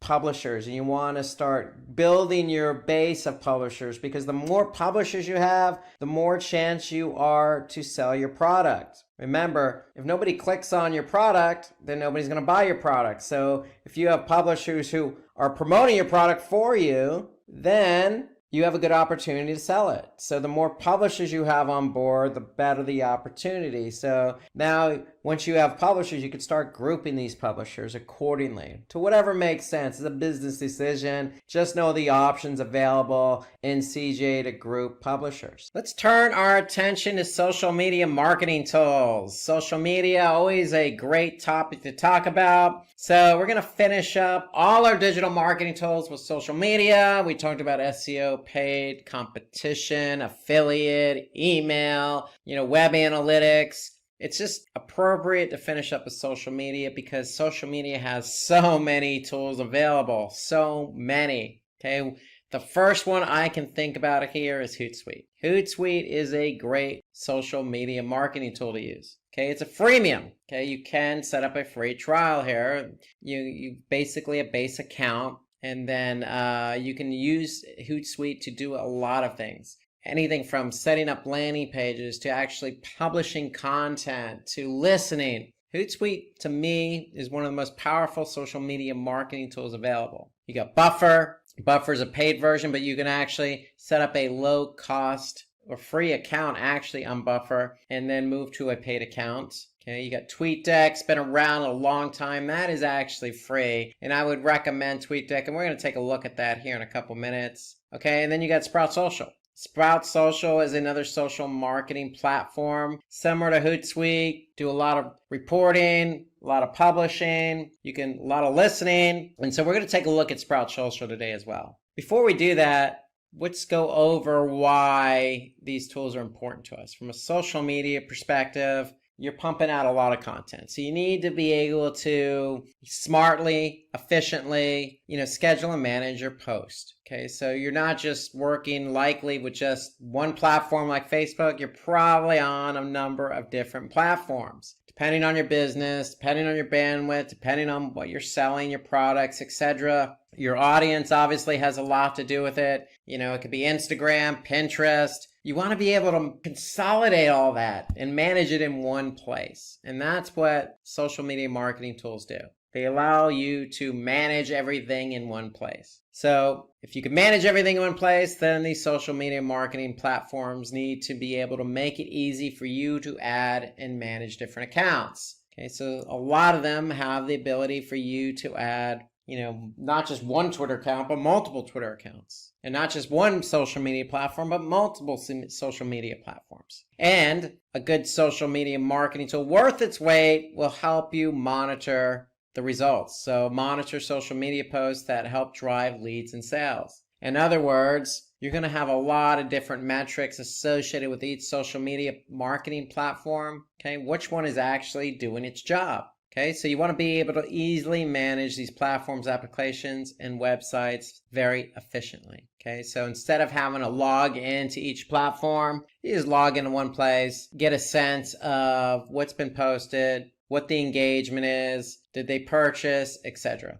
And what you want to do is be able to individually customize every social media post across different platforms. So it just makes it a lot easier to do that in these social media marketing tools. Okay, you don't want to send out a blanket message across different platforms. You want to be able to go ahead and customize a post depending on what that post is, depending on what the product is, what time of day, what target market, what target audience. So customization is a lot easier using these social media marketing tools. You want to be able to engage with brand advocates. So listening is a good thing with social media marketing tools. Using the listening functionality so you can actually see who is a brand advocate, who's not a brand advocate, who's an influencer, who's not an influencer. And then, of course, you want to analyze the behavior of your audience and optimize individual posts on real-time data. So if, for example, you post something using one of these social media marketing platforms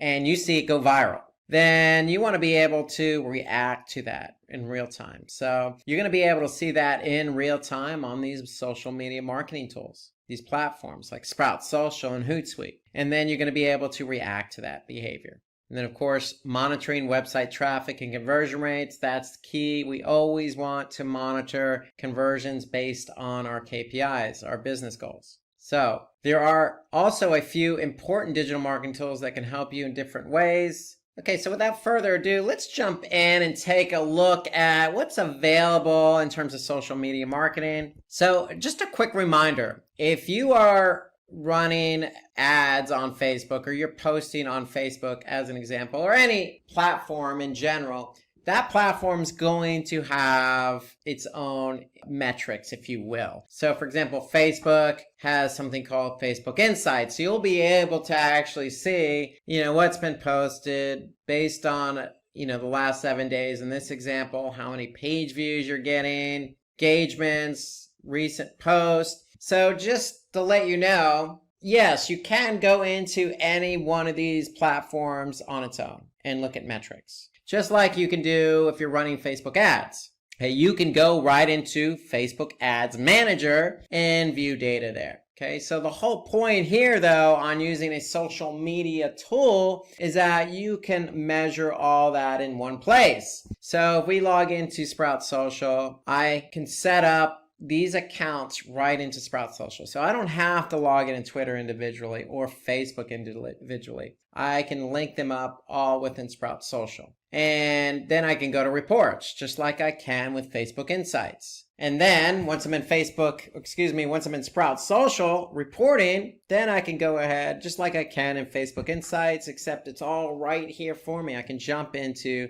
Facebook and dig a little bit deeper as to what's going on with my account. So I don't have to log into Facebook directly. I can see, the impressions, the engagement, the clicks over a period of time. I can see my audience growth. I can see my publishing behavior, how often am I publishing. I can see the top post individually. I can see impressions by day. A lot of this same material, same information is already in Facebook Insights. So if it's available in Facebook Insights, you're definitely going to have it available in a tool like Sprout Social. So you want to be able to just efficiently log in and jump from one platform to the other. So here, I can go to Instagram, and look at Instagram data, or I can look at Twitter information. So you want to be able to efficiently jump from one platform to the other using, in this example, Sprout Social. Now, as I mentioned, as part of one of the benefits of a social media tool is that you can publish content. You want to be able to publish content because you want to be able to organize and schedule accordingly. You don't want to be submitting and publishing content right after one another. Okay, you want to be able to spread it out efficiently and effectively. And so here we could see, we could publish and schedule content accordingly. So all we have to do is click compose, select a profile, write whatever we need to do. We could schedule it for tomorrow at a specific time. And there you go. Voila, scheduled. So this is on Twitter. Okay, so, we could choose another platform here. It's just that easy to schedule. So you want to be able to schedule accordingly because, again, when you schedule something, then you want to look at the behavior of it. So it's just as simple as going from publishing to reporting. And then based on when something got published, you could see the reaction of it and react to it. So another thing here that I like about Sprout Social, Hootsuite, a lot of these other platforms do it really well. You got listening tools. So you can listen in on conversations that are being had. For example, mail delivery. If we do mail delivery on Twitter search, we'll be able to see what's been tweeted about mail deliveries. If that's the business we're in, we can refine our search and choose a specific location, a radius to hone in if we're local. Okay, so this is Sprout Social's example of listening. Here, let's take a look at another example. I'm in Later.com. So Later, very similar to Sprout Social in that it does a lot of the same things. You can actually schedule content on a particular platform. And one thing I like about Later here, you can actually see it visually. You can see a calendar and what's been scheduled. So I could see today I have something scheduled at 1:15 local time. And again, I have 5 profiles set up for this account.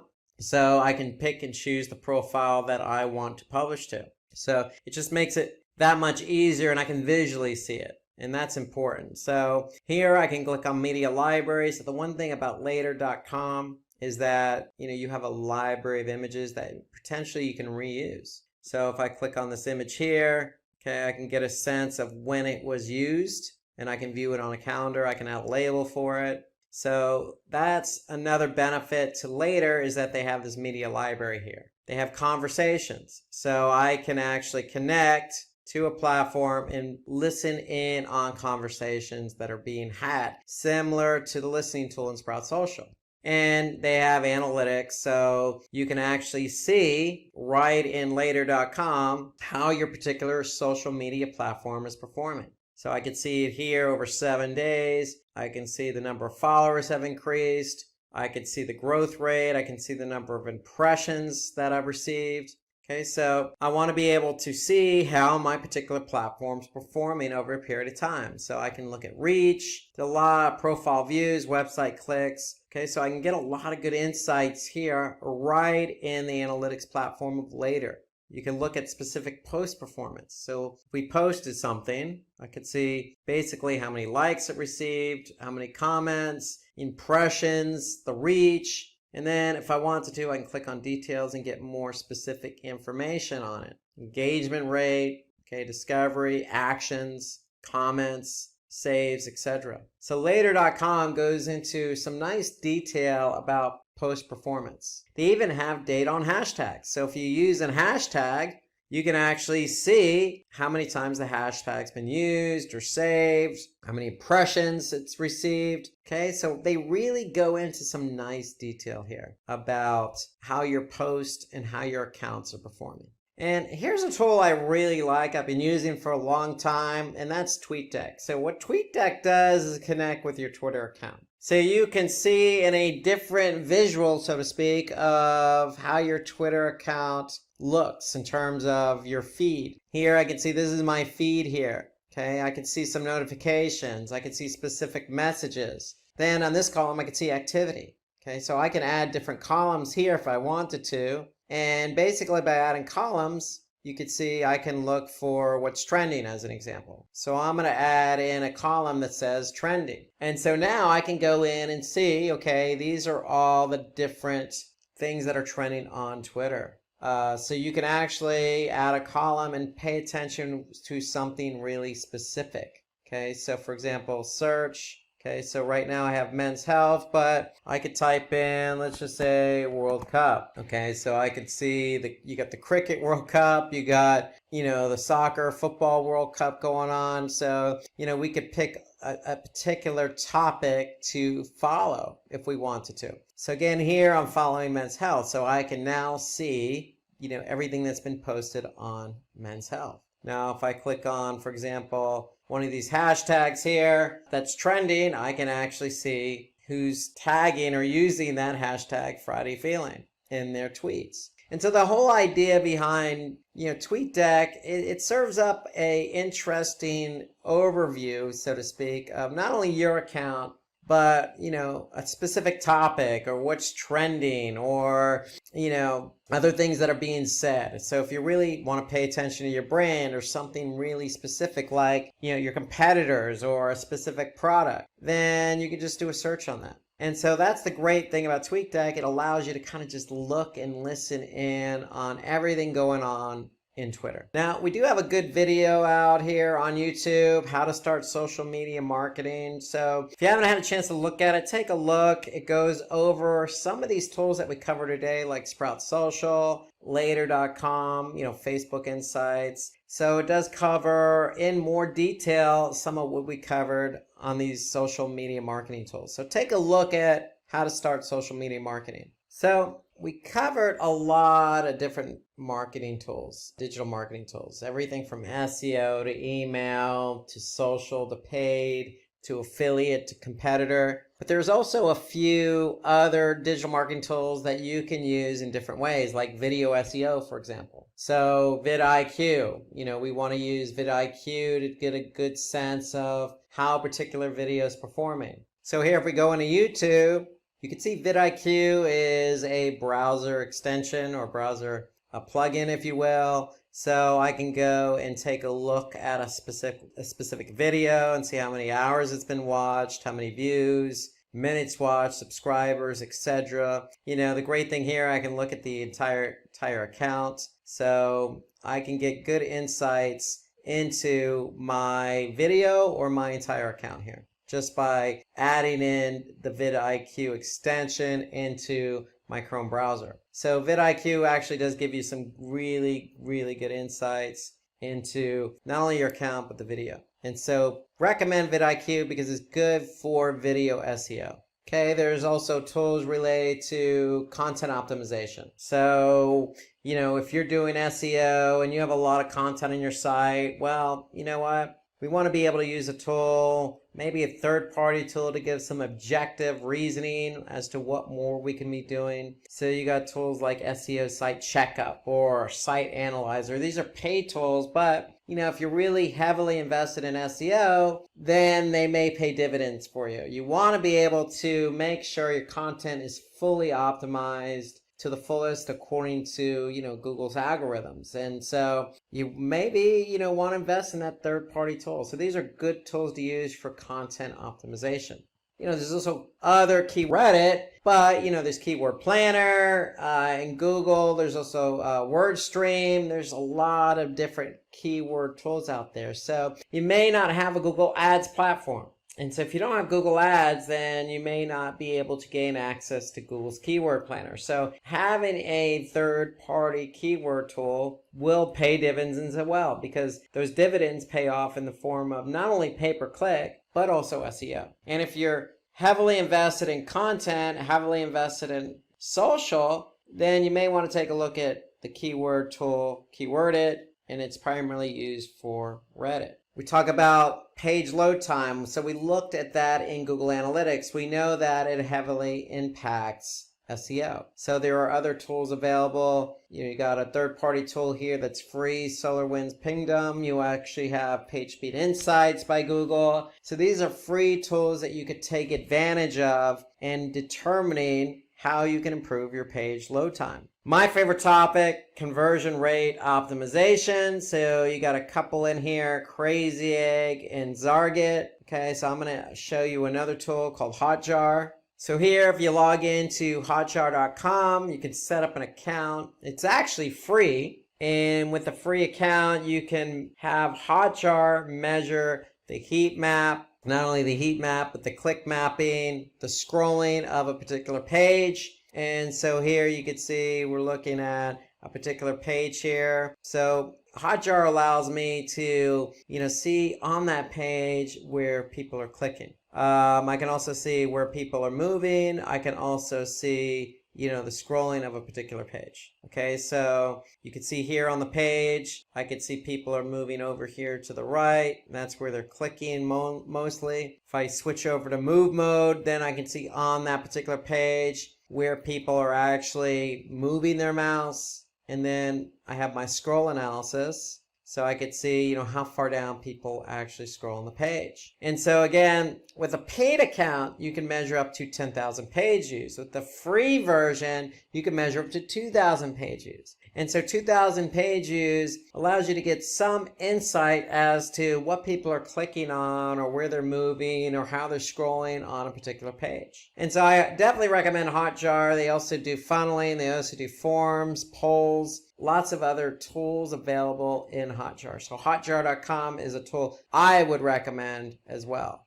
So one final tool, and I'd be remiss if I didn't mention it, and that's Google Optimize. So Google Optimize is a Google platform that allows you to A/B test. And so A/B testing means that you have an original page and you're changing one element on that page to see which one performs better. And so with Google Optimize, it's just very easy to set up, to run. And the whole point of Google Optimize and A/B testing is to improve website performance. So here you can see I have an account set up on Optimize. You can see we're running one test here, and we're just testing one element versus the original. So we move photos to the top of the page. The original didn't have the photos to the top of the page. And so we can go into reporting here. Google Optimize does all the heavy lifting. And so here you can see we can look at bounces, or we can look at, basically measure the test up against a metric that's important to our business. And again, the whole point is to improve website performance. And so definitely take a look at Google Optimize. We'll have another webinar in the future on the topic, but to me, Google Optimize is free. You can run up to 5 tests. Okay, and if you can run up to 5 different tests, then that means you have the ability to really improve website performance. Okay, so Google Optimize is a tool that I would recommend. Today we're going to talk about why you would want to rank using SEO. And SEO is search engine optimization, also known as organic search. You also may hear us say organic listings. But we're going to talk a little bit about why you'd want to rank your website in organic search. Okay, what is search engine optimization? Then we're going to follow that up with how does Google rank websites? So why does it rank one website over another? And how do we get our website to rank number 1? Then we're going to talk about the different types of SEO or search engine optimization techniques so you can get your website ranked number 1. And then we're going to finish that off with the do's and don'ts of SEO. So let's get right to it and talk about why SEO. So we're going to use a basic example, and let's just say you have a blog. You're a food blogger, you're passionate about food, and your niche is ice cream. And let's just say you have a lot of ice cream recipes. You want to get traffic to your blog. You want people to read your blog. And you're curious, why am I not ranking for my blog?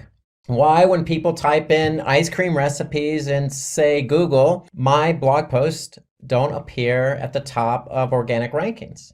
And there's a number of reasons why you wouldn't be ranked for your blog post or your ice cream recipes. And the main reason would be your competitors. So there could be somebody else out there who is also passionate about ice cream and has been blogging longer than you. And they have more content and more blog posts and more pages for Google to rank. So that's usually the number one reason. The other reason is improper usage of keywords. And we're going to talk a little bit, or it's actually a lot more about, keyword usage in your content. So what kind of keywords do you want to rank for? That's really what we're talking about when we talk about usage of keywords. What keywords do you want to rank for, and how do we work those keywords into the content? Another reason is poor link building practices. And really that means, are other blog posts or other websites linking to you? Also, are you linking to other pages on your website? And so it's all about link building. And with link building, it's internal linking. So are we linking from one blog post to another? And it's external linking. Are other websites of high quality linking to us? And so that's what we talk about when we talk about link building. And then another reason is web page load time. So you could be running your blog post on, say, WordPress, for example, and your blog post isn't loading fast enough. Well, if you look at it this way, think about it. If you're Google, would you really want to rank a website or blog post in this example, number one on Google rankings, if that particular page loaded very slow? No, you wouldn't, because when somebody clicked on that link in organic search and went to your website, they're going to have a bad experience because the page is going to load slow. So Google doesn't want their users to have a bad experience. You don't want your users to have a bad experience. And so that's why web page load time is a critical factor for ranking. So we need to make sure that our web pages load fast.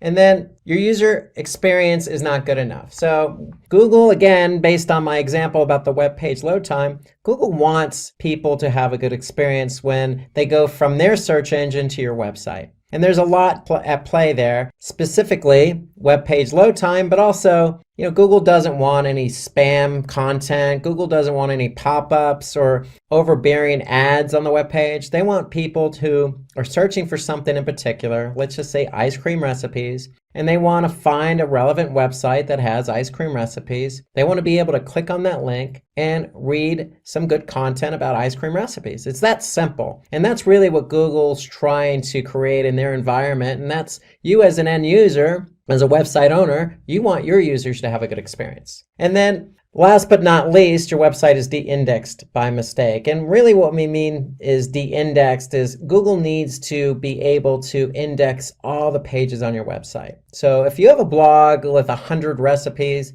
you want Google to have access to all 100 recipes. So we're going to talk a little bit later about how to get your pages ranked or indexed on Google organic search. So let's move on to what is SEO. So sticking with our ice cream blog theme, really SEO, search engine optimization, really is the practice of increasing your pages that Google has indexed up the rankings. So the end result is we want all our pages to be ranked number one for particular keywords. So if you want to be ranked for ice cream recipes, well, there's certain things you need to do. So that's generally how it works. We need to apply search engine optimization to increase a page for a keyword we want to be found for. So let me give you an example. So let's just say there's 100 students that participated in an essay competition. And so the competition in this particular case is evaluated on the basis of, is the content relevant? Are they using suitable titles for their essay?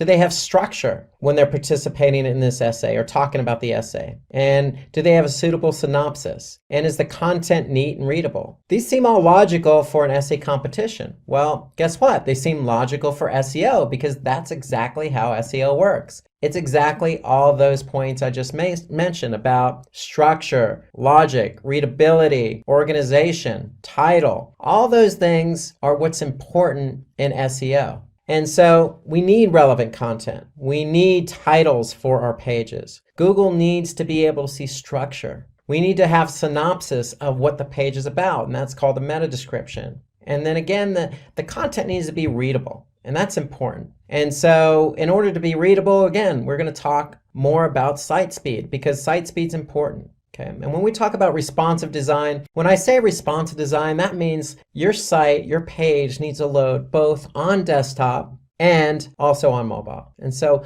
all these things are important. Just like an essay competition, Google is the judge, and they need to be able to determine what page is best to rank number 1, number 2, number 3, etc. on Google search. And then link building. Remember I mentioned link building a moment ago? Well, link building internally and externally also plays a vital role. And so we're going to talk about that a little bit later in the class when we talk about off-page SEO. How does Google rank website? And basically, Google follows 3 basic steps to rank a website. They need to crawl your website. They need to take what they crawl back to their servers. And when they take it back to their servers, your web pages, they need to have them available for indexing. So when somebody actually types in a keyword into google.com, it'll be available to be found on organic search. So that's what indexing is all about. And then Google's job when somebody does type in a search query is to basically rank those pages that they've indexed from number 1 to infinity, depending on how many pages are relevant to that search query.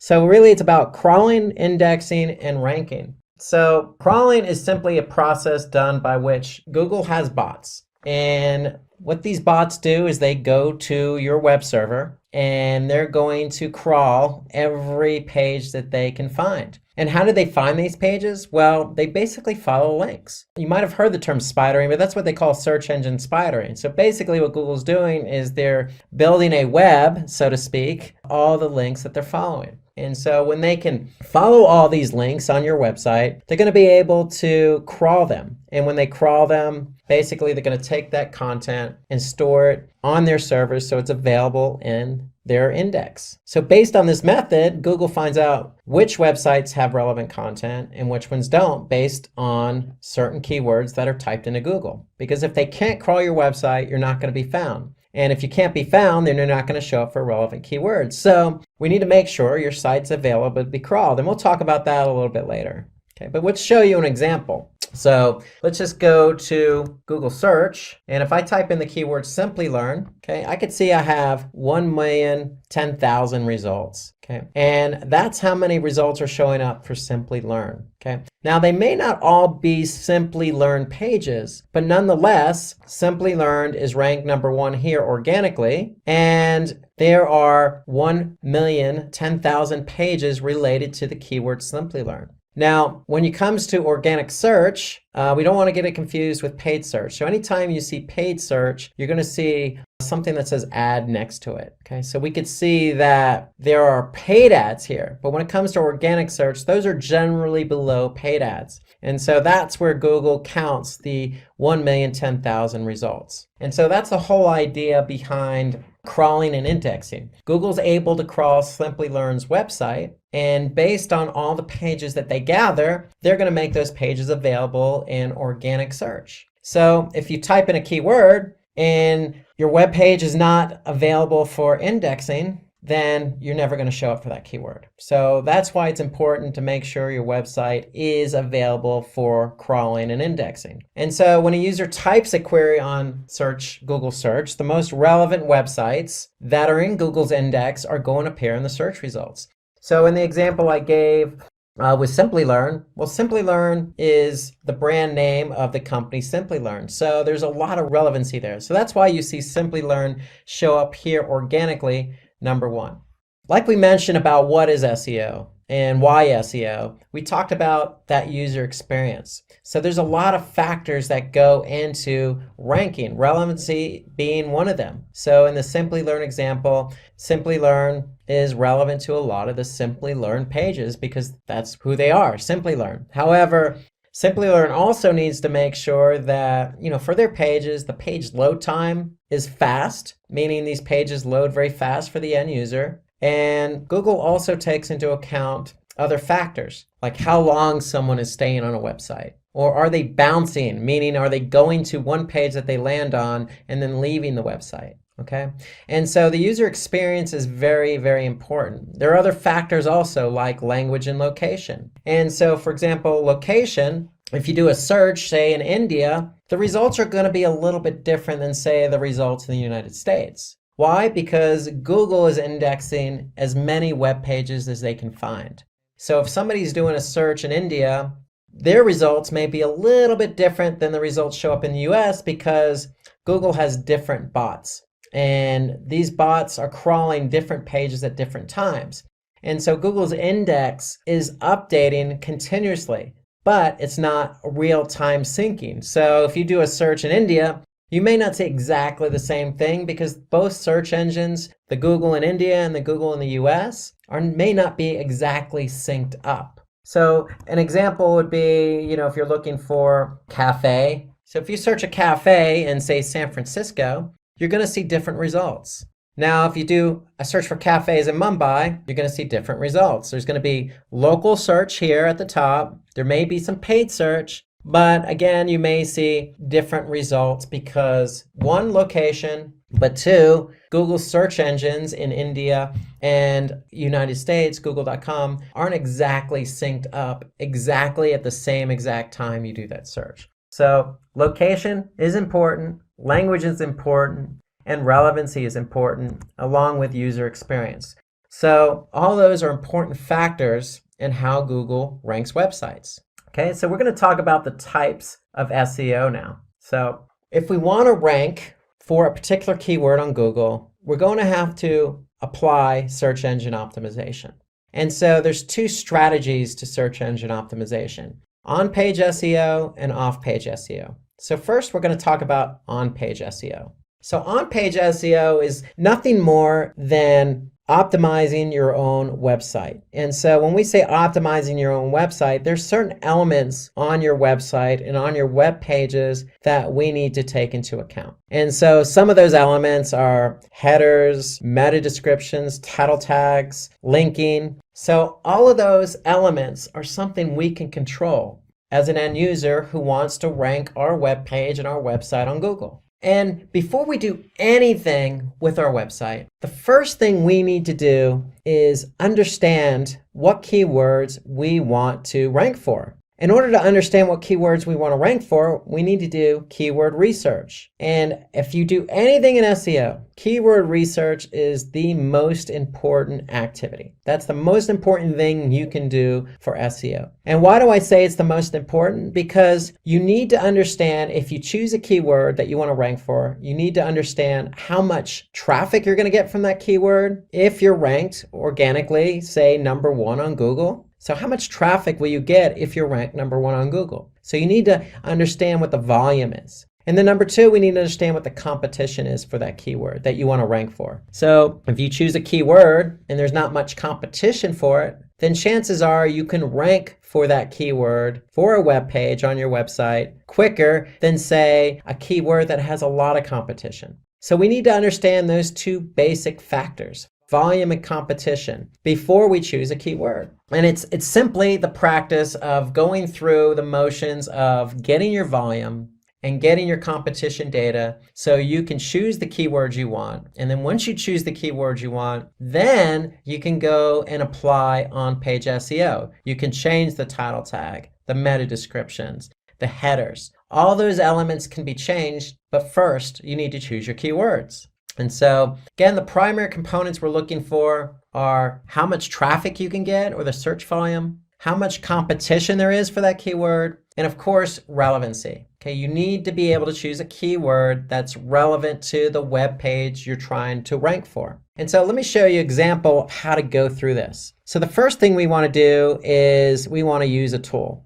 And the tool I would recommend is Google Keyword Planner. And why do I choose Google Keyword Planner? Because if we're trying to rank on Google.com or Google search engine, we want to be able to get the data right from the source. So Google's going to be able to give us information about how much volume a keyword has and how much competition it has. So let me show you an example. So if I want to use Google's Keyword Planner and I want to rank for the keyword how to become a digital marketing specialist, then I'm going to type that keyword into Google's Keyword Planner. And what Google's going to do is they're going to give me some trends about how much volume this particular keyword gets over the course of a year. And so for that particular keyword, I can see that there are trends that appear for both desktop and mobile. So mobile is important because people start their search process a lot of times on their mobile device. So we want to be able to get data from mobile as well as desktop. And so we could see a trend here that for each particular month,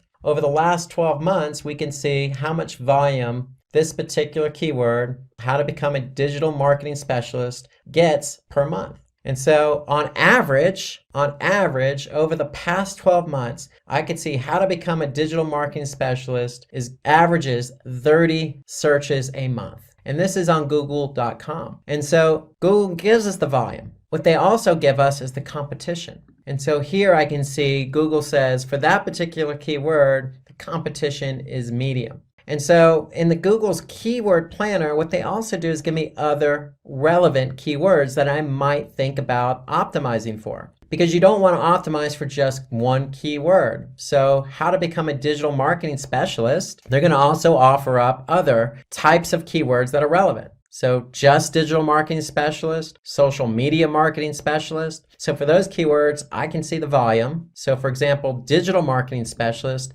I can see the average volume is 1,000 per month on average over the last 12 months. I can also see the competition is medium. But for some other keywords, I can see the search volume being high, like digital marketing course at 2,900 per month, but also the competition is high. And so what I would recommend as a best practice is to collect all your relevant keywords, okay? And put all your relevant keywords in a spreadsheet. And when you put all these relevant keywords in a spreadsheet, you want to get the data on those keywords. And the data I'm referring to is the volume and competition. So in this case, we have volume from Google Planner, Google's Keyword Planner, and I have competition from Google's Keyword Planner. And so if I go into a spreadsheet and I put all that information in here, I'm going to be able to see the volume and competition. And so that's important. However, one thing to note here is that Google's Keyword Planner, if I go back, just gives us low, medium, and high. And if I want to compare numbers to numbers, maybe I want to be able to get exactly the competition number for the keyword, how to become a digital marketing specialist.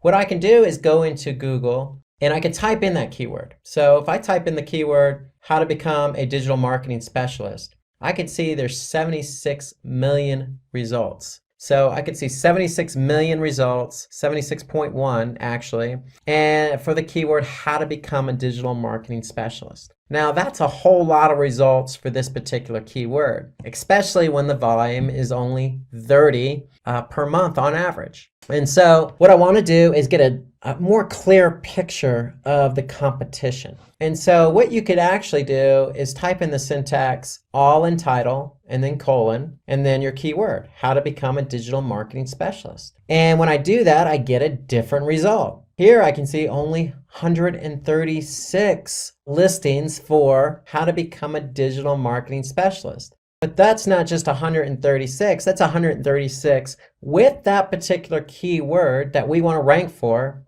in the title tag. Okay, so the title tag is what you see when you type in a keyword or search query in Google search, and the title tag is what you see at the top of every search result.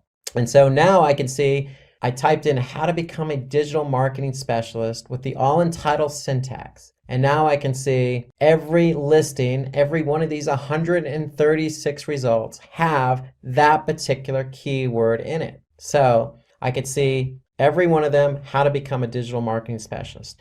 And why is that important? Because now that tells me I only need to climb over 136 listings to rank for that keyword, how to become a digital marketing specialist. And so the idea here is you want to get your volume from Google's keyword planner, but you want to get your competition from Google search. And again, that's simply typing in the syntax, all in title, and then your keyword. In this example, how to become a digital marketing specialist. Once you get those two numbers, you're going to plug them in to your spreadsheet. And then once you do that for a number of different keyword queries, and these keyword queries, again, have to be relevant. Once you do that, then you can go in and pick the keywords you want to optimize for.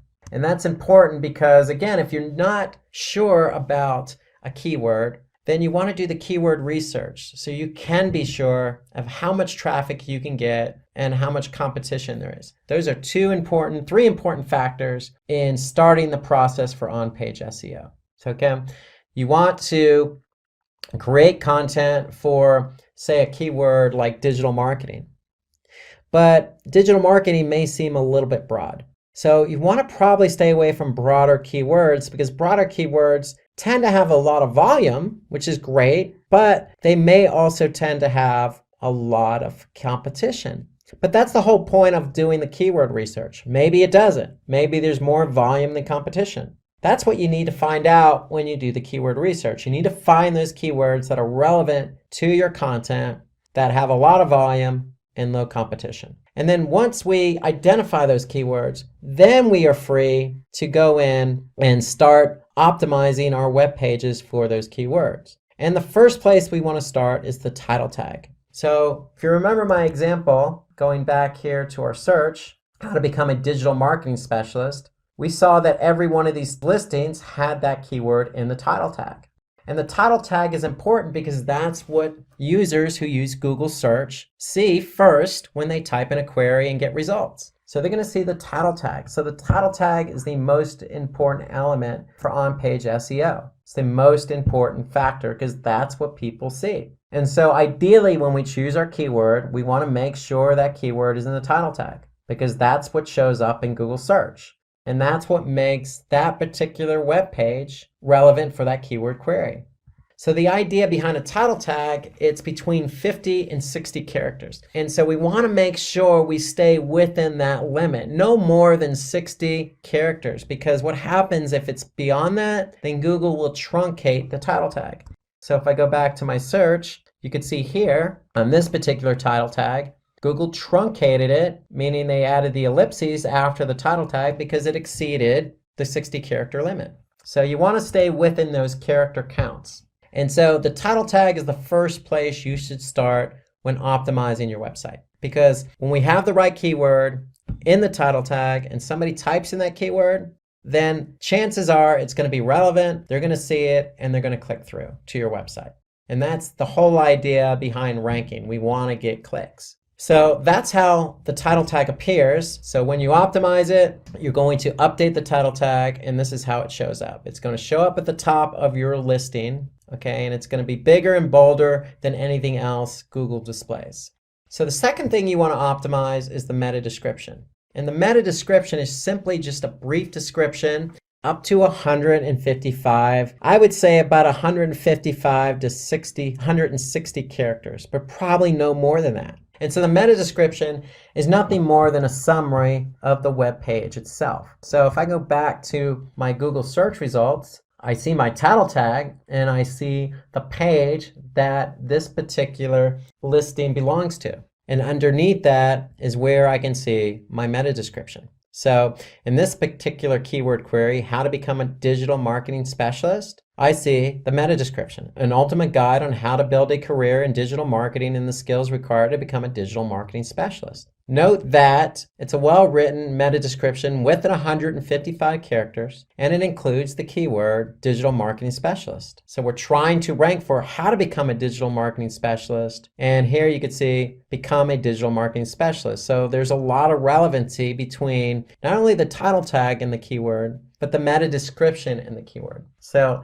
when you're optimizing a keyword, you want to start with the title tag, but you also want to update the meta description. Because if you don't update the meta description and you leave the meta description blank, then you're leaving it to Google to add in copy that they deem relevant. And so for on-page SEO, we want to take control of the copy and we want to optimize it for the keywords we want to be found for. So the meta description is a powerful tool at our disposal. It gives us more characters to work with. It gives us more to talk about. So for that particular page. And so if the title tag is only 60 characters maximum, it's not a lot of information to try and get somebody to click. So the meta description helps us in identifying what that page is about in order to get the click. So the two working in tandem will hopefully increase your click-through rates. So when you're found organically, we want to get the click. And then the third element that's important is the URL. And URL stands for Uniform Resource Locator.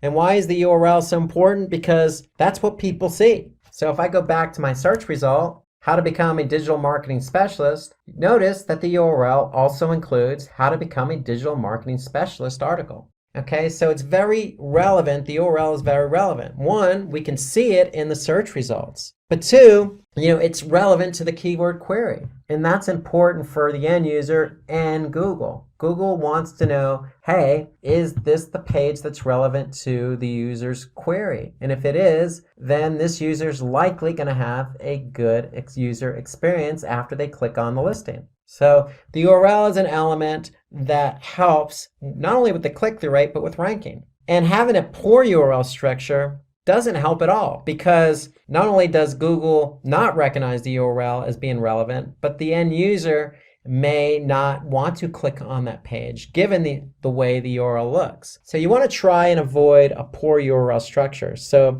the rule of thumb is this: if you don't understand what the URL is, then Google is likely not going to understand what the URL is. And so we want to try and keep our URL structures clean. And when I say clean, ideally you want to make sure that whatever keyword you're trying to optimize, that's the keyword that's included in the URL. Nothing included that is not understandable. So again, going back to our example, how to become a digital marketing specialist. It's very clean. The title tag is the keyword. The meta description is cleanly written, has the keyword. And then the URL is the other element that the end user can see, and that URL includes the keyword in it. So after we've done those three elements, the title tag, the meta description, and the URL, then we want to start optimizing the page itself. So ideally, when we say optimize the page itself, the page, remember, needs to be structured. And when we say structured, it needs to be structured in terms of,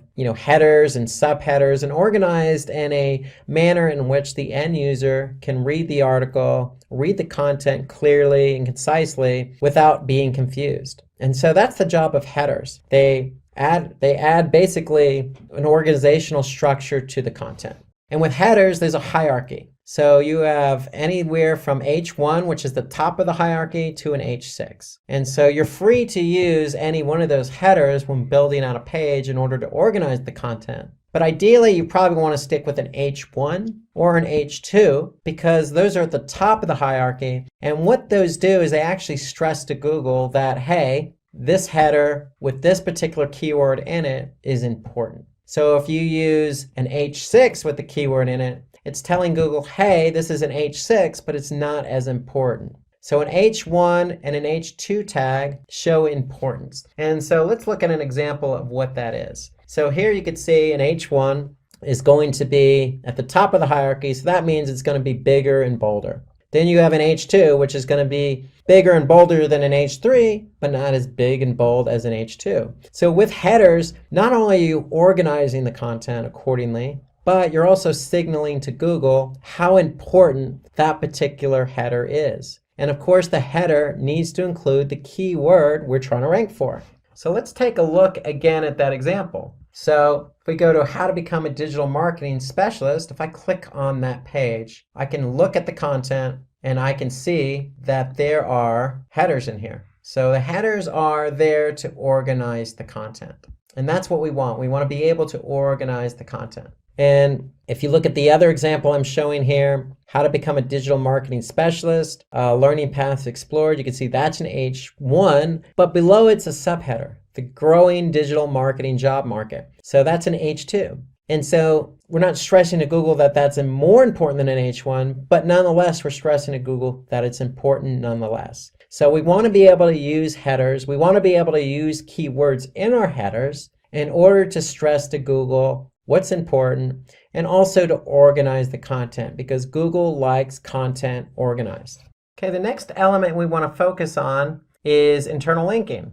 And so internal linking, if you remember earlier in the presentation, is basically links from one page on your website to another. And so here we can see on this particular article, how to become a digital marketing specialist. There's also links to other pages on Simplilearn's website. And so for this particular content, it also links to SEO specialist, PPC specialist, social media marketing specialist, and digital marketing specialist. So the whole idea behind internal linking is to link from one page to another where it's relevant. And in this case, it's relevant because we're talking about how to become a digital marketing specialist. That's what the whole content is about. And so what Simplilearn's doing here is offering up other pages on their website that are relevant to becoming a digital marketing specialist. And so this is a best practice when you're optimizing a web page. So you want to be able to have internal linking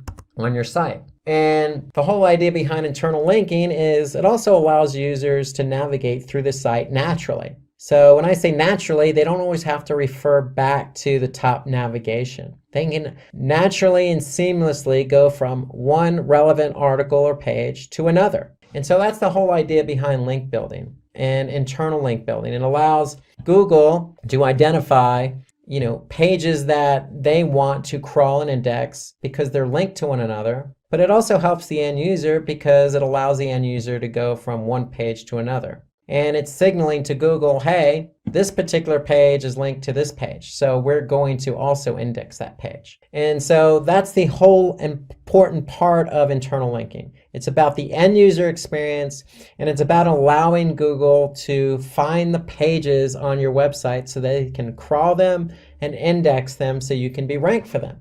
And so also, in addition to internal linking, we want to be able to use natural language. And so what do I mean by natural language or natural language processing? So what Google does is, in terms of natural language processing, they're looking for the content and the keyword.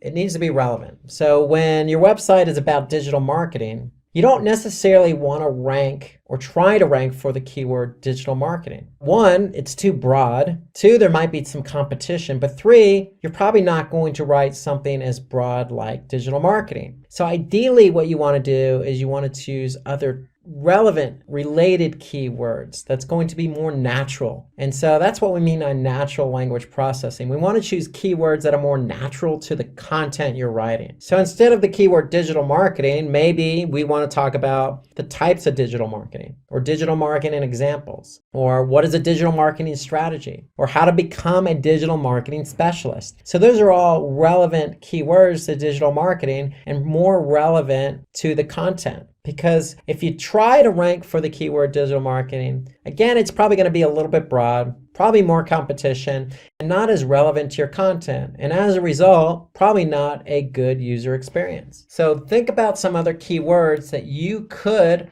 optimize and rank for. And that goes back to the keyword research. That's why the keyword research is so important, because it allows us to identify other keywords in the natural language process. What keywords are more relevant for the content? And then another element to on-page SEO is the sitemap. And so with the sitemap, it's basically a list of all the pages on your website.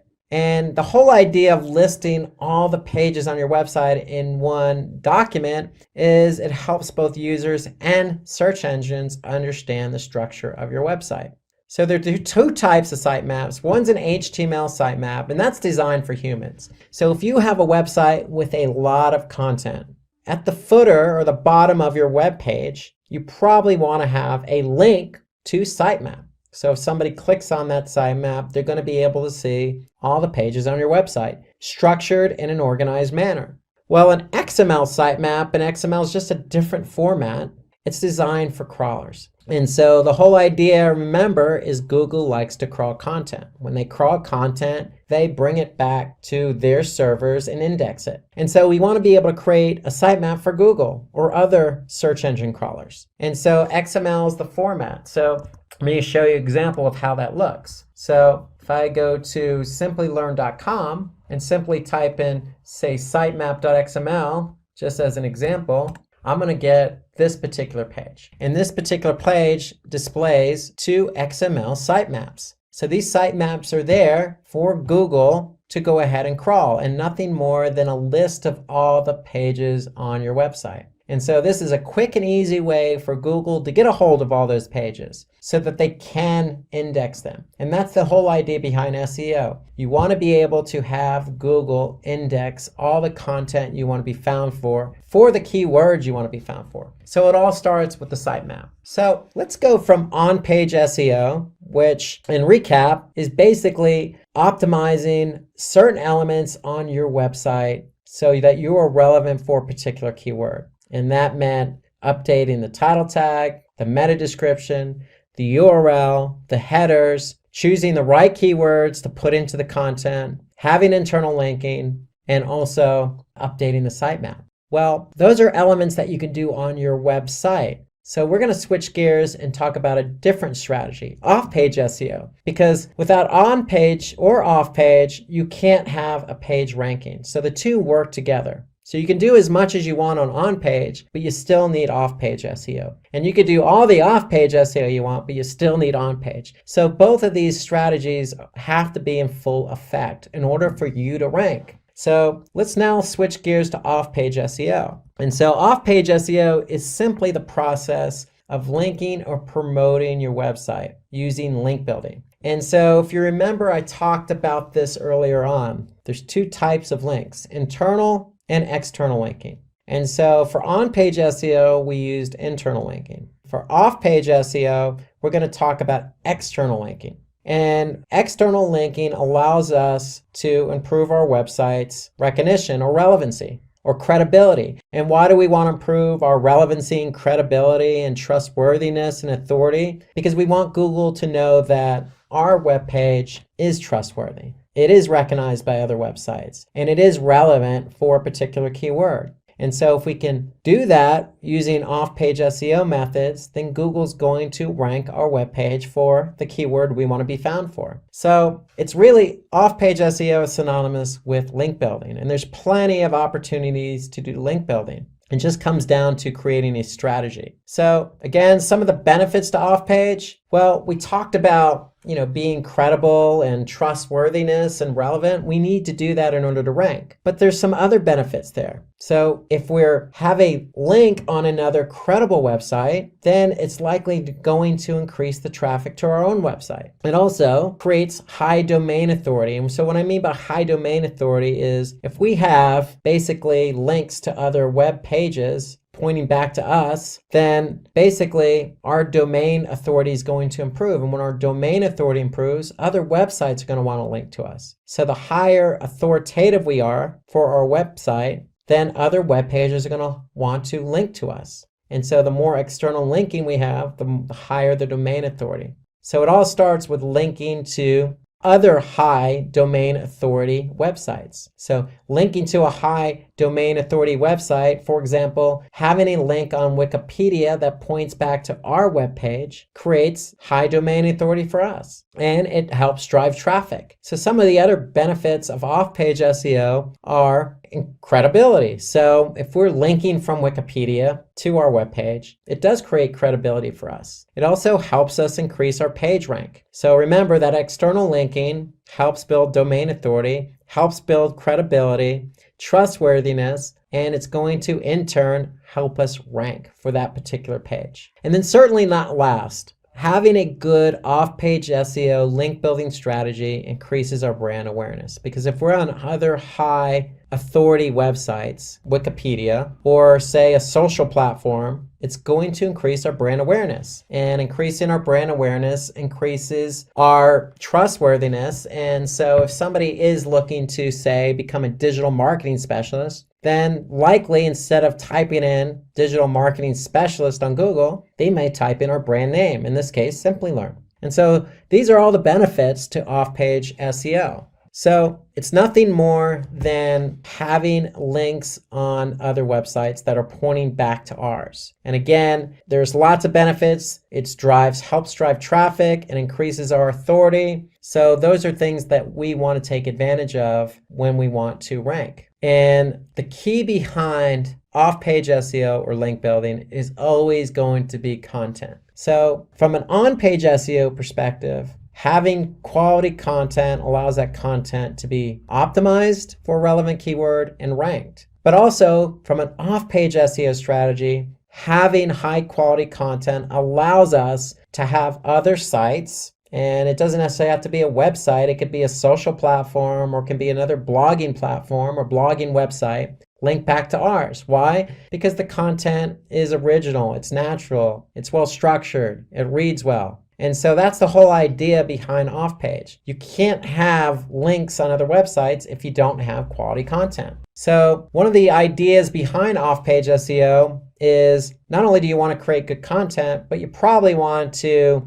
spend a lot of time or a bit of time on others' websites. So remember the example I used earlier in this presentation about having an ice cream blog and ice cream recipes? Well, it probably wouldn't be a bad idea to say spend some time on other blogs related to desserts, related to cakes, related to food in general, related to vegetables or other items that people could link from. So the whole idea is understanding who else is out there, who has relevant content that you could share. So you could share your content with them, they can share their content with you. And generally that's how it works naturally anyway.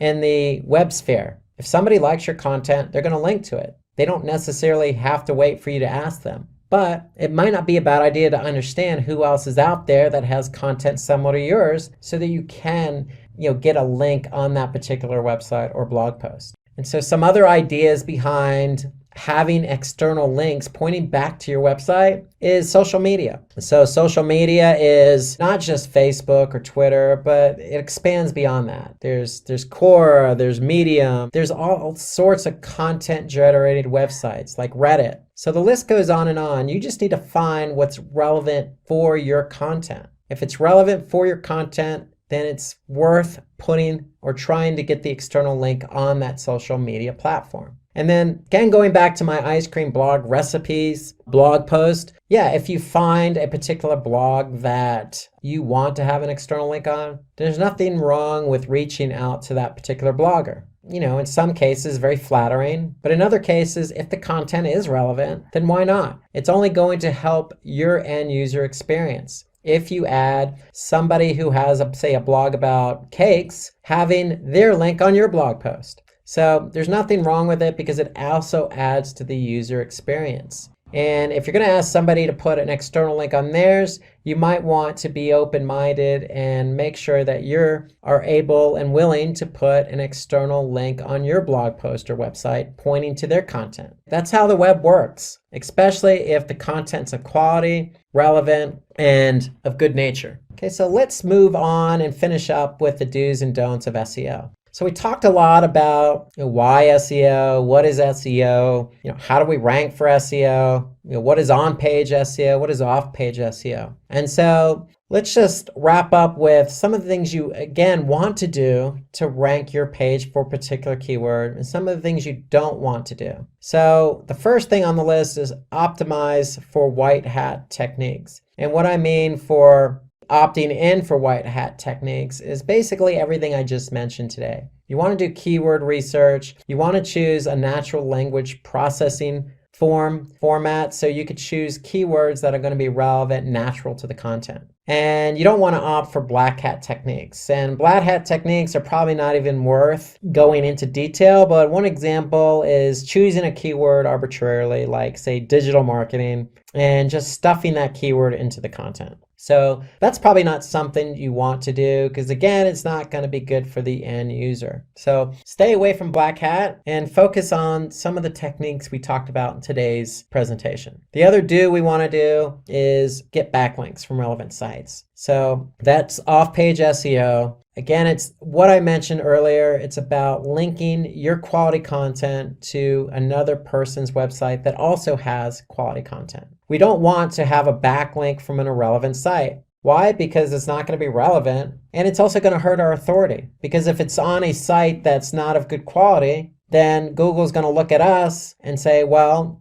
this site is linking to your site, but it's not relevant. So therefore, we're not going to look at you in the same way as if you were on a quality website. We do want to use our keywords naturally because title tags are what people see first on organic search. But you don't want to use the same title tag on every page of your website. So we want to stay away from doing that.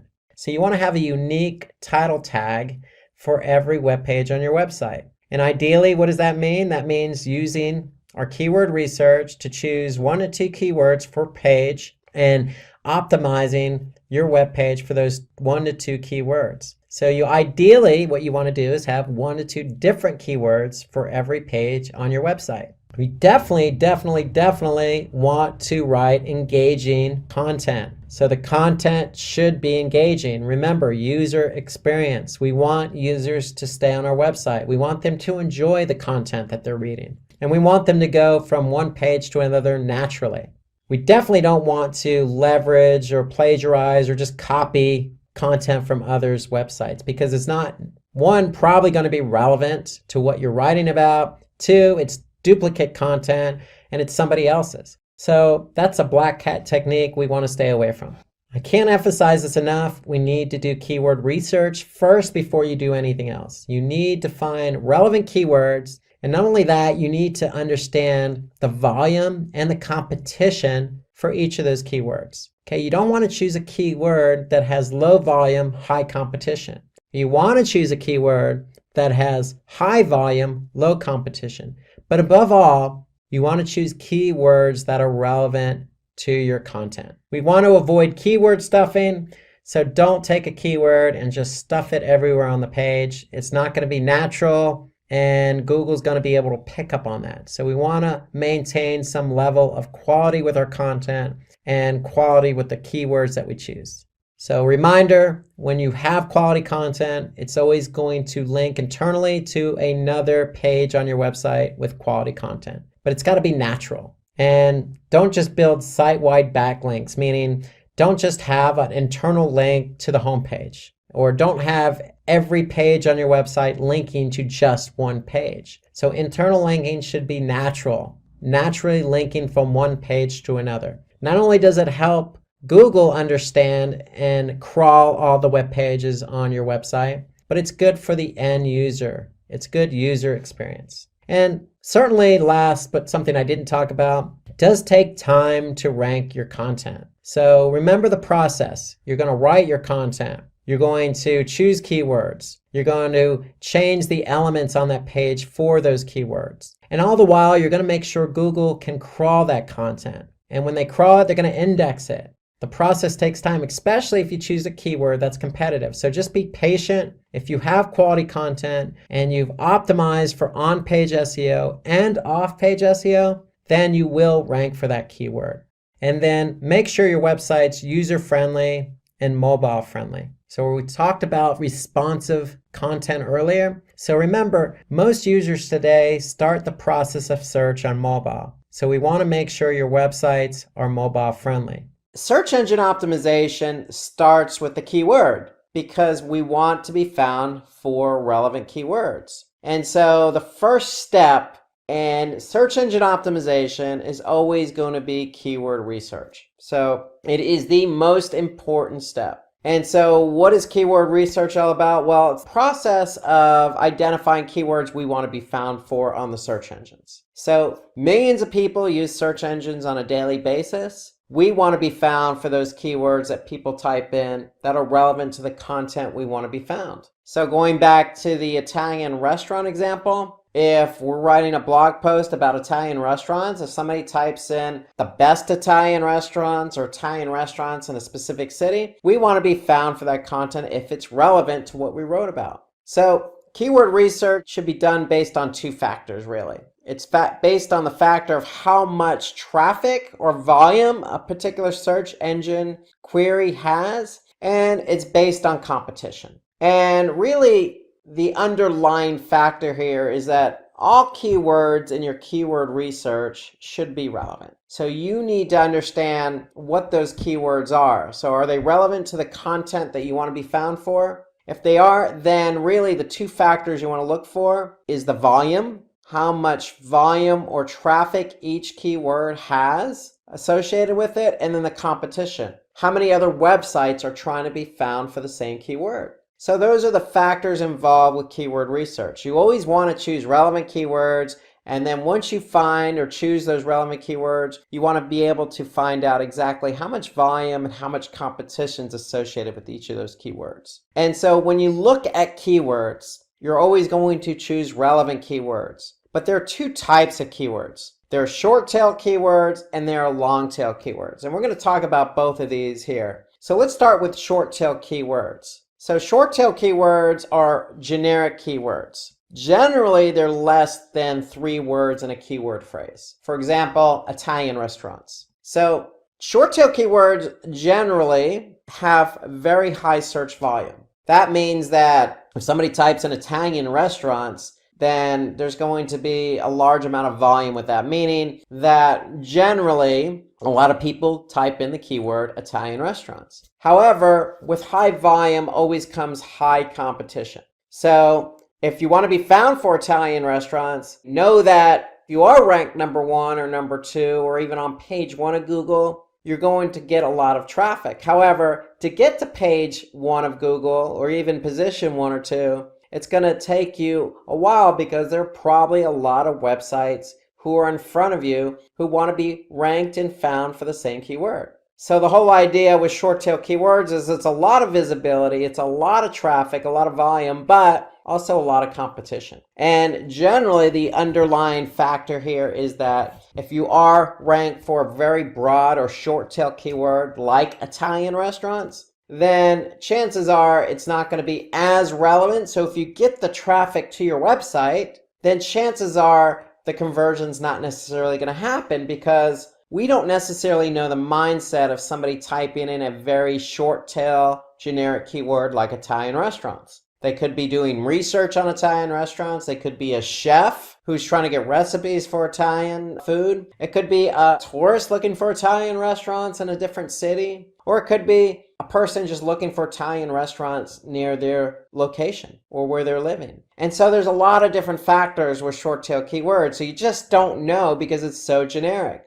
And because it's so generic, if you do get the traffic for that generic keyword, then the chances of the conversion are going to be lower than, say, if it's a more specific relevant keyword. So let's take an example of a short tail keyword. Let's just stick with Italian restaurants. So I'm going to go to a tool called Moz. Well, Moz has a tool called the Keyword Explorer. And within Moz, so if you go to moz.com and then use the Keyword Explorer, you can get an idea of how much volume and competition are associated with a particular keyword. So in this example, we're using Italian restaurants. It's a very broad keyword. We could see that the monthly volume is between 70,000 and 118,000 per month. Okay, so that means for a particular keyword in the United States on a search engine, you're going to get about 70,000 to 118,000 people who type in that keyword. And so if we were to look at the difficulty of that keyword, you could see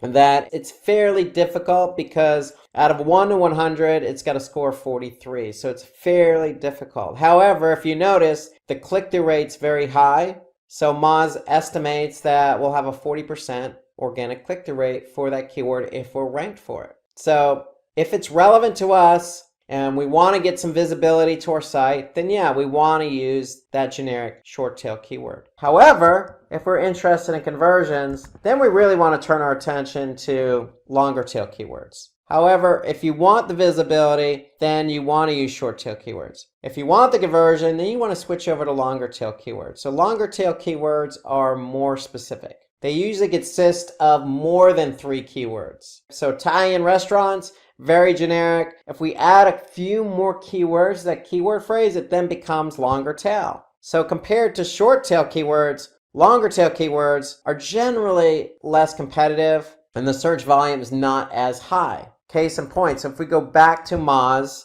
and then we look at the Keyword Explorer and we'd actually type in Italian restaurants and let's just say Orlando, Florida, Moz is going to generate some monthly volume for us, and they're going to allow us to understand how difficult that keyword is. And so here you could see very, very little search volume. In fact, so little volume, there's 11 to 50. Okay, so that means on average that this keyword generates 11 to 50 queries a month. So very low compared to our short tail keyword, Italian restaurants. The difficulty here didn't necessarily lessen, but it is less competitive. So if you're interested in conversions and you have an Italian restaurant in, say, Orlando, Florida, then this is the keyword you may want to use. So there's a trade-off between longer tail and shorter tail. But when visitors land from longer tail keywords, they're usually ready to make a purchase. They're usually more specific intent. There's more intent involved with a longer tail keyword. So best restaurants in Florida, branded shoes in Florida, something very specific is going to generate probably a higher conversion rate than something more generic. So that's the trade-off. And so when to use long tail keywords? Well, we want to use long tail keywords if we're targeting pages with a product or specific article. So if we're interested in that particular conversion, then longer tail keywords are likely more the way we want to go versus something more generic, which means if you're using a generic shorter tail keyword, you're more interested in the visibility and the traffic, not necessarily the conversion. Today we're going to talk about SEO tips and tricks. So let's get started. And throughout this series, we're going to have a few tips to share with you. And we'll start out with tip number 1, opt for smarter ways to do keyword research. And so if you listen to any of our SEO tutorials in the past, you know that keyword research is the first step, but the most crucial step in starting SEO. So when we do keyword research, we want to be able to basically find keywords that we feel are relevant to our business that we want to be found on search for. And so here are a few tips that can help you do that research in a more efficient manner. The first thing we want to do is identify a list of keywords that are relevant. So we only want to focus on relevant keywords for our business. That's a given. So what I would suggest is, as a best practice, maybe,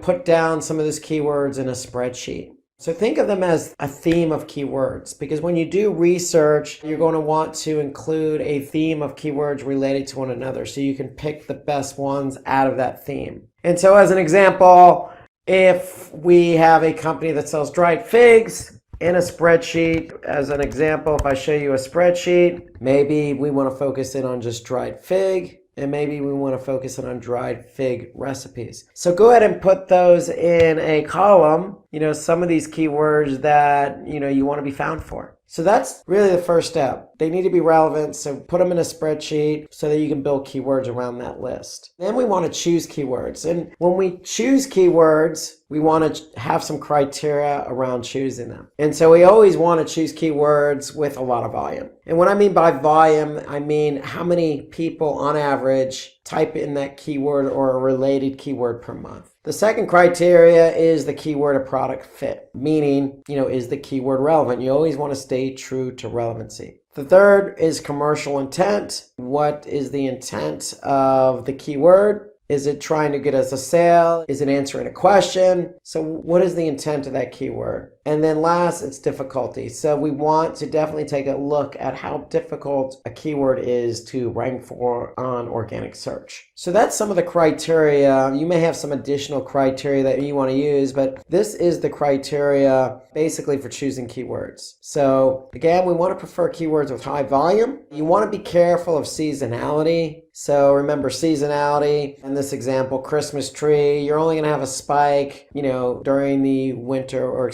the October, November, December months. So be careful of seasonality when choosing high volume keywords. And again, keywords that are relevant to your product, even though it doesn't have much search volume, relevancy always trumps volume or any other metric. Commercial intent. So we want to look at keywords that, for example, have buy in them. They may have low search volume, but if somebody's typing in that keyword, then we can insinuate that the consumer who typed in that keyword is ready to make the purchase. So we want to look at what the intent is of that keyword. And then again, the difficulty. Always opt for keywords that have low difficulty or competition. And so in order to get these metrics, we can use third-party tools. And I'm going to show you a couple of examples of third-party tools you can use that will give you some of this information. So the first tool I'm going to show you is Google Ads Keyword Planner. So if I'm having a Google Ads account, I could simply go to Tools and then choose the Keyword Planner. And from there, I want to find new keywords. So if I choose the keyword dried figs, because that's the keyword I put in my spreadsheet that I'm interested in optimizing for, and then maybe dried fig recipes. That was the other keyword theme.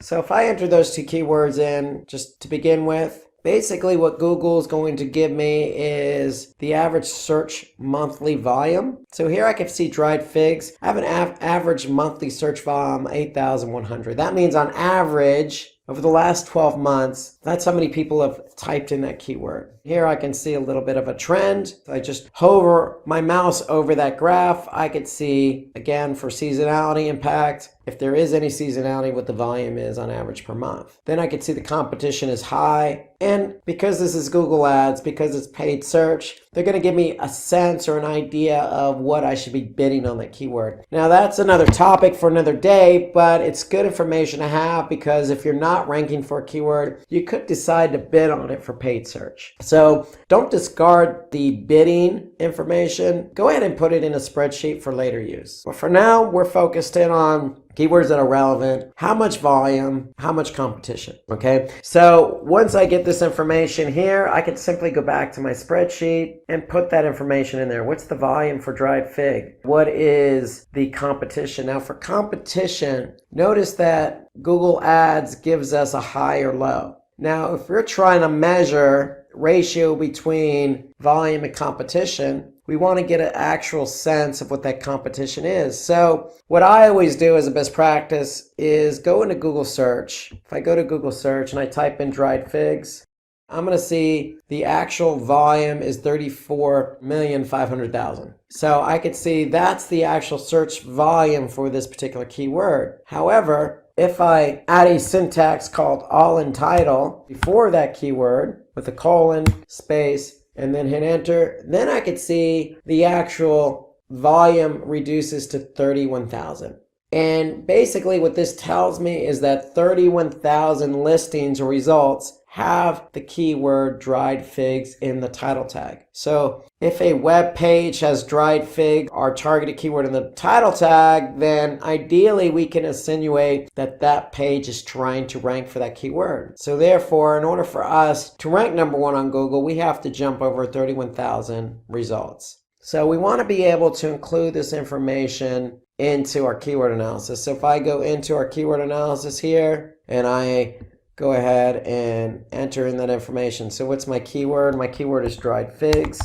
Okay. My volume was 8,100. My competition was 31,000. And so that gives me a ratio of 81 divided by 31,000. If I make that into a percentage, basically 26%. So that's my keyword effectiveness index or KEI or ratio between volume and competition. And so that's a way that you can gather information is by using Google Ads, enter the information into a spreadsheet, and then sort all your data by KEI. You could sort it by volume, you could sort it by competition. All these metrics matter. Alternatively, as another tool, you can use Moz. So Moz has a keyword explorer tool. Okay, so if I type in the keyword dried figs, focusing on the United States, I could see that Moz says, hey, look, there's anywhere between 4,300 and 6,500 in terms of volume. Out of 100, the difficulty is 41. And so I can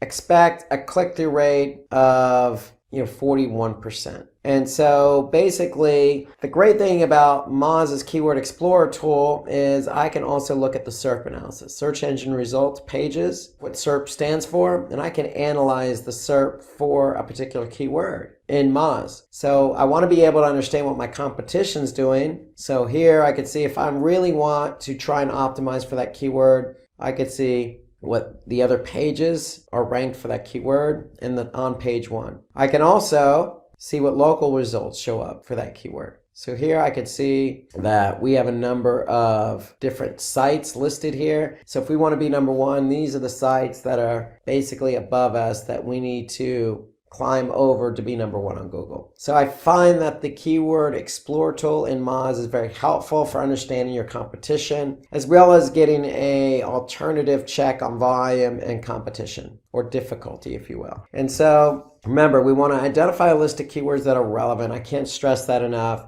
We want to choose keywords based on difficulty. We want to choose keywords based on volume, on commercial intent, and more important, relevancy. We can also identify trends from a site search query like Amazon and know what your competitors are ranking for. So we can also go back into Moz and we can see, just by typing in some of the keywords we're focusing on, we can see if our competitors are ranking for the same keywords just by using that Keyword Explorer tool. And then another thing we want to look at is LSI, or latent semantic indexing. So that's a fancy word, which basically means we want to find keywords related to the topic of the page you're trying to optimize. So if there are other keywords on that page, then you could sway in that direction. And so when it comes to choosing keywords, you want to choose always a primary and secondary keyword. And so if we go back to our spreadsheet, it doesn't necessarily always have to be just one keyword. It doesn't necessarily have to be dried figs. We could choose another keyword that has a good volume to competition ratio. So we want to choose keywords that are always relevant. And if we're analyzing nothing but relevant keywords, then we want to be able to choose keywords that have a good ratio between volume and competition. So you always want to choose at least 2 keywords per page. We can also stay up to date on industry news, as will help you learn new jargon. So it doesn't hurt to subscribe to sites like Search Engine Watch or ExtensionsLanguage.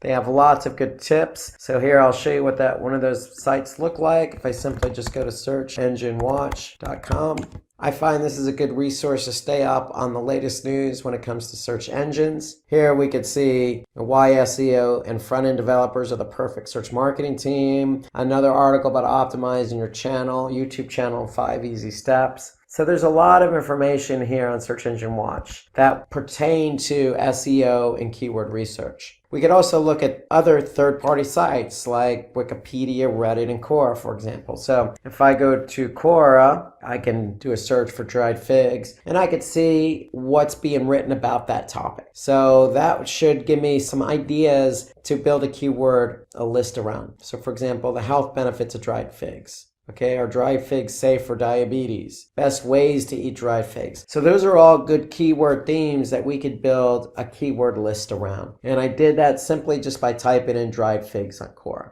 So that's a good tip for you to leverage when you're trying to build out a keyword list. Okay, let's talk about tip number 2, which is publish high quality content to get more traffic to your website. So it's all about content. So we've already done the keyword research. We still need to kind of merge the two. But when we talk about merging the two, it's not just building content around those keywords. It's much more than that when it comes to SEO. And so that's why we always talk about high quality content. So let's talk about some of the tips that can help you create high quality content. So First tip is we want to be able to publish longer and engaging content. Longer and engaging content tends to rank higher in Google. Why? Because you have more content to work with. And when you have more content to work with, you can optimize it, you can structure it, you can insert different assets like videos and images. And by keeping it long, you're going to likely keep it engaging. And so Google tends to lean in favor of content that is well organized, structured,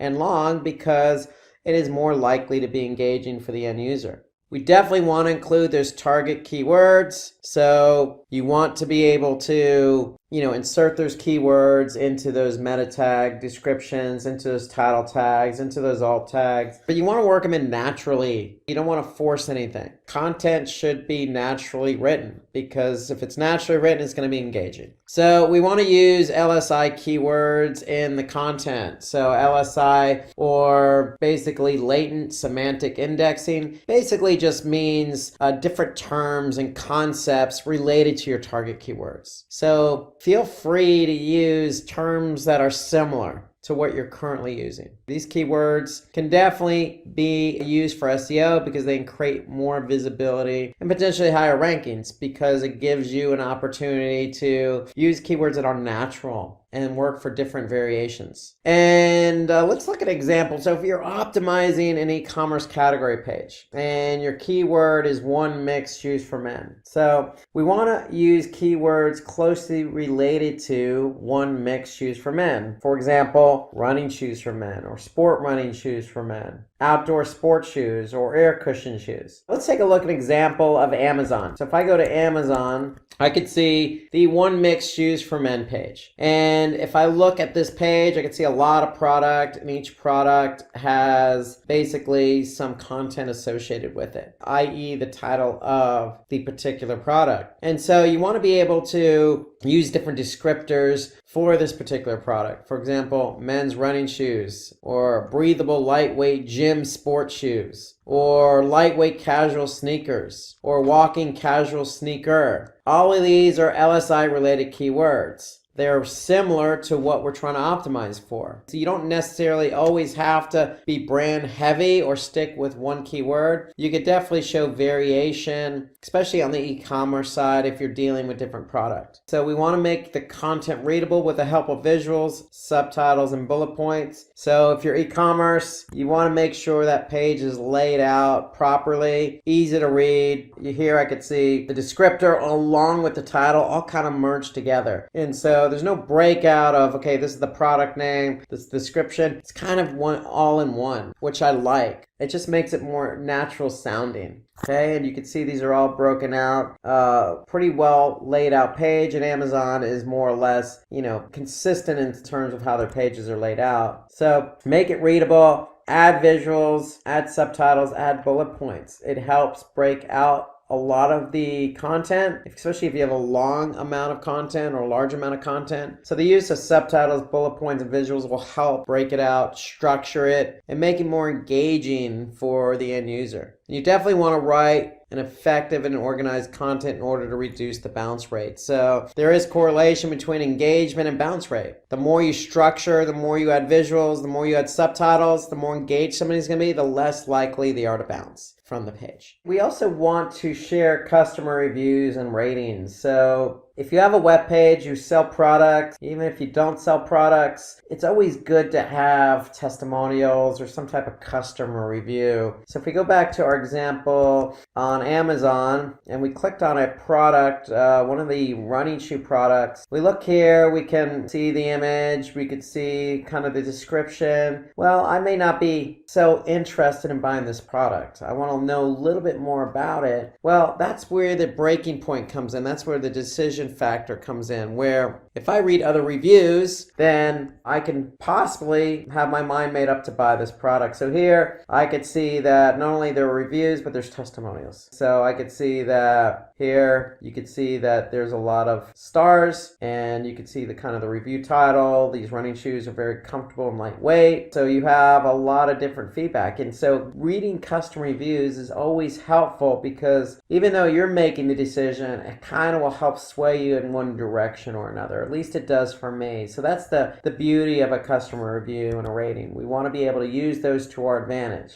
And then you want to be able to update your content on a regular basis. And that goes for testimonials and reviews. You want to make sure you're always getting reviews. Because if you're always getting reviews, then that's just adding to the particular product. And so if you're always updating your content on a regular basis as well, then Google's going to be able to see that. And Google likes fresh content. Okay, we also want to include the benefits of the product. So if you're selling a product, any product, you always want to include the benefits. You want to do as much as you can to make your product engaging to the end user, enticing so that they can buy it. So in addition to customer reviews or adding content about the product, you want to include benefits. So if we go back to Amazon here, we could see Amazon lists a lot of the benefits, or OneMix in this case lists a lot of the benefits. So here you could see all the descriptors about the particular product. It's got rubber sole, it's got a breathable textile lining, you get free high quality socks with every shoe. So these are some of the features, and if we continue to scroll down, we could see some of the details about the fabric type, specifics about the fabric, and there's a lot of information on this product page, even a sizing chart, so a lot of different features that will help the end user make the decision. So don't hold back, add as much information as you possibly can, as much information as you have available. It doesn't hurt, because in the end, what you're trying to do from a product perspective is sell the product, and you can't really sell it unless you have information that's going to convince the user that this product is what they want to buy. So include the warranty, size recommendation, return policy, and some offers. So it should all be listed on the page, easy for the end user to see. So can't stress it enough, provide as much product information as possible. We go back here. Here it has a sizing chart, what colors are available, again, some of the descriptors. If I scroll down, here I can see some more of the benefits, waffle rubber outsole, soft deodorant insole, again, fabric type. It's got all sorts of information. It's got images about the fabric itself, the shoe itself, how it's structured. So a lot of information about this, and it even does a comparison. And so there's a lot of information about this particular product. So don't hold back. Add as much as you can to convince the end user. So in the case of the OneMix on Amazon, they had a sizing chart. They had an FAQ. They had additional information. What other products that customers view from OneMix? And then testimonials. So these are some of the basic bits of information you want to add on your page. If you don't have customer reviews, it's okay. Add FAQ in its place. Again, the end result is to convince the customer to purchase the product. And then build a comprehensive internal linking structure of web pages. So every product page should link to similar products. So if I go back here I could see other products from OneMix. So you should always have a linking structure so that if the end user doesn't want to particularly buy that particular product, then you have links available so they can go to another page. And then add different varieties and related short videos of the product. So if we go back to our product page, they have different varieties that they're showcasing here. They have the size chart. They even have a size convertible chart. So if you're dealing with metrics, you can go over to US metrics, feet, vice versa. You can add a video. Show a video of, if you're selling running shoes, show a video of somebody working out. It doesn't have to be a full-blown commercial per se, but it could be a short 30-second video of what the shoe looks like on somebody else's feet, so that they could see somebody walking with those shoes on. So video doesn't have to be a big production. You can do it right from your phone. So review your content before you publish. This goes without saying. You want to do that. Just you make sure you include everything possible. Because when the content does get published, remember, Google's going to index that content. When they index it, it's going to show up in the search results. So we want to make sure we have all the information readily available, not only for the end user, but for Google as well. We want to be able to analyze our meta tags and URL to improve click-through rates. So this is important because the meta tags, i.e. the title tag and the meta description, and the URL is what shows up in Google search results. So we have title tags first. That's the first important element. That's what shows up in the search results. So what we want to do is we want to optimize the title tag. And when we optimize it, we want to use modifiers. And when I say modifiers, I mean, feel free to use the word best or cash back or free shipping or discount. So for example, if you're selling running shoes, 25 best sneakers, or up to 70% off, or free shipping, or buy shoes on discount, very action oriented, but it includes these modifiers that are going to help somebody click on that link. So some tips for optimizing the title tag. In addition to the modifiers, we want to watch the title length, and we want to include those target keywords in the title tag. So remember, you're likely going to have 2 keywords to work with. You want to have at least one of those keywords in your title tag. So with the modifier, up to 60 to 65 characters in length with that targeted keyword should get you a good title tag that's going to get somebody to click on it. So let's look at an example. So if I type in the keyword best recipes for dried figs, here I could scroll down. Here's my title tag, stands out. My URL is right underneath that, and underneath the URL is the meta description. And so here I can see some modifiers: 188 best autumn dried fig recipes, or 25 fantastic fig recipes, or 10 best cooking dried fig recipes. So these are all modifiers that are going to help somebody get the click. Get them to click on your link and go to your website. So when you don't hit the 65 character limit, if you go over that, Google's going to cut off the title tag. So we want to avoid that at all possible. So the whole idea is, like 10 best cooking dried fig recipes by Yumly. That's a good enticing title tag. Okay, takes into account a modifier, includes the targeted keyword, and is under the 65 character count. Some additional tips for writing meta description. We always want to provide a unique description for each web page of the website. So no duplicate meta tag descriptions. Every page needs to be unique. Then we also want to be specific about what we're offering. So if you have, say, you're selling headphones and you have a particular set of headphones from a different specific brand, include that in the meta description. If you have that particular product from that brand on sale, include that in the meta description. So you want to be as specific as possible. The whole idea behind a meta description is to describe the page, but also to get the end user to click on your link. So here's an example of using modifiers and describing a page. If we look at Amazon again, we can see this example here. And if we look at it on Google search results, so if I type in Amazon Bluetooth headsets, $10 are on sale. Here we can see a lot of Amazon listings in Google search. Here you can see the use of modifiers in the title tag and also in the meta description. Here we could see that, this particular headset, Bluetooth headset, is on sale, 50% off. So if something's on sale, feel free to include it. Be descriptive about the page, let people know where they're going, and use those modifiers. Don't be afraid to use numbers in the meta description. Even if it's the price itself, even if it's not on sale, but it is the price, include it. It's not going to hurt. The more information you can include in a meta description, the better chance you have of somebody clicking on that link. Use numbers, symbols.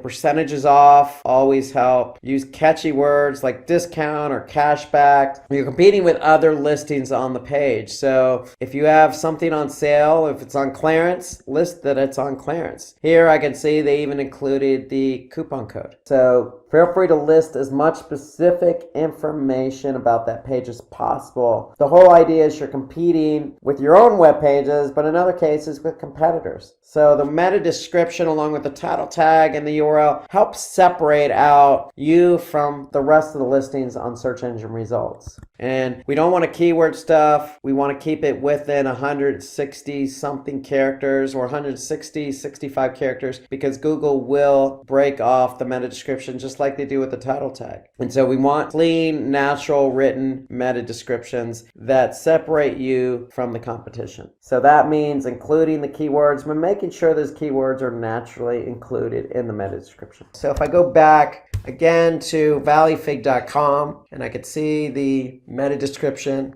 Hey, welcome to the best resource online for dried fig recipes. Savory, sweet, snacks are healthy, dried fig recipes. We've got it all. Okay, start cooking with figs. And so it's natural sounding. It does include the keyword. It's not keyword stuffing. It's natural sounding. That's hopefully going to get that person to click on this particular website. Let's turn our attention to the URL. So we want to make sure that the URL is basically taking into account best practices. So if we take a look at this particular URL here, it doesn't necessarily look as attractive as we would like. So first of all, I don't understand some of it. So that makes it unpleasant, boring, and messy, to say the least. So you want URLs that, basically are clean and understandable. So in other words, we want to make them SEO friendly. Because if they're SEO friendly, somebody understands the URL, then they're likely going to click on it. So the old rule of thumb is if you can read the URL, then the search engines can read the URL. So here are some tips for creating friendly URLs for SEO. Make it readable. You want to include the target keyword in the URL. So if it's dried figs, the URL should include dried figs. If it's dried fig recipes, make sure it's dried fig recipes. Now avoid using too many subdirectories in the URLs. So we want to keep it as close as possible to the root directory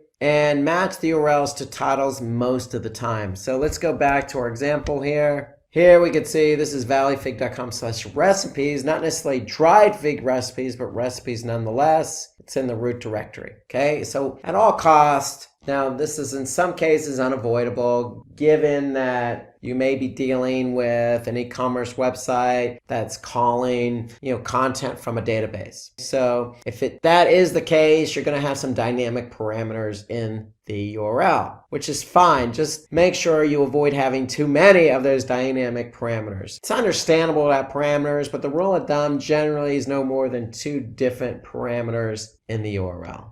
So prefer to create short URLs. That's really the way to go. The shorter, the better is the rule of thumb. And, if you're going to break up the URL, then use hyphens instead of underscores. It's just cleaner. It's a more understandable. Search engines tend to read it a little bit easier if it's hyphen. So here's what a friendly URL looks like for search. You got your domain, you got a subcategory broken up with a hyphen, and then the product. So that's just a clean URL for a particular e-commerce site that has categories and subcategories. So again, we got Amazon.com. Your category can be electronics, your subcategory could be earphones, and your product could be Bode earphones. It's that simple. Let's start with talking about rich snippets. This is tip number 4. So we want to add rich snippets to improve your website's visibility on SERPs. So tip number 4 is all about rich snippets. So let's start out by asking ourselves, what is a rich snippet? So rich snippet is simply just a term used to describe structured data markup that you as a website owner can add to your HTML. So hypertext markup language or HTML is what is basically constructs a page. So if we can add more information to that, that will in turn allow search engines like Google to better understand the information that's on that web page. So the more Google understands about that web page, the more they can put into the search engine results page. So rich snippets is basically some structured data markup that we can add to our existing HTML. And so if we want to add rich snippets to search engines, then how would you prefer your products to be displayed? Well, if we have products, then we want to make sure that maybe we have reviews or maybe we have other information in there like links to our site. Okay, so there's a lot of different types of rich snippets that, we can add that Google can recognize and add to the search engine results. So if you have a product, then there's a lot of things we can add, like specifically product reviews. So we want to be able to add more information to the search engine results by working in some rich snippets. So basically the whole idea is to set up the rich snippet to drive targeted traffic. Okay, so because the more information in the SERP, the more likelihood you're going to get the click. And the more likelihood that click is specific traffic. So some of the benefits of structuring the data for rich snippets are, as I mentioned, increasing click-through rates, also increasing conversion rates. So when you get the traffic from organic search to your website, if somebody's looking for a specific product and you have a number of different good reviews showing up, let's just say 5 stars out of 5 stars, and you have 100 reviews showing 5 stars, then, somebody's probably going to take some trust in your brand, and your conversion rate probability is going to go higher. It also helps improve your search engine visibility because you're adding more information. So in other words, the more Google knows about your page, the likelihood it's going to rank that page. And it's more likely that that information that's contained in that rich snippet is going to get featured in either the knowledge graph, which is that graph on the right side, or in a featured snippet, which usually shows up at the top of search engine results. So in other words, the more information you give Google, the more they can use that information on their search results page. And there's no disagreeing that the more information that you have in your search engine result, the likelihood of getting more traffic increases. So for rich snippets, you could always start with images. So some of the common properties that you can add to your product page, if you have a product page, or just the page itself, is an image. You can always start there. You can always add a description.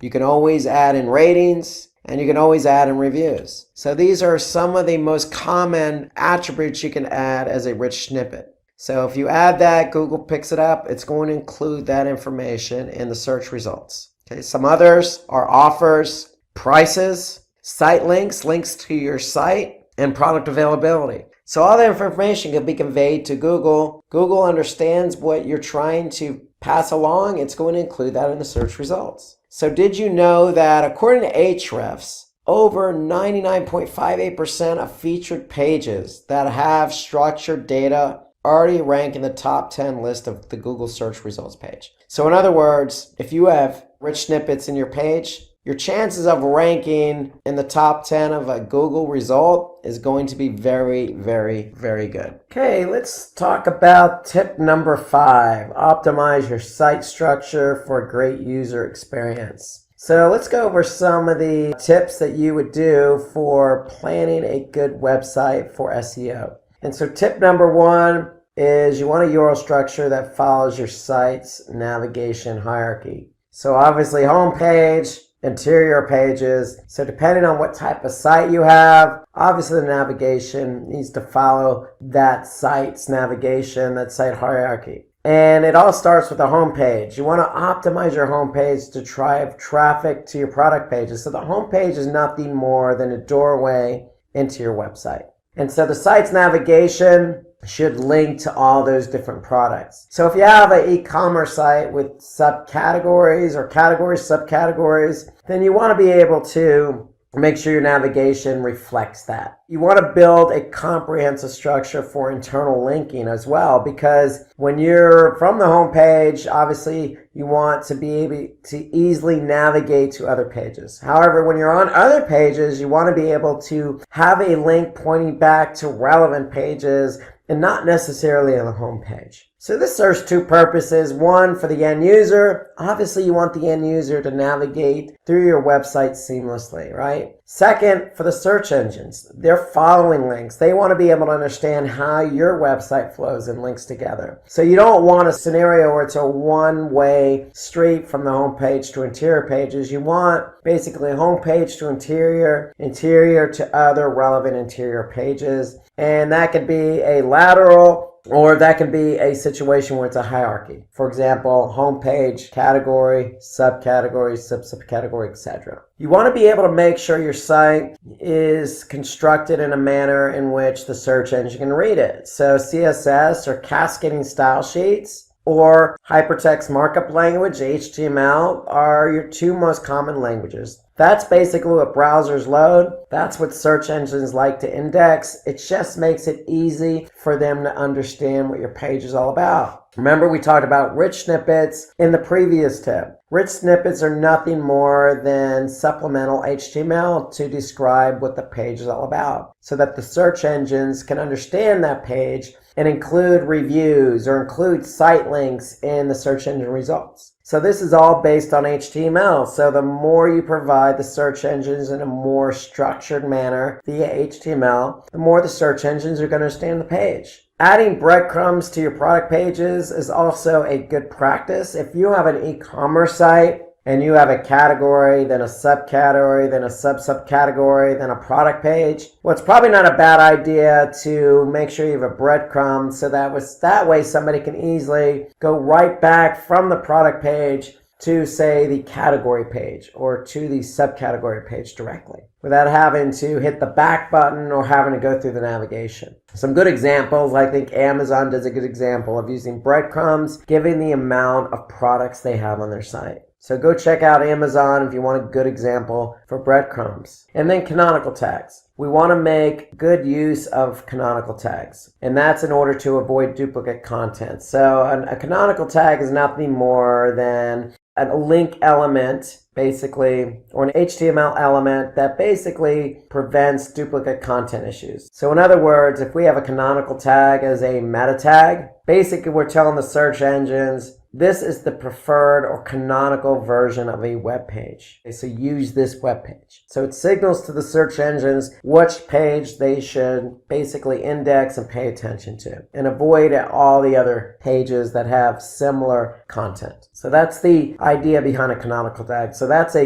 good best practice. And then optimize your site for desktop and mobile. I can't stress the mobile part enough. Most users begin their journey on mobile. So if you're not sure about what the search engines like or don't like, you can always refer to Google Search Console for an example. So if you go to Google Search Console, they have a report called Mobile Usability. So if you click on Mobile Usability, you can see what pages they like, what pages they don't like from a mobile perspective. And if you have errors, they're going to tell you what those errors are. So if your website has text that's too small to read, they're going to tell you that these are the pages with this error. And so that allows you to go and address those errors, because from a Google perspective, if a page has a mobile usability error, then Google will not index that page. So leverage Google Search Console to get a sense of what type of errors your site has from a mobile perspective. You also want to prefer to keep your checkout page simple. So again, from an e-commerce perspective, you want to keep the checkout page as simple as possible for obvious reasons. You want the end user to have a good experience, and you obviously want the conversion. So when I say keep a checkout page simple, really now with today's technology, you can create a one-page checkout process. You want to optimize your sitemap. So when we talk about sitemaps, we want to make sure that it's a file, an XML file that basically includes all of our URLs. And we can then turn around and give that sitemap to the search engines. So if you have a sitemap in XML, make sure you go to Google Search Console. So if I go to Google Search Console and I click on sitemaps, I can just simply tell Google where my sitemap is located. And when they recognize that sitemap, they're going to be able to basically index the URLs from that sitemap. So we could see here how many URLs they discover and how many they index. So make sure you create the sitemap in an XML format, submit the sitemap via Google Search Console, and then you can go back and see how many pages they've indexed versus how many you've submitted. And you want to make sure that sitemap is dynamic, meaning anytime you publish a URL, that URL is added to the sitemap. Fixing broken links. So broken links is not something you want, but it's something every website has. It's unavoidable.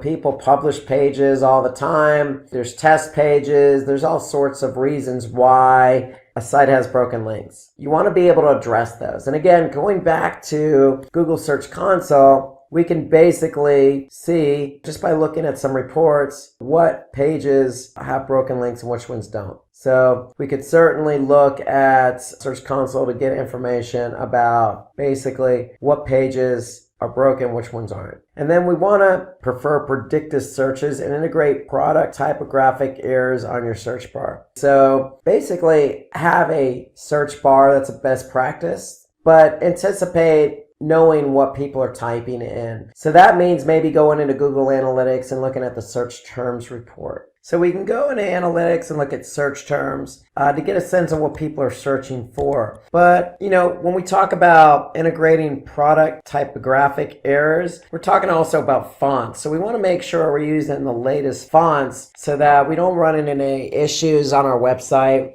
people not being able to read based on a specific font that you're using. And then as a best practice, what I found, and this is not necessarily for everyone, but using a live chat widget sometimes helps. In fact, I would even go beyond sometimes, most of the time, again, depending on your business, but I see most businesses now have live chat enabled. And so basically having live chat enables somebody who has a question to immediately reach out to somebody versus picking up the phone versus sending an email. It's just instantaneous gratification in some ways. So inserting live chat on a website is more common practice than not nowadays, given it lends to a better user experience. Tip number 6, improve your page speed and reduce the bounce rate. So let's talk about page speed and how page speed correlates with higher bounce rate if it's a high page load. And so according to Crazy, page speed is an important overlooked SEO tactic because for every second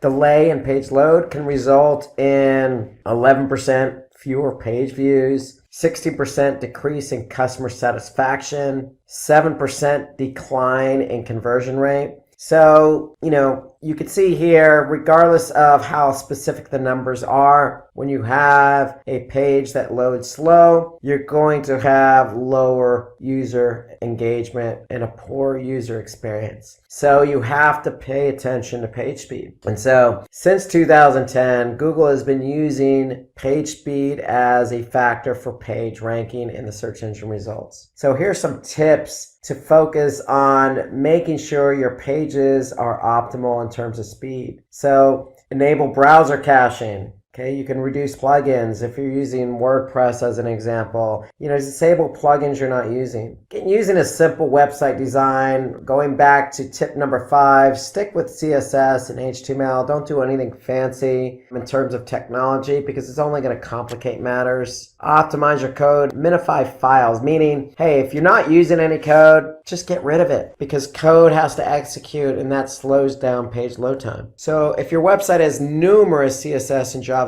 files, basically minify and combine them. And that's what we're talking about there. You don't necessarily need a lot of, JavaScript on your page. You can leverage Google Tag Manager or, other features that help minimize the number of JavaScript files you have. And so you can also get some of these ideas by going into Google Analytics. So in Analytics, under behavior, under site speed, under page timings, you can basically see how quick each page loads. And then if you click on speed suggestions right below page timings, what happens is Google's going to actually give you some suggested ways to increase speed. So if we let this report load, we'll be able to see some speed suggestions per page. And so here you can see, for example, the home page has an average page load time of 4.89 seconds. You can see right next to that, we have page speed suggestions, 7 total. So if we click on that, basically what it's going to do, it's going to launch another Google product called Page Speed Insights. And what Page Speed Insights is going to do is it's going to analyze the page in question, whether that be the home page or an interior page. And what they're actually going to do is not only analyze the desktop version of your website, but also the mobile version. And so now we can see opportunities to improve our page speed by making sure the images are properly sized, making sure server response time is changed. Again, defer unused CSS, not using CSS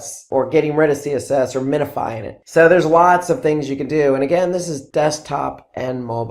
So on the mobile side, we could see some of the other issues too that are causing high page load. And so analytics, site speed reports, page speed insights are good ways to get an idea, really excellent ways to really address page load time issues. So again, these are just some of the common issues with page load time. There could be other factors. So leaning on those page speed insights reports will definitely help reduce page load time. So basically, according to Google, a website should have, time to first byte lesser than 200 milliseconds. Milliseconds is very, very fast. So in case your website is slower than 200 milliseconds, such as 500 milliseconds or more, you need to improve it. So you don't even have to measure it by milliseconds. You can even go by seconds, which is what most of us count time. And again, you can see that simply going into the speed suggestions report in Google Analytics. So ideally, in terms of seconds, you want something that's about, 4 seconds or less, 3 seconds or less, obviously as fast as possible. So case study, Walmart. Walmart reported the following results. So Walmart experienced a 2% increase in conversions for every 1 second of page speed improvement. So think about that. There's definitely correlation between page load time and speed. So in conversions and user engagement. So the quicker your page loads, the higher the engagement. So with that improvement, they also experienced an increment in revenue. So meaning the pages load, people had a better user experience, they were able to check out easier, and that led to more revenue. So they were able to measure revenue against milliseconds. And that's something you can certainly do in analytics. You can correlate revenue with bounce rate. You can correlate revenue with page speed. Tip number 7, build quality links and increase the domain authority of your website. So Google's top 3 search ranking factors includes link building. So you need to have quality links from quality sites pointing to your site. And so that's a factor in terms of ranking. So that falls under off-page SEO. You need to build references and links on quality sites. And so building quality links to your content can give your product or category pages or even content or blog posts a boost in the SERPs. So it's all about quality over quantity. So it's always building quality links, not quantity. So let's talk about what kind of strategies you should implement. So if you implement these strategies, then you're going to likely see a lift in the SERPs. So earn backlinks from relevant and authoritative web pages. So what's authoritative? Well, authoritative is subjective to some degree, but it's also measurement in others. So you could use Moz as a good tool to measure page authority or domain authority. So if I go into Moz, Moz has a page and domain authority score between 1 and 100. And so you can actually see what sites have good domain or page authority just by entering in the domain. So relevant, you obviously want to rank to something that's relevant. So if you're in the food industry, something food related. You want to promote your content regularly on social media. So social media, I always consider it a low-hanging fruit when it comes to backlinking. There's so many different social media platforms available. Facebook, LinkedIn, Twitter. There's so many varieties from images to Pinterest and Instagram to video, being YouTube. So there's lots of ways to get your content out on social media that will allow you to not only promote your brand, build a community, but also establish a reference back to that page. You can opt for guest blogging. Okay, so you can reach out to another blogger and blog on that platform. And it can be reciprocal as well. A blogger can certainly, blog on your platform and have a link back, and it works both ways. Influencer marketing. So influencer marketing is working with somebody who has a large amount of followers who can influence those followers to,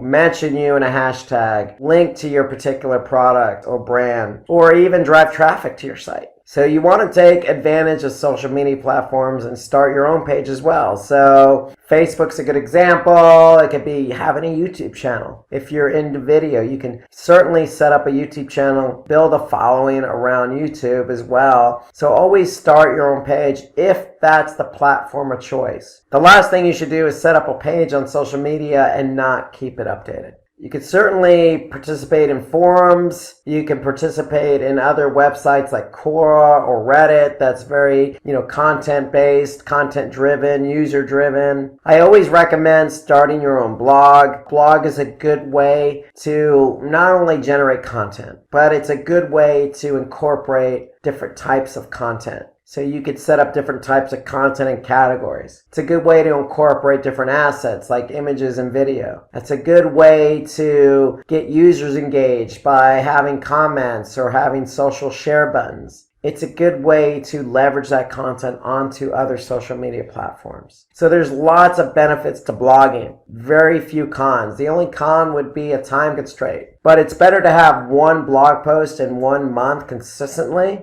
than not blogging at all. So getting listed on high quality link directories like Yahoo directory is still a way to add a link from a high quality site. And then make use of broken link building. So again, on the last tip, we mentioned Search Console. Search Console certainly has reports available for you that allow you to see what pages on your site are no longer there and allow you to see what pages they're linking from. Okay? You can also do testimonials. There's lots of ways to generate quality links. In a way, you almost have to get creative, but creative in a way that's going to generate quality, not quantity. Quality is the key. So even if it's one source, whether that be somebody else's blog, so be it. As long as it's quality, that's what counts. So let's talk about some of the key takeaways from today's tips. So remember, tip number 1, we want to opt for smarter ways to do keyword research. So remember, we want to look at volume. We want to look at competition. We want to create themes, put them in a spreadsheet. So we want to be smarter in the way in which we choose our keyword. Tip number 2, remember, publish high quality content to get more traffic. When we say high quality content, remember, break up the content, use different assets, organize it, structure it. Make sure it's answering somebody's questions. Then we talked about in tip number 3, analyzing your meta tags and URLs.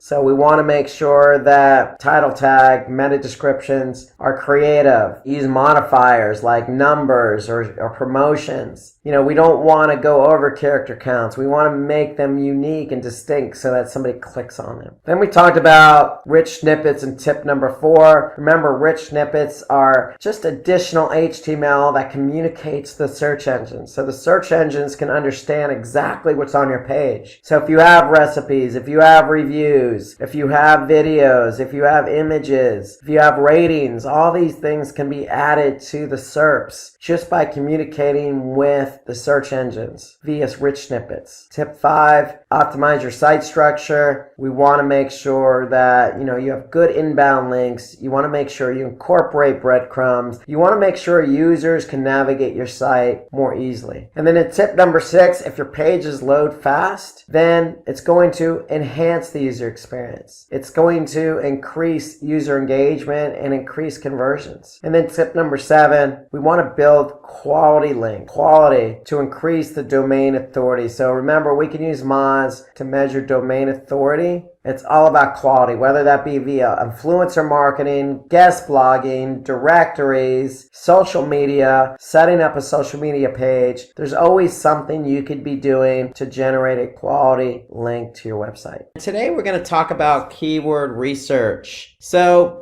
what are we going to talk about when we talk about keyword research? We're going to talk about why we would do keyword research for SEO. We're going to talk about the types of keywords that we need to research. We're going to talk about some methodologies, best practices on how to do keyword research, some alternate suggestions. We're going to talk about keyword clustering, and then we're going to talk about some tools that you can use to do your keyword research. So let's start with the why we would do keyword research. So Jessie is planning to publish a blog of pizza recipes. So she was doing pizza recipes step by step, pizza recipes with sausage, homemade pizza toppings, pizza dough recipes, thin crust pizzas. She's doing a lot of different topics on pizza recipes. Well, what Jessie needs to do is understand what's going to drive traffic to these blog posts if she's writing about different topics around pizza recipes. So she's unsure how these blogs are going to drive traffic. So she really needs to understand that, hey, you need to choose the right keywords to drive traffic. So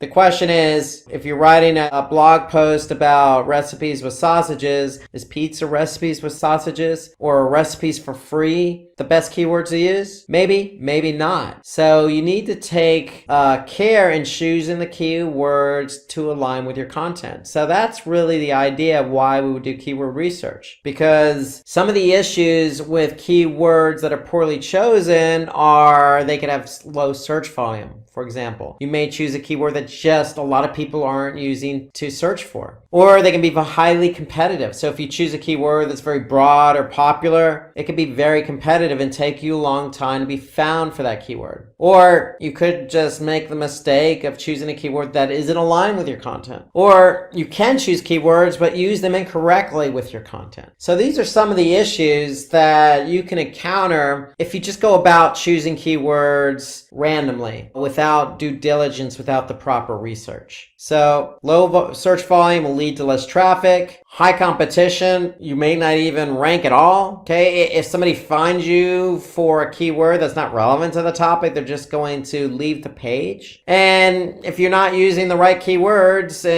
or if you are using the right keywords and not using them correctly in the content, then your pages may not even be found in organic search. So you really have to take care in choosing the keywords. To me, that's the most important step with SEO, is keyword research. So we're going to talk about the types of keyword research then. So we have short tail keywords and we have long tail keywords. So if you write a blog post about pizza recipes, well, what are you going to choose, a short tail or long tail? So let's talk about short tail keywords first. So short tail keywords are keywords that are usually 3 keywords in a phrase or shorter. In some cases, it may be 2 keywords in a phrase or shorter. So short tail keywords usually have high search volume, which likely means higher competition. But what it also means, it could be lower conversions, because short tail keywords, like for example pizza recipes, could be considered a short tail keyword, but maybe somebody's looking for homemade pizza recipes or pizza recipes from their favorite Italian restaurant. So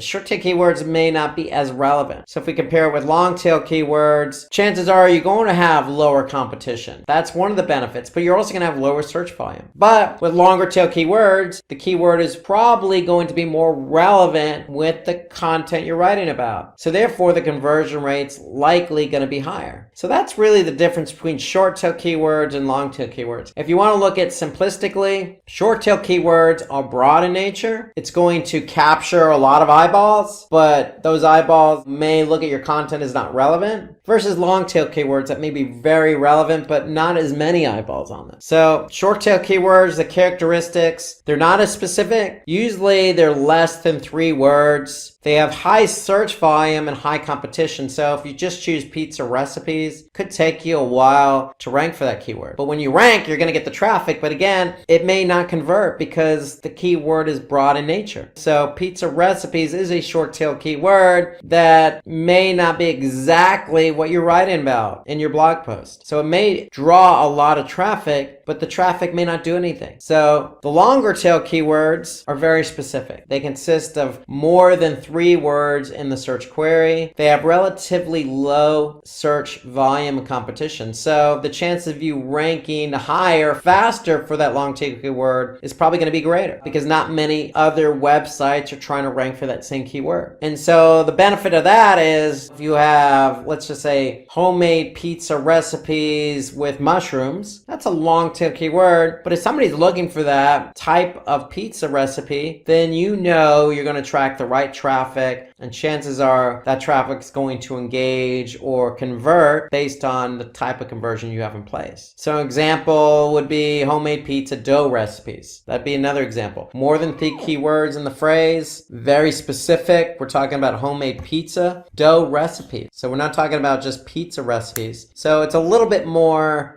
specific in nature, longer tail. So these keywords are used for targeted pages, including blog posts. If you're writing a blog post specifically about pizza recipes with homemade dough, then this is the keyword you likely would want to use versus just pizza recipes. So let's look at an example between a short tail keyword and a long tail keyword. And to accentuate the differences, we're going to use Google's Keyword Planner tool. So Google's Keyword Planner tool is located in Google Ads, the Google Ads platform. And when you're in the Google Ads platform, you can simply click on Tools and then Keyword Planner. And so what Keyword Planner allows us to do is get a sense of the type of volume that a particular keyword has. So what Google's Keyword Planner does is they show you the average monthly searches. This is the average monthly search volume of a keyword over the past 12 months. And so in this example, we're going to choose pizza recipes and homemade pizza dough recipes. So one short tail and one long tail. So we enter those keywords in, we're going to click get results. And what Google's going to do is it's going to show us the volume of those keywords. So for pizza recipe, we could see the average monthly search volume is 33,100 for pizza recipe. So note that pizza recipe and pizza recipes are closely related keywords. And so what Google does is they consider that a close variance. So meaning if somebody types in pizza recipe, then they're also in Google's eyes looking for pizza recipes. So it's a close variance. And so for the keyword pizza recipe, which is short tail, we could see on average over the past 12 months, this keyword received 33,100 queries. And so if we hover over the graph, we could see basically the volume, the average volume per month. So here I could see for this particular keyword here, the volume per month is 33,100. And then I could see the actual volume over the past 12 months. And then for the long tail keyword, I can see homemade pizza dough recipe. Again, close variance, homemade pizza dough recipes. I can see over the past 12 months what the search volume is for this. On average, it's 2,400, but I could see here in December, the volume went up to 3,600. But for example, in May, it was 1,900. So it's going to fluctuate a bit over the past 12 months, but on average, it's about 2,400. So shorter tail, a lot of more volume. Longer tail, not as much volume, but nonetheless, there is volume here. And so these are the differences between a short tail and a longer tail. And so what Google's Keyword Planner also does is allow us to get a sense of what the competition is. And so here I can see the competition is low for both of these keywords. Fair enough. So we now know that if we want to optimize or choose the keyword homemade pizza dough recipe for our blog post, we know for ranked on page 1 of Google, even in the top spot, we can expect about 2,400 search queries for that keyword. Now, whether you get all 2,400 clicks for that keyword remains to be seen. Chances are you're not going to get all 2,400. You're going to get a lion's share of those clicks, but you're going to at least get some volume on it. So even the longer tail keywords have a lot of promise because there is some search volume here for this keyword. How to do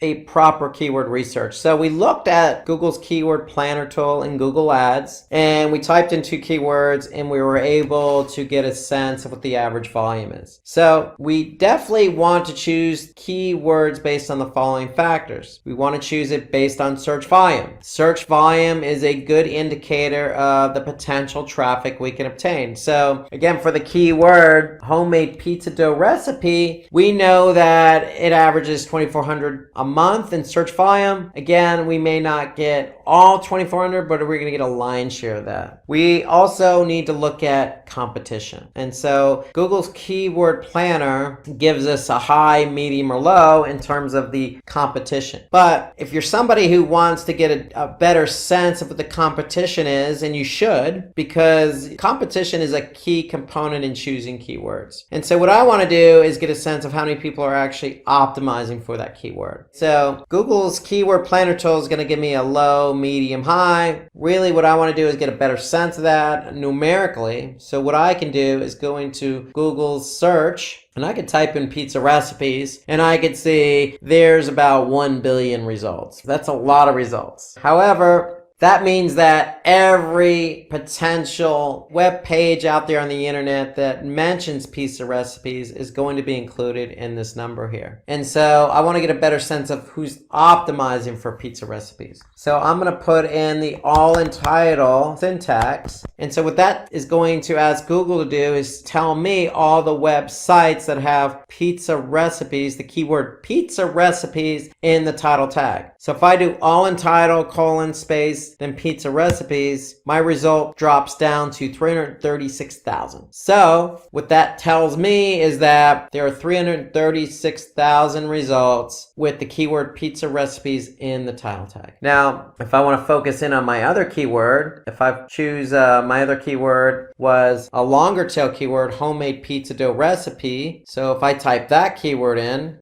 so homemade pizza dough recipe or recipes, remember close variants, and I just click enter or type the keyword in and hit my enter key, I'm going to get 35 million results. But again, is that really an indicator of the type of competition I have? No, because every listing that mentions homemade pizza dough recipes is going to be included in the search results. So I'm going to type in my all in title, colon, space, and then I'm going to get a better sense of how many websites have the keyword homemade pizza dough recipes in the title tag. And I get 2,160 different results. So here I can see the first result in the title tag, homemade pizza dough recipe. Second one, homemade pizza dough recipe. So these are sites or web pages that have that keyword in the title tag. So now I have a numerical number to work with. And so the thing you have to understand about SEO, specifically about keyword research, is you need to do research on a few different keywords, not just one or two. So what we want to do is have a spreadsheet. The spreadsheet is going to contain keywords that we can potentially want to optimize for, choose as keywords to optimize for SEO. And so my recommendation is you come up with a theme first. So the theme for us in this exercise is pizza recipes.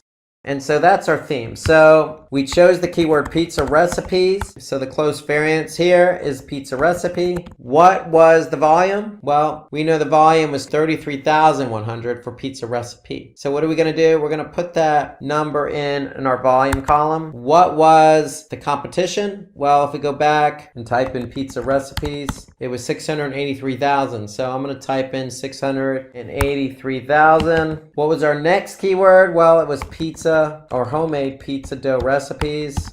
So if I go back, for this particular keyword is 2,400. So I'm going to put 2,400 in under my volume column. And then what was my competition? Well, my competition was, I typed that keyword back in, 2,160. So I'm going to put 2,160. So now I have an idea of what kind of volume and what kind of competition I have. Now, you want to do this for a number of different keywords. And when you do it for a number of keywords, what you do want to do is obviously choose a relevant keyword that has high volume and low competition. So another way of saying it is the volume or ratio of volume to competition. And so basically what we could do is take volume divided by competition. And if I make that a percentage, I could see it's 0.35% is the ratio between volume and competition. If I do the same for my longer tail keyword, 2,400 divided by 2,160, I can see that 111%. So this just kind of proves the point that, yeah, I'm still going to get some volume, but I have a better chance of ranking for this longer tail keyword, homemade pizza dough recipes. So you want to be able to do that for a number of keywords and examine the volume, the competition, and the ratio between volume and competition for your themed keywords. In this case, pizza recipes. So relevancy, you want to choose keywords that are very relevant to the content that you're writing. And then again, commercial intent, what keywords are going to drive more conversions and revenue for the business? So when we talk about commercial intent, we're talking about, are you choosing keywords that are going to get somebody to do what you want them to do? So we could say, download pizza dough recipes. So if somebody's typing in the keyword download pizza dough recipes, then chances are they're going to find you, come to your site, and take action by downloading that pizza dough recipe. So you want to be able able to also think about the intent of the keyword. Is it going to help you drive conversions and revenue if you're an e-commerce site? So search volume is the average monthly search volume made for a particular keyword and phrase. So we can get that number using Google's keyword planner tool in the Google Ads platform. We want to target keywords with high search volume that will help bring traffic to the website. We want volume, but we want to take into account seasonality as well. So that's where the Google's keyword planner tool comes in place, because if we go back, again, we can just hover over and we can get a sense of any particular trend going on or seasonality. So for example, if I saw large growth in the winter months and not much volume growth in the summer months, then that might indicate to me that this keyword is more popular during the winter time. So pay attention to the graphs that, the keyword planner tool gives you. Use them to your advantage to take into account seasonality. So a good example would be funny Halloween costumes. Well, we know that for Halloween, you're going to have a spike probably towards the end of September, all the way through October, and then it's going to drop after October 31st, which is Halloween. So that's an example. But in the case of pizza recipes, you may find that more people are choosing to search for pizza recipes during maybe the summer months versus the winter months. So pay attention to seasonality. It will affect search volume. So competition, based on our example, it's one of the most important key metrics. You don't want to choose a keyword that's highly competitive, because if it's competitive, then it's going to be harder to rank number one or even on page one of Google, depending on how competitive it is. So high search volume, low competition. In other words, the ratio between the two is the ideal combination. So going back to the spreadsheet, recommend you have that spreadsheet handy. Put your theme in place. Okay, theme pizza recipes. We use Google's keyword planner tool to find the volume. We use the all entitled syntax to find the competition. So we entered both of those numbers in and we get our ratio. And so when you have these numbers for a number of different keywords, you want to be able to choose that ratio of high volume, low competition, but always relevancy always trumps ratio. So always go with a keyword that is going to be relevant to your content. Don't choose a keyword that's not relevant. If you choose a keyword that's not relevant, it's not going to bode well for user engagement. So the difficulty of a keyword ranges from 0 to 100 in Google's keyword tool. So it's going to be easy, it's going to be medium, it's going to be hard. But my recommendation is also to get the numerical factor, and that's the all entitled syntax. And again, relevancy is what drives the traffic to your website, and keep the traffic there on your website. And also, not only will it keep the traffic on your website, but hopefully get that traffic to engage and convert. So that's the key about relevancy. You always want to choose keywords that are relevant to your content, even if it's sacrificing volume. Relevancy, again, trumps volume and competition. So always choose relevant keywords first. So when you do that, you're always almost guaranteeing that at some point somebody's going to find your content, because somebody out there might be looking for it. And if they do, you're going to get found, and then the engagement's going to be better. So understand your business, find keywords that are relevant to your business, and then focus on those keywords. That'll help you with getting the right traffic to your site. Always keep in mind the commercial intent. So these keywords are more specific and result in conversion rate. For example, buying is a good commercial intent keyword. So if you really want somebody to come to your website and buy, then focus on those types of keywords. In the case of the pizza recipes, maybe it's download could be our commercial intent keyword. Again, there may be low search volume, but those are the type of keywords you want to focus on, because that's the type of traffic you want to drive to your site. So some other examples of commercial intent keywords are discount, deal, your coupon, shipping. Don't be afraid to use some of these keywords as part of your longer tail keyword phrase. Again, the volume may not be high, but the traffic quality is probably going to be better. So keyword research is the foundation for SEO. So if you have chosen your keywords properly, then if you do get ranked for those keywords, then it's going to lead to better engagement with some conversions. And so when we talk about keywords, we also want to talk about our primary and secondary keywords. So every page should have at least a primary keyword and then a secondary keyword to work with. So primary keywords are really defining the nature of your content. The secondary keywords are relevant to the primary keyword. So why do we choose a primary and secondary keyword? Because you may choose a keyword as a primary keyword that is relevant to the content, but may not necessarily rank very high or have a lot of volume. That secondary keyword is also relevant to the primary keyword, but also relevant to the content. And you may rank for that secondary keyword. So you always want to go with 2 keywords versus just 1 keyword. You want to give yourself a chance to rank for at least 2 different types of keywords of relevant nature. So for a web page, there can be several secondary keywords, but only 1 primary keyword. So your primary keyword is always going to be relevant to your content. Secondary keywords can be relevant to the keyword, and you may have multiple secondary keywords,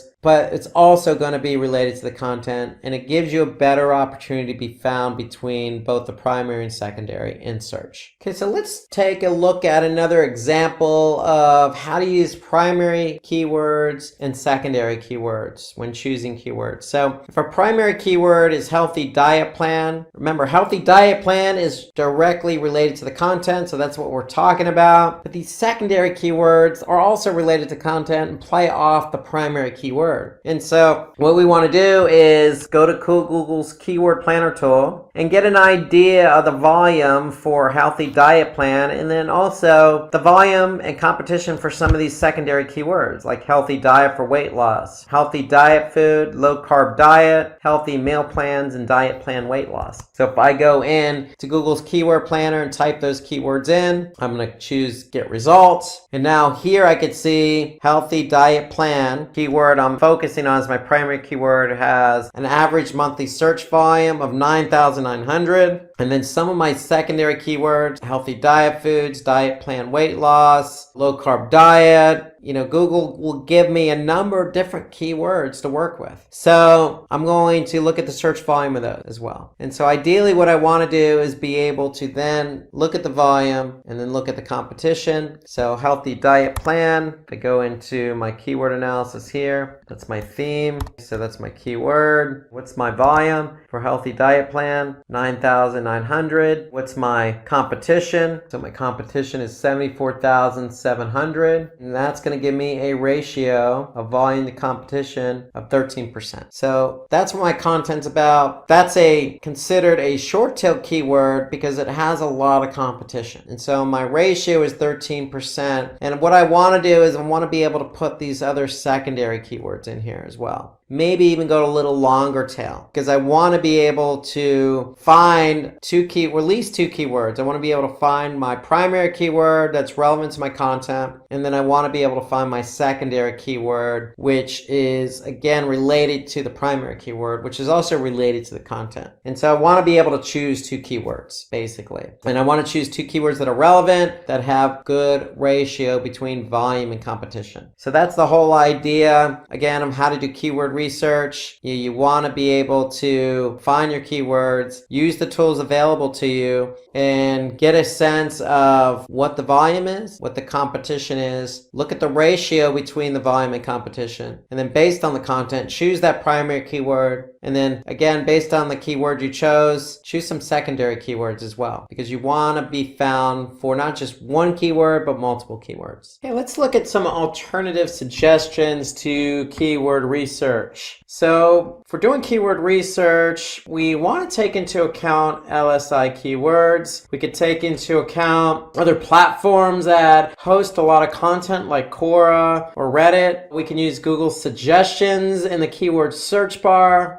We can use popular platforms like Wikipedia, and we can use social media bookmarking like Reddit. So there are lots of suggestions that we can obtain from various sources. So let's start with LSI keywords, and LSI stands for latent semantic indexing. And so basically what it is, it's just keywords that are linked to your primary keyword. And so when you're choosing keywords, you always want to choose that primary keyword and then secondary keywords that are similar to the primary keyword. And usually those are LSI or or latent semantic indexing type keywords. So they're used to drive relevant traffic to your page. So if you're focusing on one keyword, we want to have other keywords that are similar to increase our visibility on the search engine result pages. So we could find latent semantic indexing right in search. So if we use the term healthy diet, if we go to Google search, for example, if I type in healthy diet in Google search, all I need to do is scroll to the bottom of the page and I can see searches related to healthy diet. So healthy diet menu, healthy diet essay, what does a healthy diet look like? Notice at the top, Google's also given me some other suggestions here. So they're saying low-fat diet, veganism, gluten-free diet. So there's lots of different suggestions right in Google search bar. So all of these are LSI related keywords. So if you're optimizing a page for healthy diet, then you could choose low-fat diet as a secondary keyword. You can use gluten-free diet as a secondary keyword. It really depends on what the content is, but you always want to support your content with as much LSI keywords as possible so you can be found for as many different keywords as possible in Google search. So it's important because if you have a blog that, talks about Python, so how do the search engines know if the website Python is about the programming language or the snake? So Google, for example, uses LSI keywords to understand what the page is specifically focusing on. So if you're just focusing on Python in your content, you want to support that with LSI keywords. And so that will allow your web page to better communicate with Google, also to have the visibility to show up on search. So they can certainly improve your search positioning and featured snippets as well. So if you have a keyword that answers a question, you could certainly be found for a featured snippet. For example, maybe, healthy diet recipes. If I type that in, you can see here, there's a featured snippet. So if I'm talking about recipes, that's a keyword I may want to use. And if I use that, then Google has an opportunity to see what my content's about and place my information at the top in this featured snippet. You can also, again, see what some of the questions are being asked, what meals are good for weight loss, what is a good healthy diet plan. All of these could be keyword phrases that you can use. So the answers are right here in Google. So Quora is a great platform because Quora is a platform that people go and ask questions and a community responds with answers or responses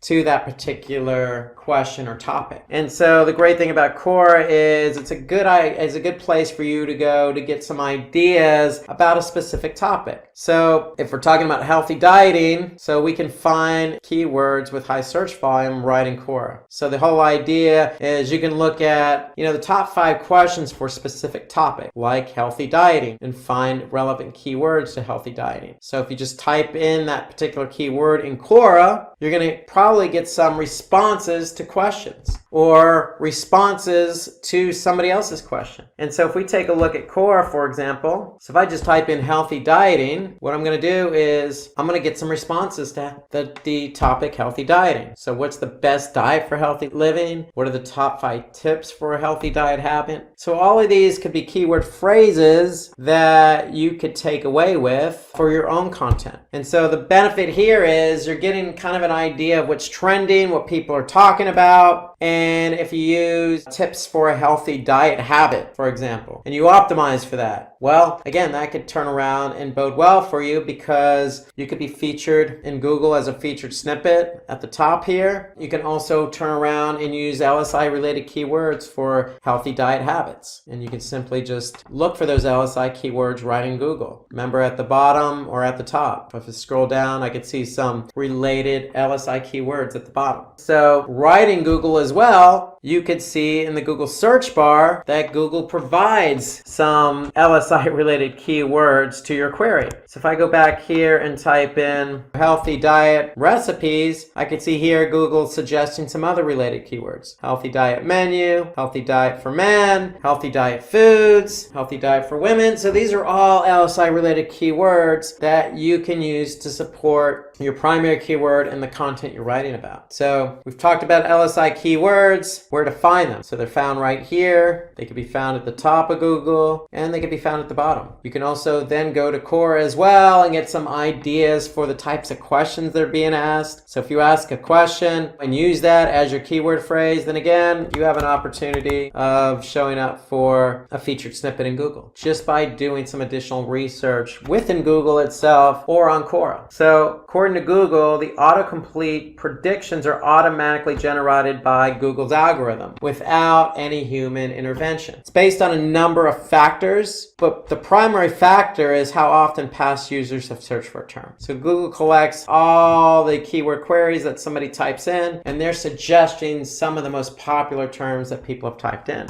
So if I go back to Google, again, if I start to type in recipes, I could see some of the other queries that somebody else has typed in, or some of the most popular queries related to that topic. So if you enter the keyword healthy diet, Google's going to suggest multiple keyword suggestions that users have asked in the past. And you could certainly get the search volume of those keywords just by looking in Google itself. I could see for healthy diet recipes, billions of pages related to healthy diet recipes. I can also get the search volume by going into Google's keyword planner. So if I type in healthy diet, I'm going to be able to see what my search volume is for that keyword. And in addition, I can see the seasonality of that particular keyword. And in addition to that, Google is going to provide some other related keywords to my search query. So if I'm looking for healthy diet, Google is going to suggest, hey, maybe you should choose healthy food or healthy eating or how to lose weight. So those are all LSI related keywords that Google provides in the keyword plan, which is built into the Google Ads platform. Another option for you is Wikipedia. So Wikipedia is a vast platform of content. So we could turn Wikipedia into our own asset and use it to our own advantage by finding relevant keywords in an easy fashion. So with Wikipedia, we can identify a list of keywords in the meta description itself. We could choose keywords from the first paragraph of Wikipedia that has many relevant keywords, or we could take a look at keywords from the Wikipedia content section. So we can also see additional pages like the See Also section that gives relevant keywords that you're looking for.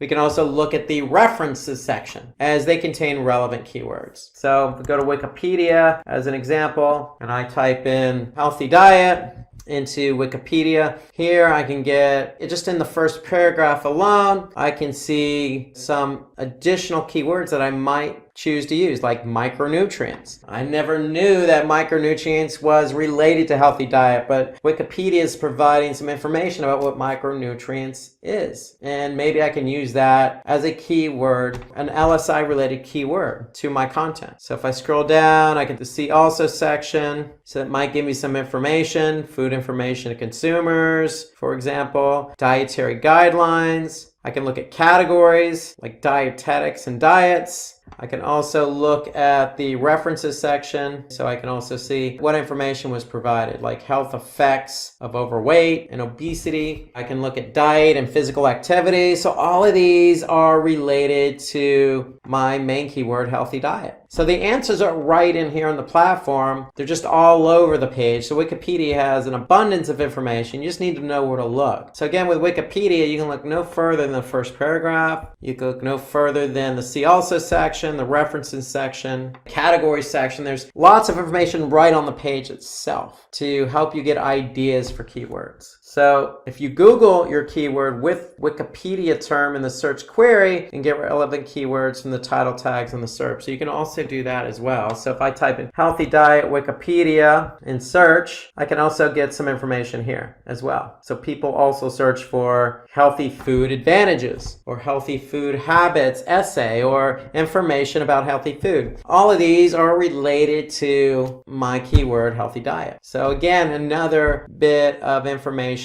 for you to choose or look to choose some additional keywords for. So Reddit, it's a popular community where people post content and discuss a variety of topics. So that's what Reddit is. So with the help of subreddits, an individual can find relevant keywords with high search volume. So in Reddit, there's an easy way to find out keywords. They have a keyword tool called Keywordit. So Keywordit gives the average monthly searches for a particular keyword. So if we've typed type a word in KeyRedit and choose keywords from the auto-generated list, this tool will extract the keywords and give us those relevant terms with search volumes. So if we go to the KeyWordIt and show an example of that, for example, healthy food, if I get keywords, I can see what keywords are relevant and the search volume of that keyword. So if I just type in healthy food, KeyWordIt tool is going to tell me some relevant keywords and what the volume is. So if you don't have the keyword planner tool in Google Ads available to you, this is a good alternative solution to finding keywords. So it's free. You just need to go to keywordit.com, type in your keyword, click Get Keywords, and what it's going to do is give you some relevant keywords related to your primary keyword with the search volume. Let's talk about keyword clustering now. So the whole idea about keyword clustering is to really take advantage of the keywords that we're optimizing for to gain higher ranking. So if we can cluster keywords together in a theme, and that theme of keywords is relevant to a specific page of a website, then we have a better opportunity to rank. So in other words, why do we have to target just one keyword when we can target many? So keep in mind, LSI keywords, we want to group a bunch of keywords together that are similar for content. So for example, after some keyword research, you can thematically group keywords into a core topic. So for example, we can cluster these group of keywords together. Like for example, what is SEO? How does SEO work? Intro to SEO. What are the basics of SEO? All of those are related to the core theme. What is SEO? Another cluster of keywords, for example, could be SEO techniques, SEO best practices, tips and tricks, website optimization, on-page SEO techniques, etc. So those are clusters of keywords, okay, that we can group together in themes. And if we group keywords together in themes, we can apply that to a particular content on our website. So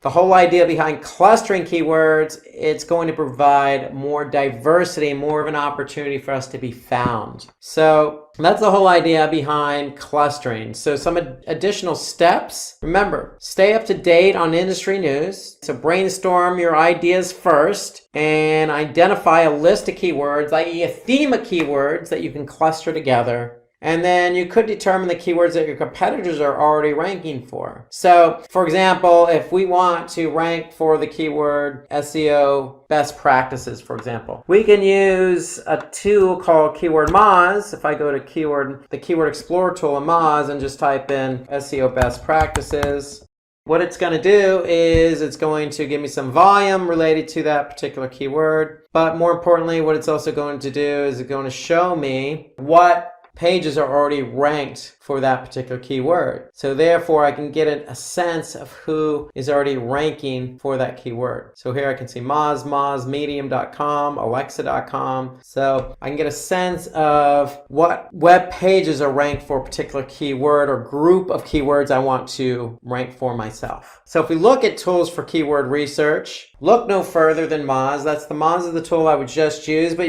you could also use Google's Keyword Planner, which we used in the example. So for example, if I go back to the Google Ads Keyword Planner, if you're in Google Ads, you click on Tools, you click on Keyword Planner. And what Keyword Planner does is it provides you, for a particular keyword, the average monthly search volume over the past 12 months. It provides you information on seasonality. So if I hover my mouse over a graph, I'm going to be able to see the volume per month over the last 12 months. What the Keyword Planner also does is it provides me some additional ideas for my particular keyword. And in addition to that, it's going to provide me some sense of how competitive that keyword is by telling me whether it's low, medium, or high in terms of competition. So there's SEMrush. There's also other additional keywords tools out there like WordStream or Ahrefs or the Reddit tool, KeywordIt. And then Moz is another tool I particularly use. So if I go to Moz again, here I can just type in a keyword that I'm interested in. It's going to give me the search volume of that keyword. It's going to give me the level of difficulty, so 50 out of 100. So it's halfway between difficulty and easy. And then it's going to give me some additional metrics. Like, for example, what my expected organic click-through rate would be if I were to rank for this keyword. But more importantly, what I like about this is we could see exactly what other sites are linked to this particular keyword we're interested in. So here I can look at the top 10 list. So this is Moz's Keyword Explorer tool. So that's what this tool is, and it's part of Moz.com. So there's a lot of tools at your disposal. I particularly use Moz. I particularly use Google's Keyword Planner. And those are the tools I use, but there are lots of tools out there. Let's go with the scenario that you have a friend named Sam and he has a website where he sells shoes. But Sam doesn't understand why his website's not ranking #1 on Google. And so typically, to rank #1 on Google, there are some factors involved. And those are factors that are going to help Sam get his website ranked #1 on Google so he can sell his shoes, get traffic, and convert that traffic to conversions. So there are factors involved. And so what are those factors? Well, it always starts with keyword research. So in order to rank for a website where you sell shoes or you sell products, other products like clothing or food, or you're an automobile website, you're a mechanic, it doesn't matter whether you're selling to customers or selling to other businesses. You have to start with the keyword research. And so we're going to go into really explicit detail on how to conduct a proper keyword research. And then the second factor involved is high quality content. So in order to rank high on Google search, you need to have high quality content. So we're going to go over what's involved with creating high quality content. Then we're going to take that content, we're going to optimize it using on-page elements and website level factors. So we're going to take into account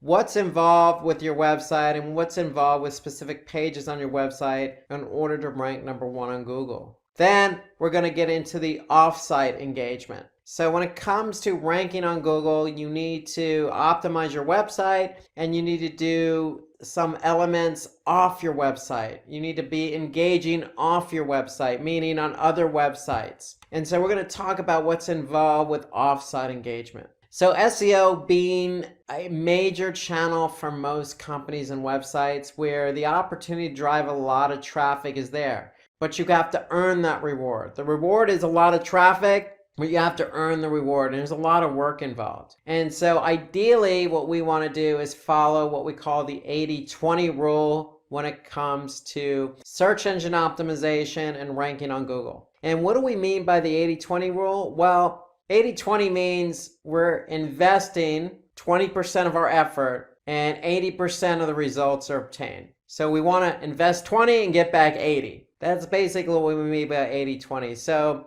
for example, if 20% of our targeted keywords bring in 80% of the traffic, then that's following the 80-20 rule. Or 20% of our landing pages drive 80% of the overall traffic, that's following the 80-20 rule. Or 20% of our backlinks pass 80% of our link juice. That's the 80-20 rule. Meaning these targeted keywords, these targeted landing pages, these trying to target backlinks using off-site engagement. We want to put in 20% of our effort on those keywords, landing pages, and backlinks in return for 80% of the results. So without further ado, let's get started with the keyword research. Let's talk about that keyword research for a website with shoes. And it doesn't really matter what particular product you have. If you need to rank #1 on Google, it all starts with the keywords as I mentioned before. And so in this example, if you have a website where you sell shoes for kids, you're going to want to be found for certain keywords. So the obvious keyword here would be shoes for kids. Well, every keyword that you target has search volume associated with it. So that means when we talk about search volume, we're talking about how many people on average type in that keyword or related keyword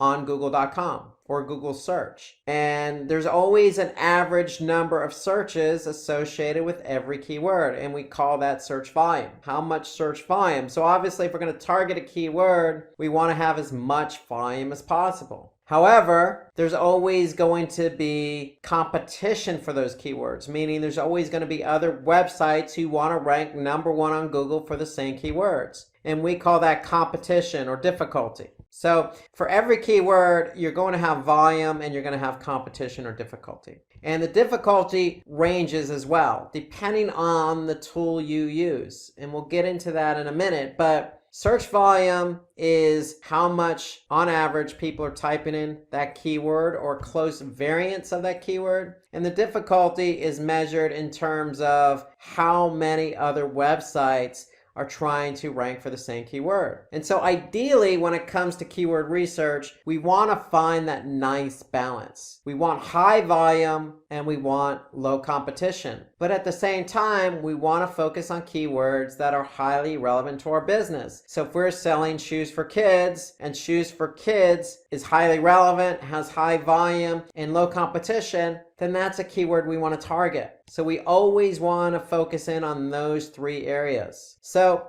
there's always a trade-off with keywords. So shoes for kids might have high volume, but also might have high competition or difficulty. If we look for another keyword that's just as relevant, for example, shoes for children, it may still have high search volume, but the competition or the difficulty may be lower. And if that's the case, then that may be a better keyword for us to target. Instead of something highly competitive like shoes for kids, we can focus on another relevant keyword like shoes for children with just as much volume and lower competition. And the reason why we want lower competition is because we want to be able to rank for that keyword. So the higher the competition, the harder it is for us to rank number one on Google for that keyword. And so the whole idea behind keyword research is analyzing and choosing the best keywords. So we want to identify a list of keywords that are always relevant. We want to choose the keyword that your competitors are ranking for. And we want to use third-party tools to choose keywords to identify which keywords have low competition and what keywords have high search volume. So one thing to take into consideration when you're doing keyword research is that the longer the keyword phrase, or in other words, long tail keywords or keywords with 3 keywords in the phrase or more, you're going to always have less competition. But there's always a trade-off. With long tail keywords, meaning the longer the keyword phrase, there's going to be less volume, but the trade-off is less competition. And so what we want to do is we want to brainstorm some ideas and find those relevant keywords. So let's look at an example here. So if we go to Google Ads, so Google Ads has a tool called Keyword Planner. And let's just say I have a website where I'm selling dried figs. And if I'm selling dried figs, I want people to buy these dried figs. However, in order to attract them, I want to be able to show them that, hey, we have a bunch of recipes. And if I show you a bunch of recipes where you can use dried figs, maybe you'll buy these dried figs to use in these recipes. And so we're going to look for keywords related to bread recipes, because if we can optimize for our recipes page for bread, then that will attract an audience who wants to make bread and use dried figs with those bread recipes. So that's the example I'm going to give here. And so if I look at the keyword planner in Google Ads, if I just type in bread recipes, what Google is going to do is they're going to give me an average monthly search volume. So I can see the average monthly search volume here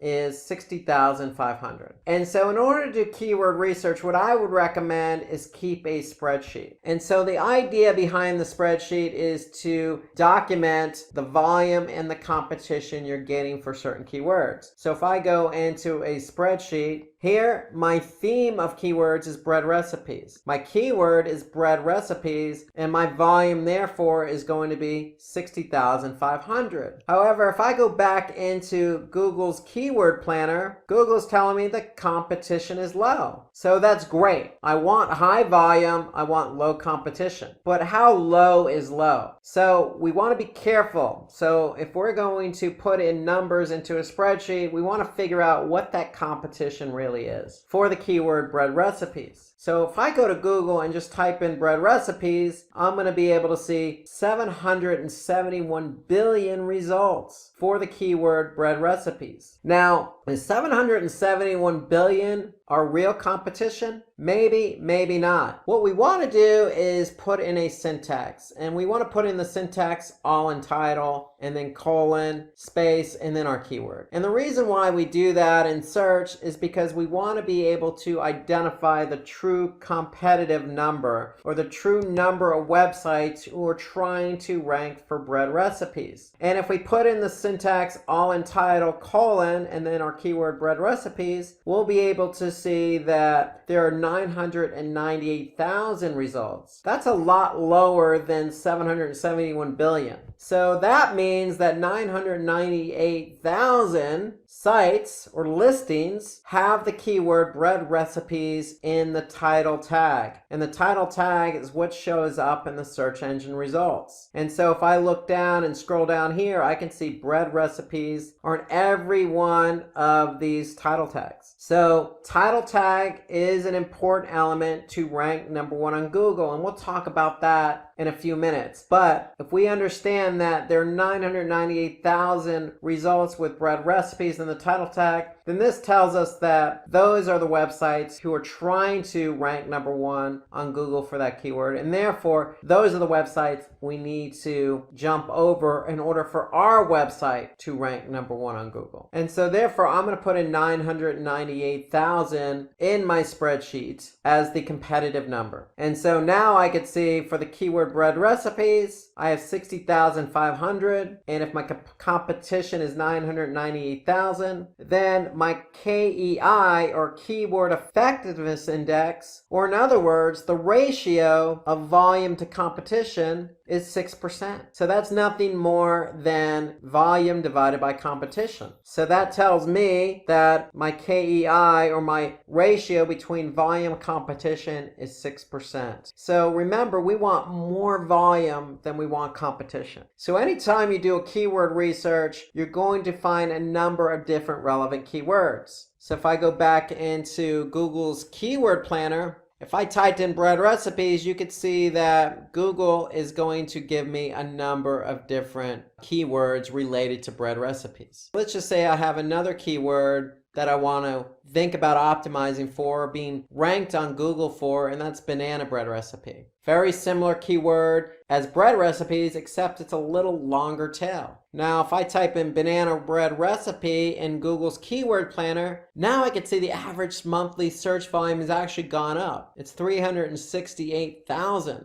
I can also see the competition is low. So those are good signs. So now I can see 368,000. I'm going to go ahead and put that in my spreadsheet. Now I'm going to go into Google. I'm going to put in my syntax all in title. I'm going to put in banana bread recipe. I'm going to hit enter. And now I can see I have 233,000 results with the keyword banana bread recipe in the title tag. So if I look at the title tags, I can see banana bread recipe, banana bread recipe, banana bread recipe on all the listings in the Google search results. So that tells me I have 233,000 results that I have to jump over in order to rank #1 on Google. So I'm going to put 233,000 in my spreadsheet. Now I can see my KEI, or my volume to competition ratio, is 158%. And so to me, that's a lot better number to work with, or in other words, that's a lot better keyword because it's just as relevant and it has a higher ratio of volume to competition. So therefore, banana bread recipe is going to be a better keyword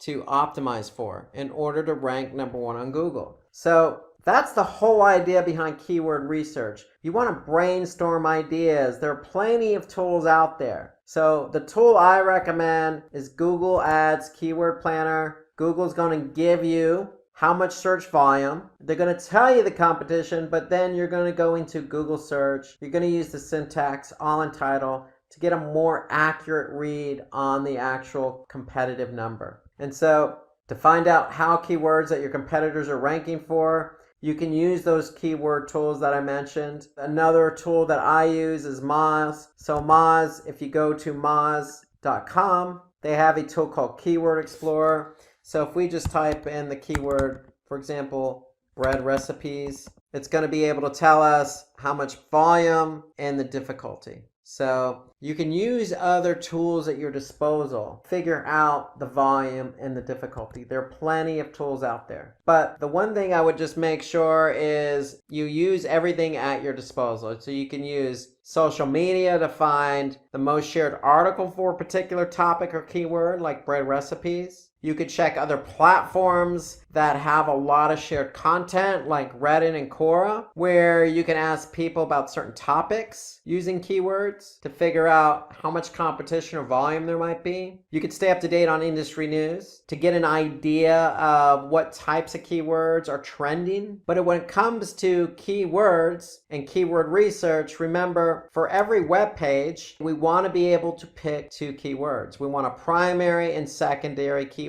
So when we do keyword research and we enter all our keywords into our spreadsheet, we want to be able to have a number of different keywords. In this case, we're focusing on the theme bread recipes. We want to have different keywords because we want to be able to choose a primary keyword and a secondary keyword, because we want to be able to focus on multiple keywords for each page, because we don't want to put necessarily all our eggs in one basket, meaning we won't want to put all our emphasis just on one keyword to rank for. We want multiple keywords to try and rank for. So the primary keyword can define the nature of our business. The secondary keyword could be just highly relevant to our keyword. At the end of the day, we want to choose multiple keywords to try and rank on Google for that page. So for example, we have a blog and we're using ice cream recipes and we're blogging about ice cream recipes, we can have a primary keyword that is about ice cream recipes or homemade ice cream recipes. We're going to always want to find out what the volume and the competition is. Our secondary keyword could be built around other similar keywords like low-fat ice cream recipes or fat-free ice cream recipes or low-fat homemade ice cream recipes. Those are complementary keywords, just like our bread recipes and banana bread recipe. So one thing we want to do when we do keyword research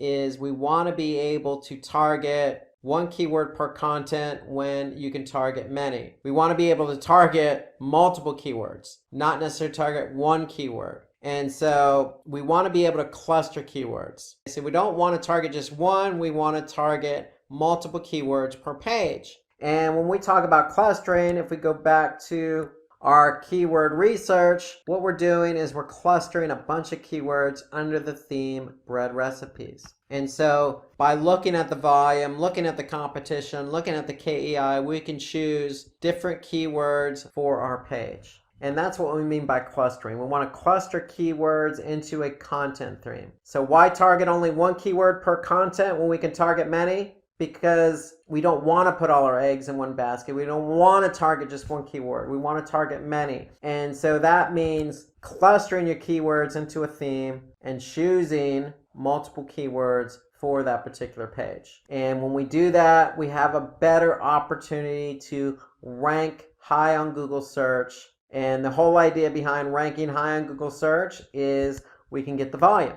So if we know we're ranked number 1 on Google search for bread recipes or banana bread recipe, we know we stand a chance of getting a majority of the volume associated with that keyword. And if we can get the volume and get the traffic, then we can get the conversions. So let's move on to high quality content and talk about the impact content has on your ability to get your website ranked number 1 on Google. So let's just say you have content on your website and the content is ranking on page 4 of Google. And it's that blog with ice cream recipes. And if it's just content for the sake of content, it's not really informative, then it's not necessarily going to get good engagement. In the eyes of Google, they want to rank content that's very informative, it's very fresh, it's exciting to read, it's interesting. It's going to have good engagement. So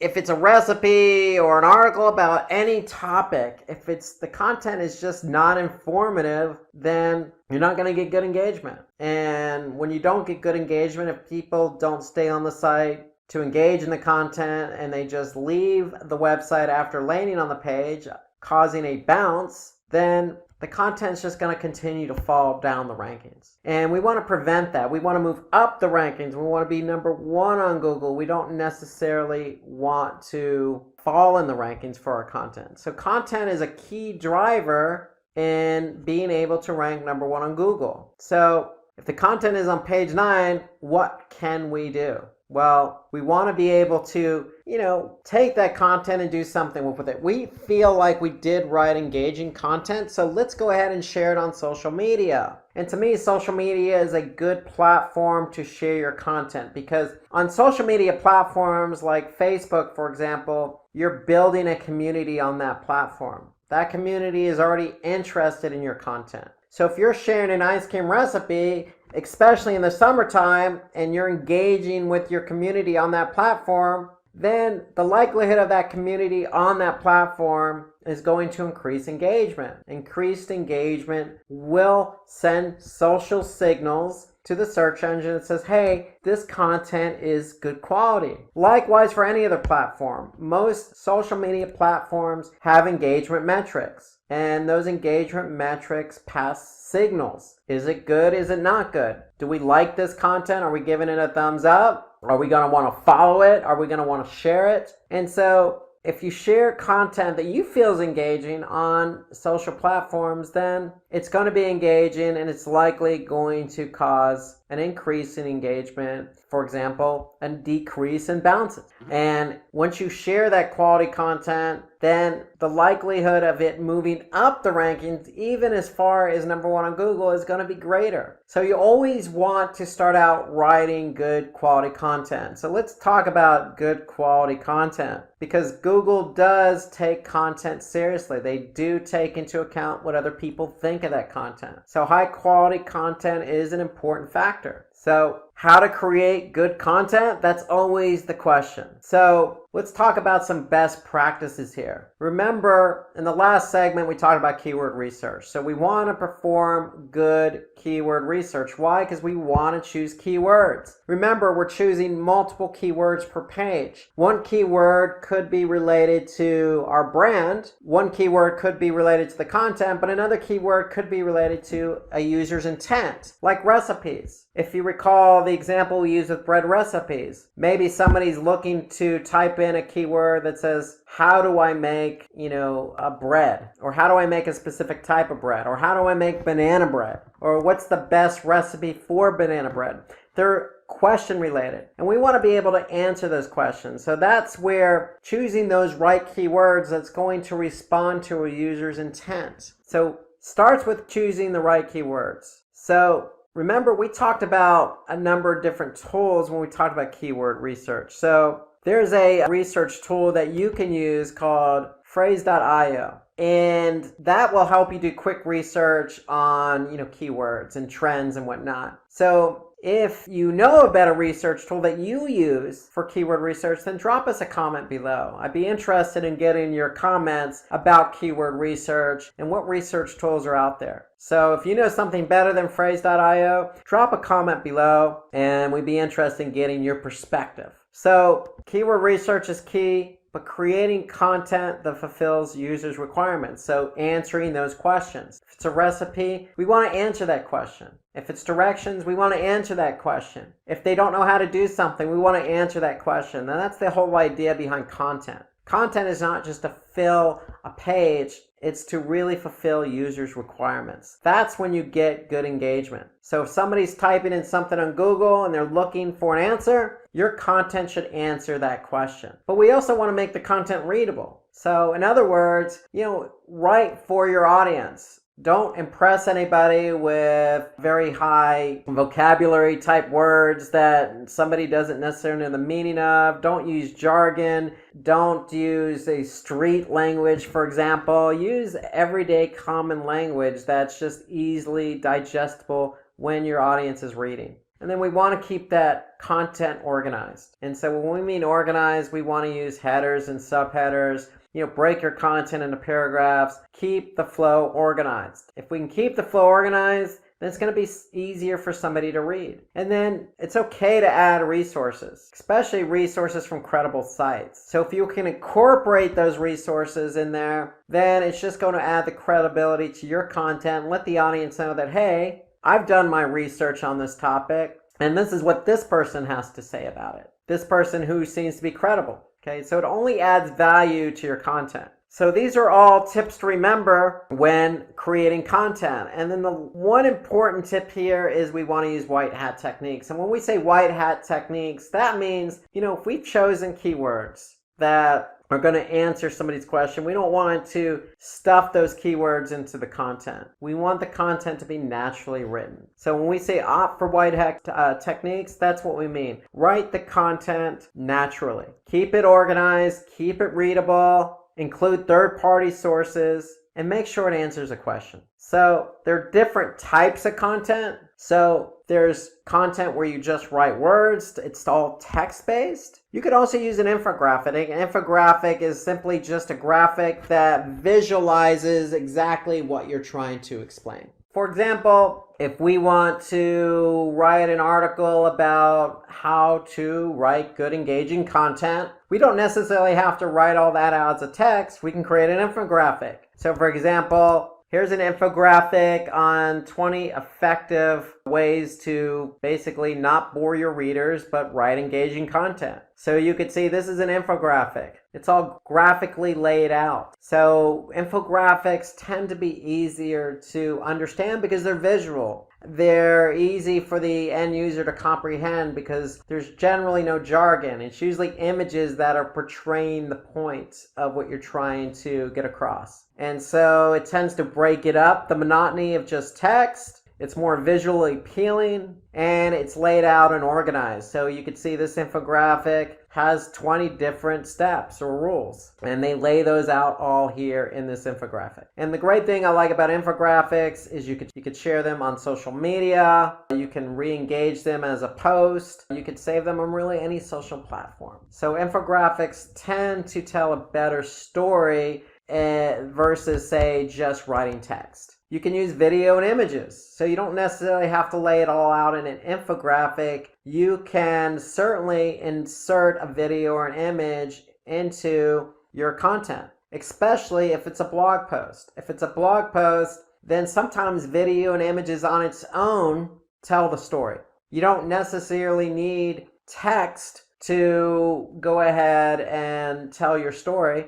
A video or an image, as they say, tells 1,000 words. And so images and videos are great to use in a blog post. So using different forms of content, you always want to review your content. When a user dwells on your webpage for a longer time, Google will tend to think, okay, this person's engaged, so we're going to rank that favorably. So if you're using infographics, videos, and images, then the chances of somebody being more engaged are going to increase versus just text that's not well organized and written out in a way that somebody doesn't necessarily understand. So be creative in the types of content you use. So longer engaging content tends to bode well with search engines. So this is according to HubSpot. So the more word count you use, the more words you use, the chances of you ranking higher are going to be better. Just take into account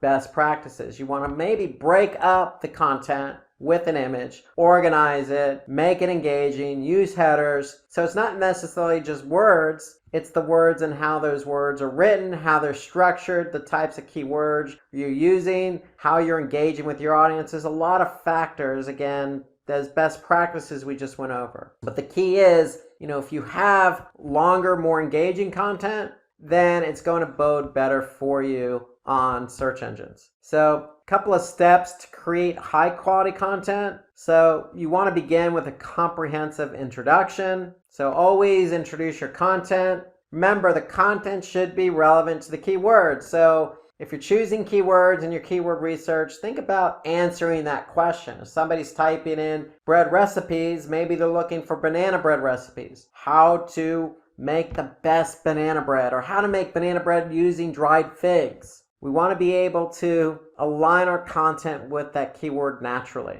You want to create a title that's worthy, that's click-worthy. So remember, if you're in Google search and you're doing search for something simple like bread recipes, we want to make something that's going to be, engaging for somebody to click on, like easy perfect yeast bread or easy crusty French bread, or something that's going to be engaging. The best bread recipes, or how to make the best homemade bread. Something that's going to draw somebody's attention to the title of that blog post. So we want to include LSI keywords. So what I mean by LSI keywords in your content, we mean, long tail keywords. Make it natural. Headings and subheadings should consist of keywords and variants. So if you're writing headers and subheaders, include the keyword in there. And that way, the content always stays relevant to the audience. Okay, shorten your sentences and paragraphs, so don't write long paragraphs. Remember, we want to break this up. We want to make it easy for the end user to read. And we want to always put internal links on our blog post. Why? Because if we have internal links, then if we have a link from one blog post to another blog post, or say our blog post to an internal page on our website, we want to make sure that it's relevant content. That way, if somebody's reading something and you have an internal link, let's just say from a bread recipes page to a banana bread recipes page, then they may find it interesting, click on that link and go to the banana bread recipes page. So it's keeping somebody engaged on your website. So putting in internal linking will help keep the end user engaged, because you're offering up links that's relevant to the content. You always want to break up that content with images. Okay, we want to use alt tags, meaning we want to pen the image with text, so that way if the image doesn't load, then at least the alt text will load. So we can incorporate call out boxes, and more importantly, we want to update our content regularly. So we always want to get the best recipe out there if it's banana bread, or different ways to create banana bread, or always just coming up with ways to update the content. So we want to keep our content, our blog post fresh. And then we want to include a CTA, call to action. If we include a call to action, then that's going to keep somebody engaged and have them act on your content. So these are steps to creating high quality content. And so let's look at an example here. And this is a 3-month-old post on BuzzFeed. And it's 21 pictures that restore your faith in humanity. So it has a lot of likes, a lot of tweets, and that means it's engaged. People are engaged when reading that. And so if we go and look at it as an example, we could see it on BuzzFeed here, 21 pictures that will restore your faith in humanity. So this was written back in 2012. Again, a lot of engagement. But if we look at it, we can see immediately that it's taking into account third-party sources. It's got some content, it's got images, it's being broken up by images. We could see there's call to actions on there in the form of social, so people can go ahead and share it if they like it. Okay. It includes videos, it includes images, third-party sources. So it's a good post because, listen, it's engaging content. It's probably answering somebody's question about humanity. And we could see clearly that, look, there's a lot of different examples here from a lot of different sources, and we could take action on this content. So not just video, not just images, but text as well. And so it's very engaging, answers questions, takes into account the different types of content available. So this is a good post in that regard. So content's updated regularly, it's engaging, and it includes sources from high authority websites. Some do's and don'ts on the content. So take into account the best practices I mentioned about creating high quality content. Okay. Answer those questions that the end user wants to hear, because that likely is going to be their search. And so you want to be able to respond to the end user. That's part of creating high quality content. Different types of content, i.e. in the form of infographics or videos or text or images. You can add images from public domain sites. You can be relatable and use examples to clarify points, just like the BuzzFeed article. Simplify complex words. Don't use sophisticated language. Talk to your audience as if they were standing right in front of you.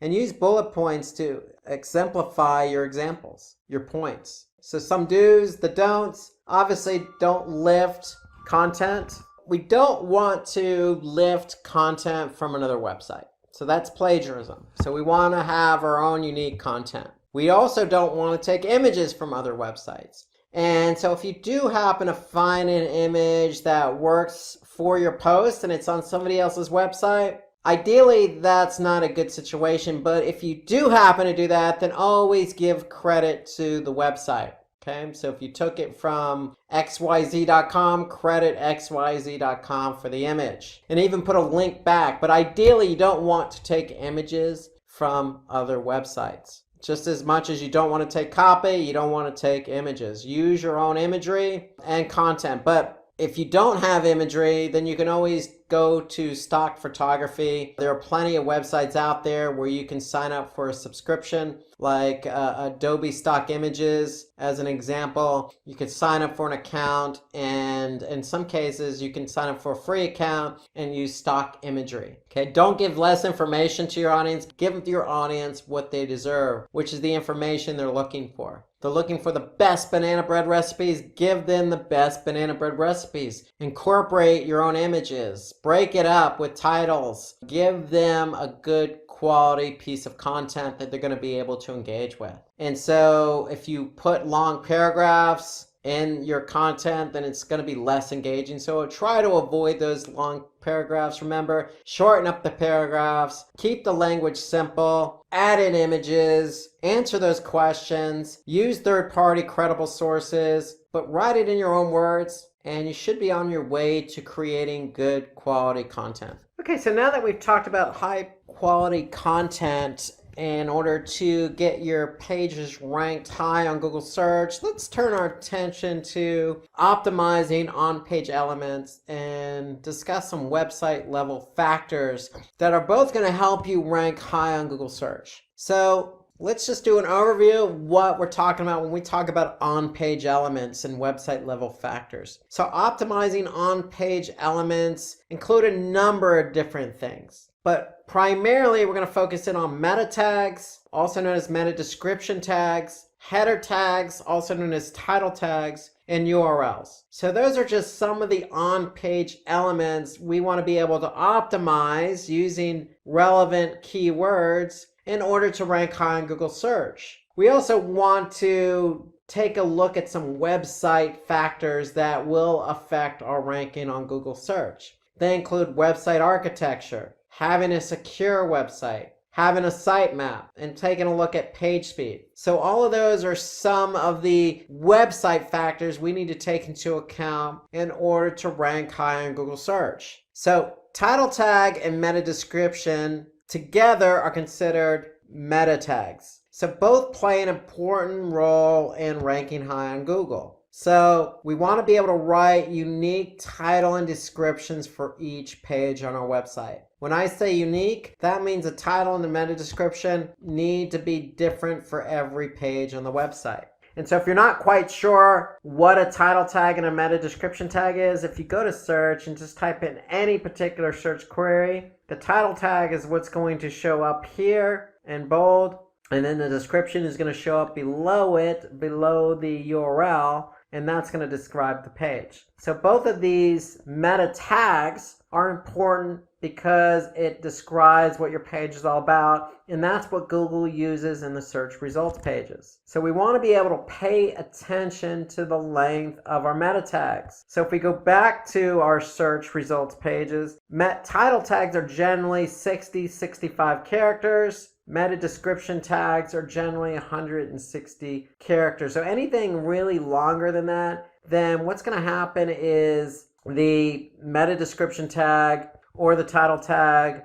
will get truncated. And so if we look here, for example, we can see all of the title tags here fit the 65 character limit. But if you run over the character count on meta description, then Google is going to truncate the copy. So you want to stay within your parameters in order to avoid getting your content truncated. And so the other thing when we're writing title meta description tags, we want to minimize keyword repetition. So if we're optimizing for keyword, we don't want to necessarily just plug that keyword into the title tag and meta description multiple times. We want to make sure our title tags and meta descriptions are naturally written. So if somebody's typing for banana bread recipe with dried figs, we want to have a nice title tag and a description that is going to get somebody to respond based on their need. And so we definitely want to avoid keyword repetition, but we want to be able to use that keyword in the title tag. Because if you remember from the earlier segment, when we did the all-in title syntax to find out exactly how many competitors were using that particular keyword, well, we obviously want to use that keyword in the title tag because, again, the title tag is an important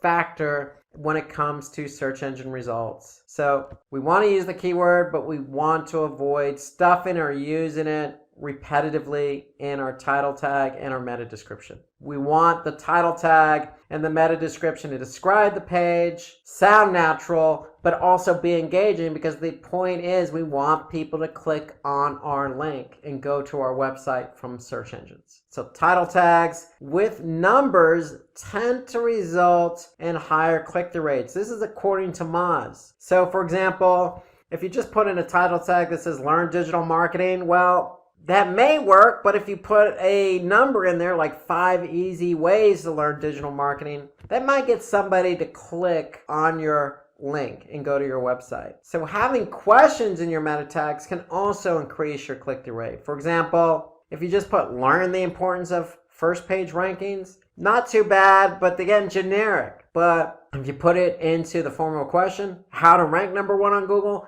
it's more action oriented. It's going to get somebody to resonate with the question that they have. And that may be their query, how to rank number 1 on Google. And so these techniques will help you get higher click-through rates. And so according to Backlinko, title tag with a keyword can improve site ranking. So remember, we want to include that keyword in the title tag. Even though we only have 65 characters, we want to include that keyword, but we want to avoid stuffing the keyword in there. We want to, again, make the title tag action-oriented, maybe with a number, maybe as a question, with the keyword in there once, naturally. Not easy to do, but that's the beauty of SEO. If you can follow these best practices and write a good title tag, then the chances of you improving in your search results are going to be greater. So having only one H1 tag in your post is going to be good.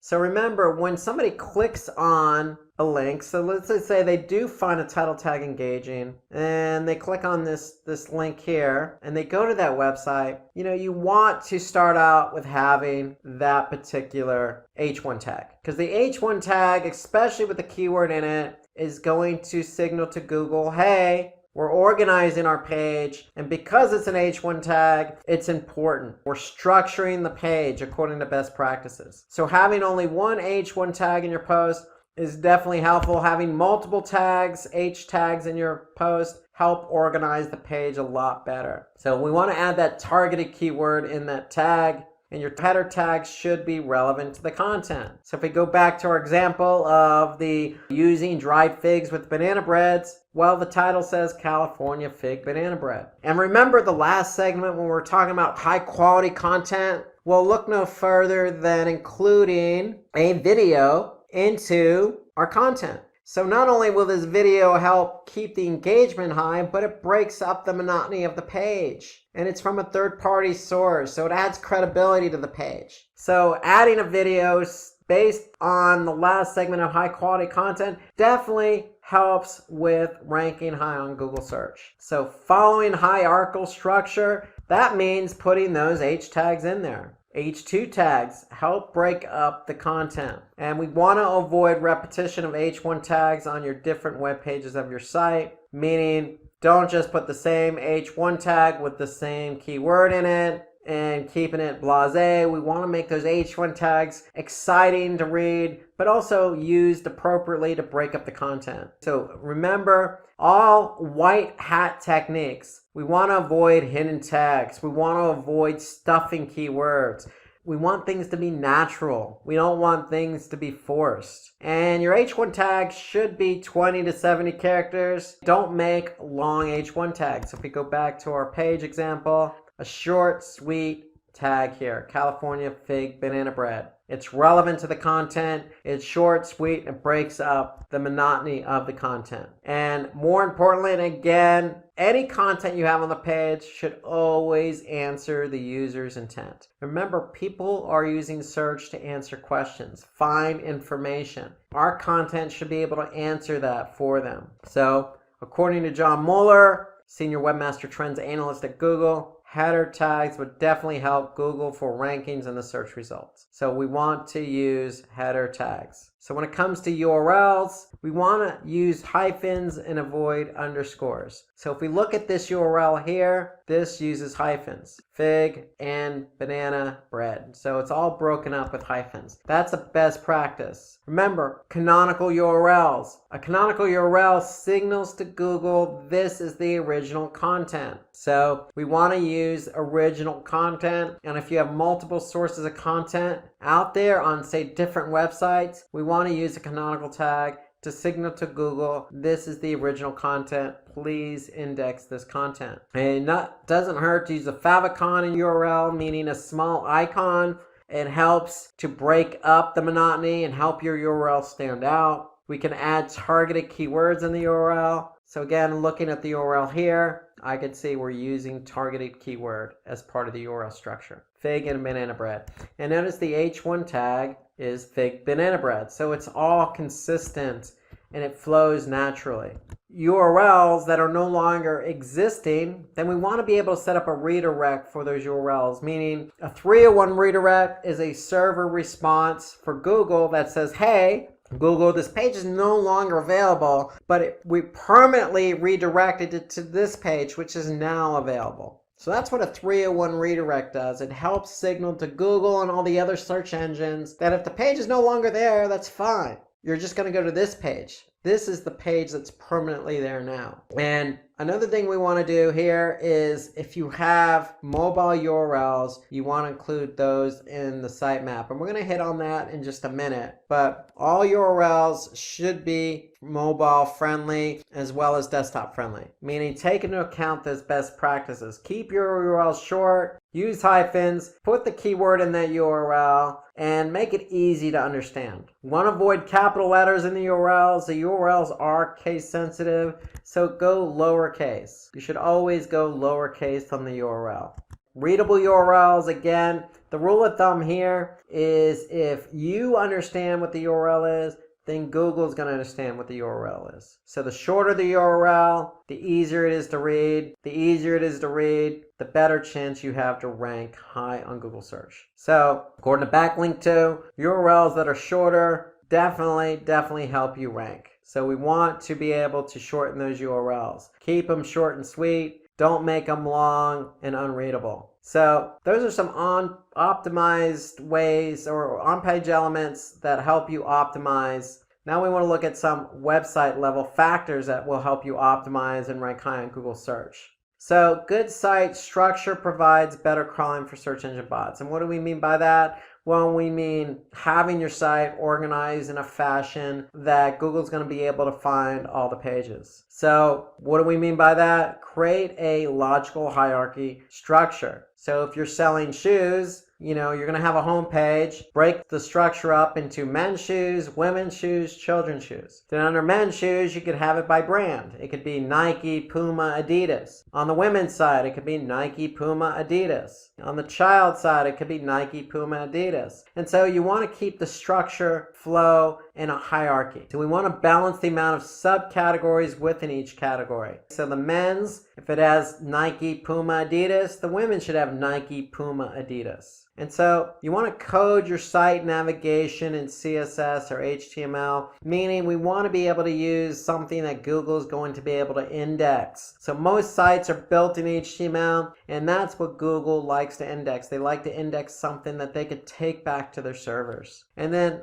More importantly, build a comprehensive structure for internal linking. So internal links mean that if you're on a site, you should have natural links pointing to other pages on your website. So to keep the flow going. And we don't want to have unnatural inbound links. You always want to have natural internal links to keep the flow of the user going from one page to the other. So here I could see, as an example, all the ingredients in this recipe. Well, this has an internal link to another page on our site. And this happens to link to a page where somebody can buy the ingredient. So it's a natural internal link. So John Doherty of Credo has claimed that one of the biggest changes that he can make in fixing the Credo website is architecture. So for example, in Credo, John Doherty has increased the organic sessions by 74% and pages per session by 41%, just by changing the site architecture. So you'd be surprised by changing the site architecture what that will do to engagement. And so let's turn our attention to secure versus non-secure. So what we mean by that is securing your site. We want to make it sure that compliant with certain protocols. And so if we go back here, we can see that this particular site is compliant, it is secure. HTTPS means it has a secure license, meaning the site is secure. So Google likes secure versus non-secure. So non-secure would be HTTP. So we want HTTPS as our protocol. And what that means is just enabling SSL certificates. And that means when you enable an SSL certificate, that means your domain or your protocol is going to be turned to HTTPS. So Google prefers sites that are secure versus non-secure. So if you use HSTS as a protocol, that adds an extra layer of security over the HTTPS. And HSTS prevents cookie hijacking. So adding multiple layers of security always helps. In my opinion, if you have an HTTP website, a non-secure website, you should look into buying an SSL certificate, getting your sites flipped over to HTTPS, because what's going to happen is your URL structure is going to change. When your URL structure changes, Google's going to recognize that because they're going to index your site. And when they index your site, they're going to see those secure URLs. And that's going to work favorably in your favor and help you rank higher on Google search. So websites using secure or HTTPS have a higher chance of ranking higher. So HTTPS is a ranking signal because Google indexes those pages. So let's also talk about sitemaps. So sitemap is one of the most important ways to improve your website ranking. Why? Well, because sitemaps are a way to organize all your URLs into one file. So we're basically going to prioritize all our web pages in a sitemap. So if you go to any particular website and you type in sitemap XML, you're likely going to see all the pages on your website. So usually the sitemap is located in the root directory. So if I type in sitemap.xml, I'm going to be able to see all the pages in my root directory. And I can also prioritize them. I can also alert Google as to how often they change. And every page is going to have a date stamp associated with it. So Google can actually see how often it changes. So remember, we want our content to be updated frequently.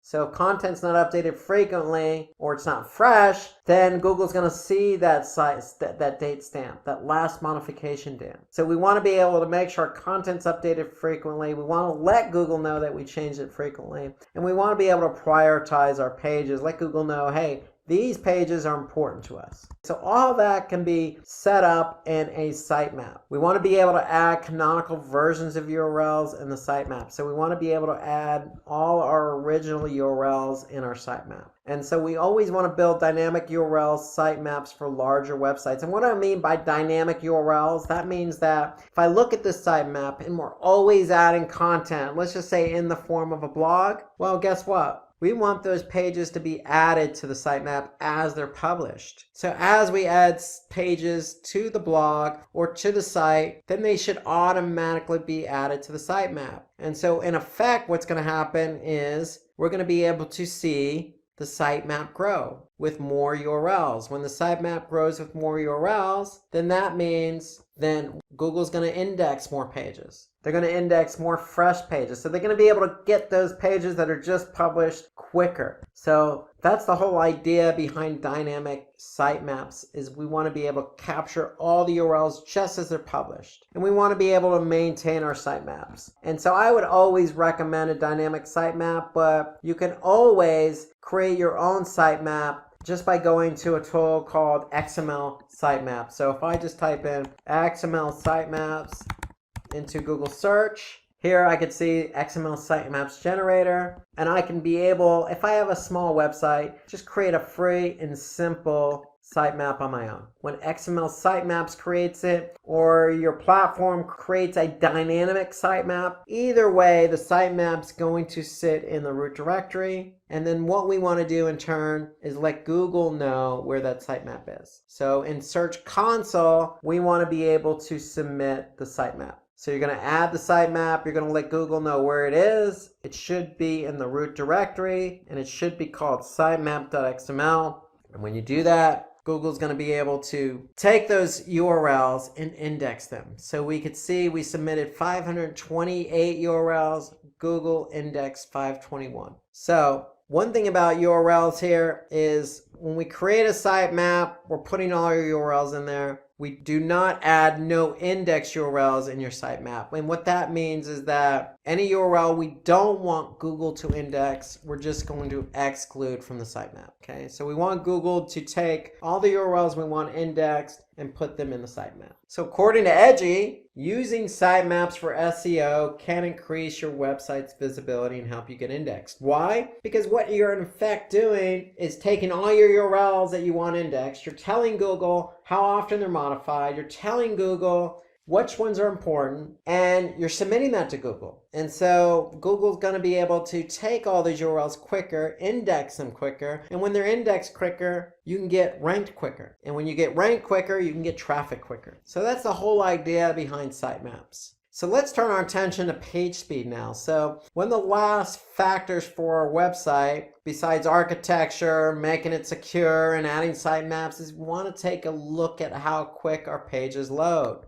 Here are some tips in order to optimize page speed, because ideally the quicker a page loads, the more engaged the user is going to be. If it takes a longer time for the page to load all the elements of that page, then what's going to happen is the user is going to get impatient, maybe leave the website altogether or go to another page. And so we want to be able to optimize images. So any image that's of large size in terms of megabytes, we want to be able to optimize that, compress the image. So that's one way to speed up page speed. We want to use a simple website design. HTML with CSS or cascading style sheets. Just a simple design with simple hierarchy and website navigation structure. So nothing fancy, nothing complex, just a simple website design with optimized images. We want to leverage browser caching, and we want to upgrade the server response time, meaning all your files are sitting on the server. So when somebody goes to a web page, the server is serving up all of those files, the images, the text, etc. And so we want the server to respond as quick as possible. So when it comes to page speed, we can look at the factors affecting page speed in Google Analytics. So if I go to Google Analytics and I go under behavior and I go under site speed and I go to overview,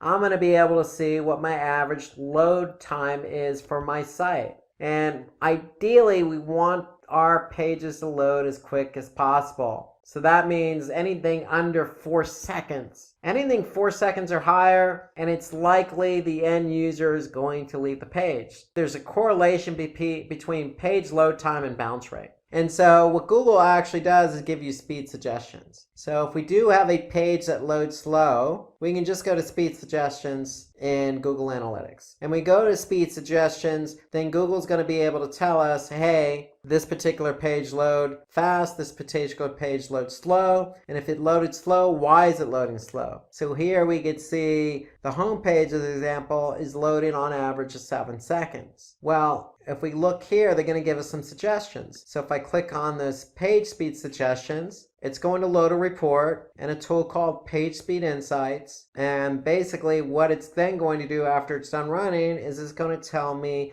all the ways in which I can optimize my pages, not only for desktop, but also for mobile. So here I can see for desktop or for mobile, I can look at some ways in which I can optimize it to increase page speed. For example, sizing my images properly, server response time, reducing my server response time, avoiding multiple page redirects. So there's a lot of opportunities that we can do to speed up page load time. And all that's found in Page Speed Insights, and all that's found within Google Analytics. So remember, optimizing code, minimizing redirects, optimizing your images, upgrading your server response time, all of those are factors. And so again, you can go into Analytics, Page Speed Insights, and you can see exactly what Google is recognizing as what's lowering or slowing down your page load time. So Google takes site speed as one of the most important ranking factors. Why? Because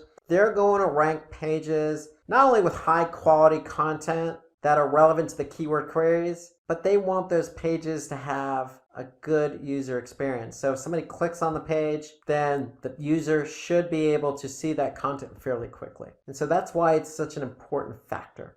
So the quicker your pages load, the chances of you ranking higher are going to be better. So according to Web Performance Today, Walmart, as an example, experienced a decline in conversions. So what they did was looked at their page speed. And when they looked at their page speed, you'd be surprised what that did. Just increasing it from 1 to 4 seconds or decreasing it basically increased conversion. So there's always going to be a correlation between how quick a page loads and how engaged the user is. Because if the user's engaged, they're going to stay on the site. And if they stay on the site, then their chances of converting are going to be higher. So just even 1 to 2 seconds increase in page load time will make a world of difference in terms of engagement and conversions. Let's turn our attention to off-site engagement. So previously we talked about on-page elements and website factors that affect our rankings for search results, but we also need to turn our attention away from our website, meaning what we do on our website, and turn our attention what we can do for our website off our website and onto other websites. So that's off-site engagement. And so let's look at an example. So that ice cream recipes blog. So we did everything we possibly could. We updated the meta tags, the title tag, the meta description. We added H1 tags. We made sure the site architecture was sound. We submitted a sitemap. We made sure the page load was good and fast. So we did all the things we're supposed to do on our web page, but we're still not ranking. Well, what do we need to do? Well, we need to turn our attention away from our website into other websites. We call this off-site or off-page SEO. And we need to basically generate links from high-quality sites back to our site. So if we've done everything we can on our own website and we're still not ranking where we want to be, well, then we need to turn our attention to other websites. And so if we turn our attention to other websites and other websites that are relevant, other websites that are of quality, other websites that have high domain authority, then we're going to see an increase in rankings. So it's just a matter of getting quality links from quality websites that are relevant. That's what's going to move the needle on search after we've taken care of all the on-page elements. So more backlinks from high domain authority results in higher rankings. SEO is a combination between what we do on our website, meaning optimizing the page and making sure our website has good site architecture and follows the best practices in terms of sitemaps and page load. Then we need to turn our attention to the backlinking to improve our domain authority. So according to Backlinko analysis, off-site engagement is one of the most important elements for ranking #1 in Google. So you can't just focus your attention on updating the title tag and making sure the pages load fast. You have to turn your attention as well to getting backlinks from high-quality sites. That's off-site engagement. And so gaining links, backlinks from multiple domains is vital. It's vital because they bring referring traffic to your site. They bring credibility to your site. But more importantly, Google's going to recognize the relationship between these sites and your website. And if these sites that have backlinks or links pointing to your site, and if they're of high quality, then we call that passing link juice. So it's going to bring quality to you in terms of organic search. So if we look at an example, if I do a search for banana bread recipe, there are 241 billion results for banana bread recipe. Why did this particular page from Simply Recipes rank number 1? Well, we can turn our attention to Moz, and Moz has a report called Link Explorer. And so Moz's Link Explorer report helps us identify our own page authority, our own domain authority, and how many links we have from other quality websites. So if I put that particular URL into Link Explorer, and notice the URL here is short, even though it uses an underscore when it should use a hyphen, it's still ranked number 1. And why? Because off-page elements help this page rank number 1. Why? Their page authority out of 100 is 58. Their domain authority out of 100 is 82. And what does that mean? Well, that means that they have a lot of good links from other domains of high quality. They have 824 linking domains to this one domain. They have 3,600 inbound links, and they're ranking for a lot of different keywords. So if we scroll down, we're going to be able to see kind of a breakout, the quality of websites that are linking to them. So they have 19 domains with a domain authority of 91 to 100 linking to them. They have 15 domains between the range of 81 and 90. So what does that tell me? Between 15 and 19, that's 34 particular domains that are very high quality linking to them. And so we could see the breakout of the linking domains. We could see the top file links to the site, and we could see the page authority. So the Link Explorer report gives us an overview of what pages are linking to ours. And it also gives us an idea of what our own page authority and domain authority are. Because domain authority and page authority both need to be high in order for us to rank on Google search. And in order for it to get high, we need links from high quality sites. So that's the whole idea behind off-site engagement. So some of the off-site engagements are influencer marketing, meaning is there somebody out there on social who has a huge following? But not only do they have a huge following, but are they relevant to our product? For example, Usain Bolt, who's a famous sprinter. If we're selling shoes and we're selling Nike shoes, maybe Usain Bolt can reference us on Twitter or Facebook. That's influencer marketing, getting people to, influencing people to buy our product. We can engage with audiences on multiple social media platforms like Facebook and Twitter. Meaning, if we're running a promotion on those running shoes, then we can promote that on Facebook, okay? We can promote that on Twitter. We can also bookmark our webpage on popular bookmarking sites like StumbleUpon. We can also put our content on discussion forums like Reddit. We can join high PR quality Q&A sites, and post answers to questions related to our business like Quora.com. So we can engage in sharing our content and answering questions.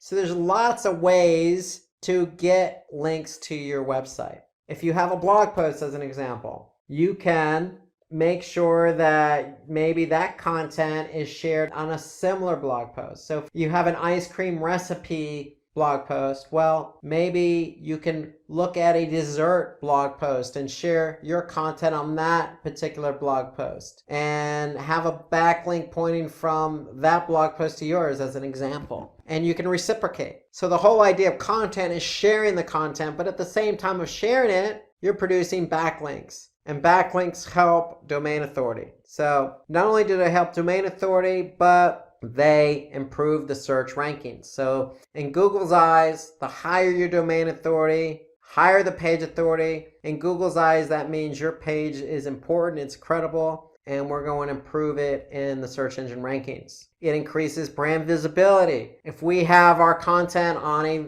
highly engageable website, a highly popular website or a blog, it's going to lift our brand visibility. If we have Usain Bolt, who's a very famous sprinter, do some influence in marketing for us, then that's going to increase our brand visibility. So anytime we can associate with something that has some influence or some clout or high domain authority, then it's only going to increase our brand awareness and visibility. So again, it's going to increase our domain authority because of the association of passing link juice from one domain to another. It's going to then, as a result, increase referral traffic. Because if we're on a high quality website that gets a lot of traffic, then the chances of some of that traffic going to our site is going to be great. And again, it improves the credibility and trust of our website. And that's what we want. We want Google to trust us. And a way to build trust is by associating our website with other websites of equal or higher quality. So when we talk about offsite engagement,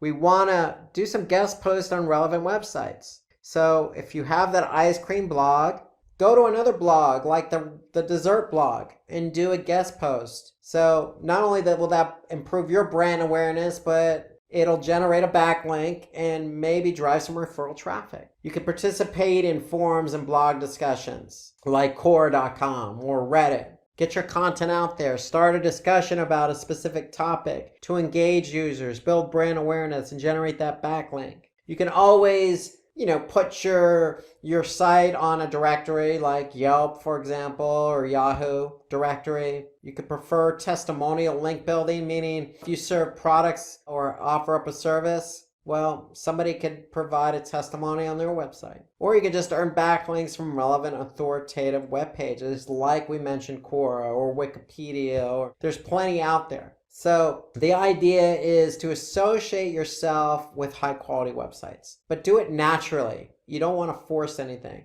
So if you're selling a specific service or you're selling a specific product, look for like-minded services or products that complement what you do. And that'll create the natural environment, natural ecosystem that will eventually give you the benefits that you need to rank higher in the search results pages. So we don't want to purchase any links. We don't want to cloak content. We don't want to just inject links on sites that aren't relevant. We don't want to just have site-wide links all over the place pointing to the same page. And we certainly don't want to be on low-quality websites or directories. It's all about quality, not quantity, with off-site engagement. So having off-site engagement complements what you do on your website for on-site. Together, both of those efforts will get you higher search engine results.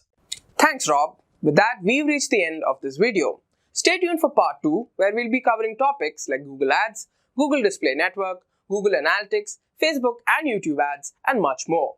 Thank you for watching and stay tuned for more from Simpli. Hi there, if you like this video, subscribe to the Simplilearn YouTube channel and click here to watch similar videos. To nerd up and get certified, click here.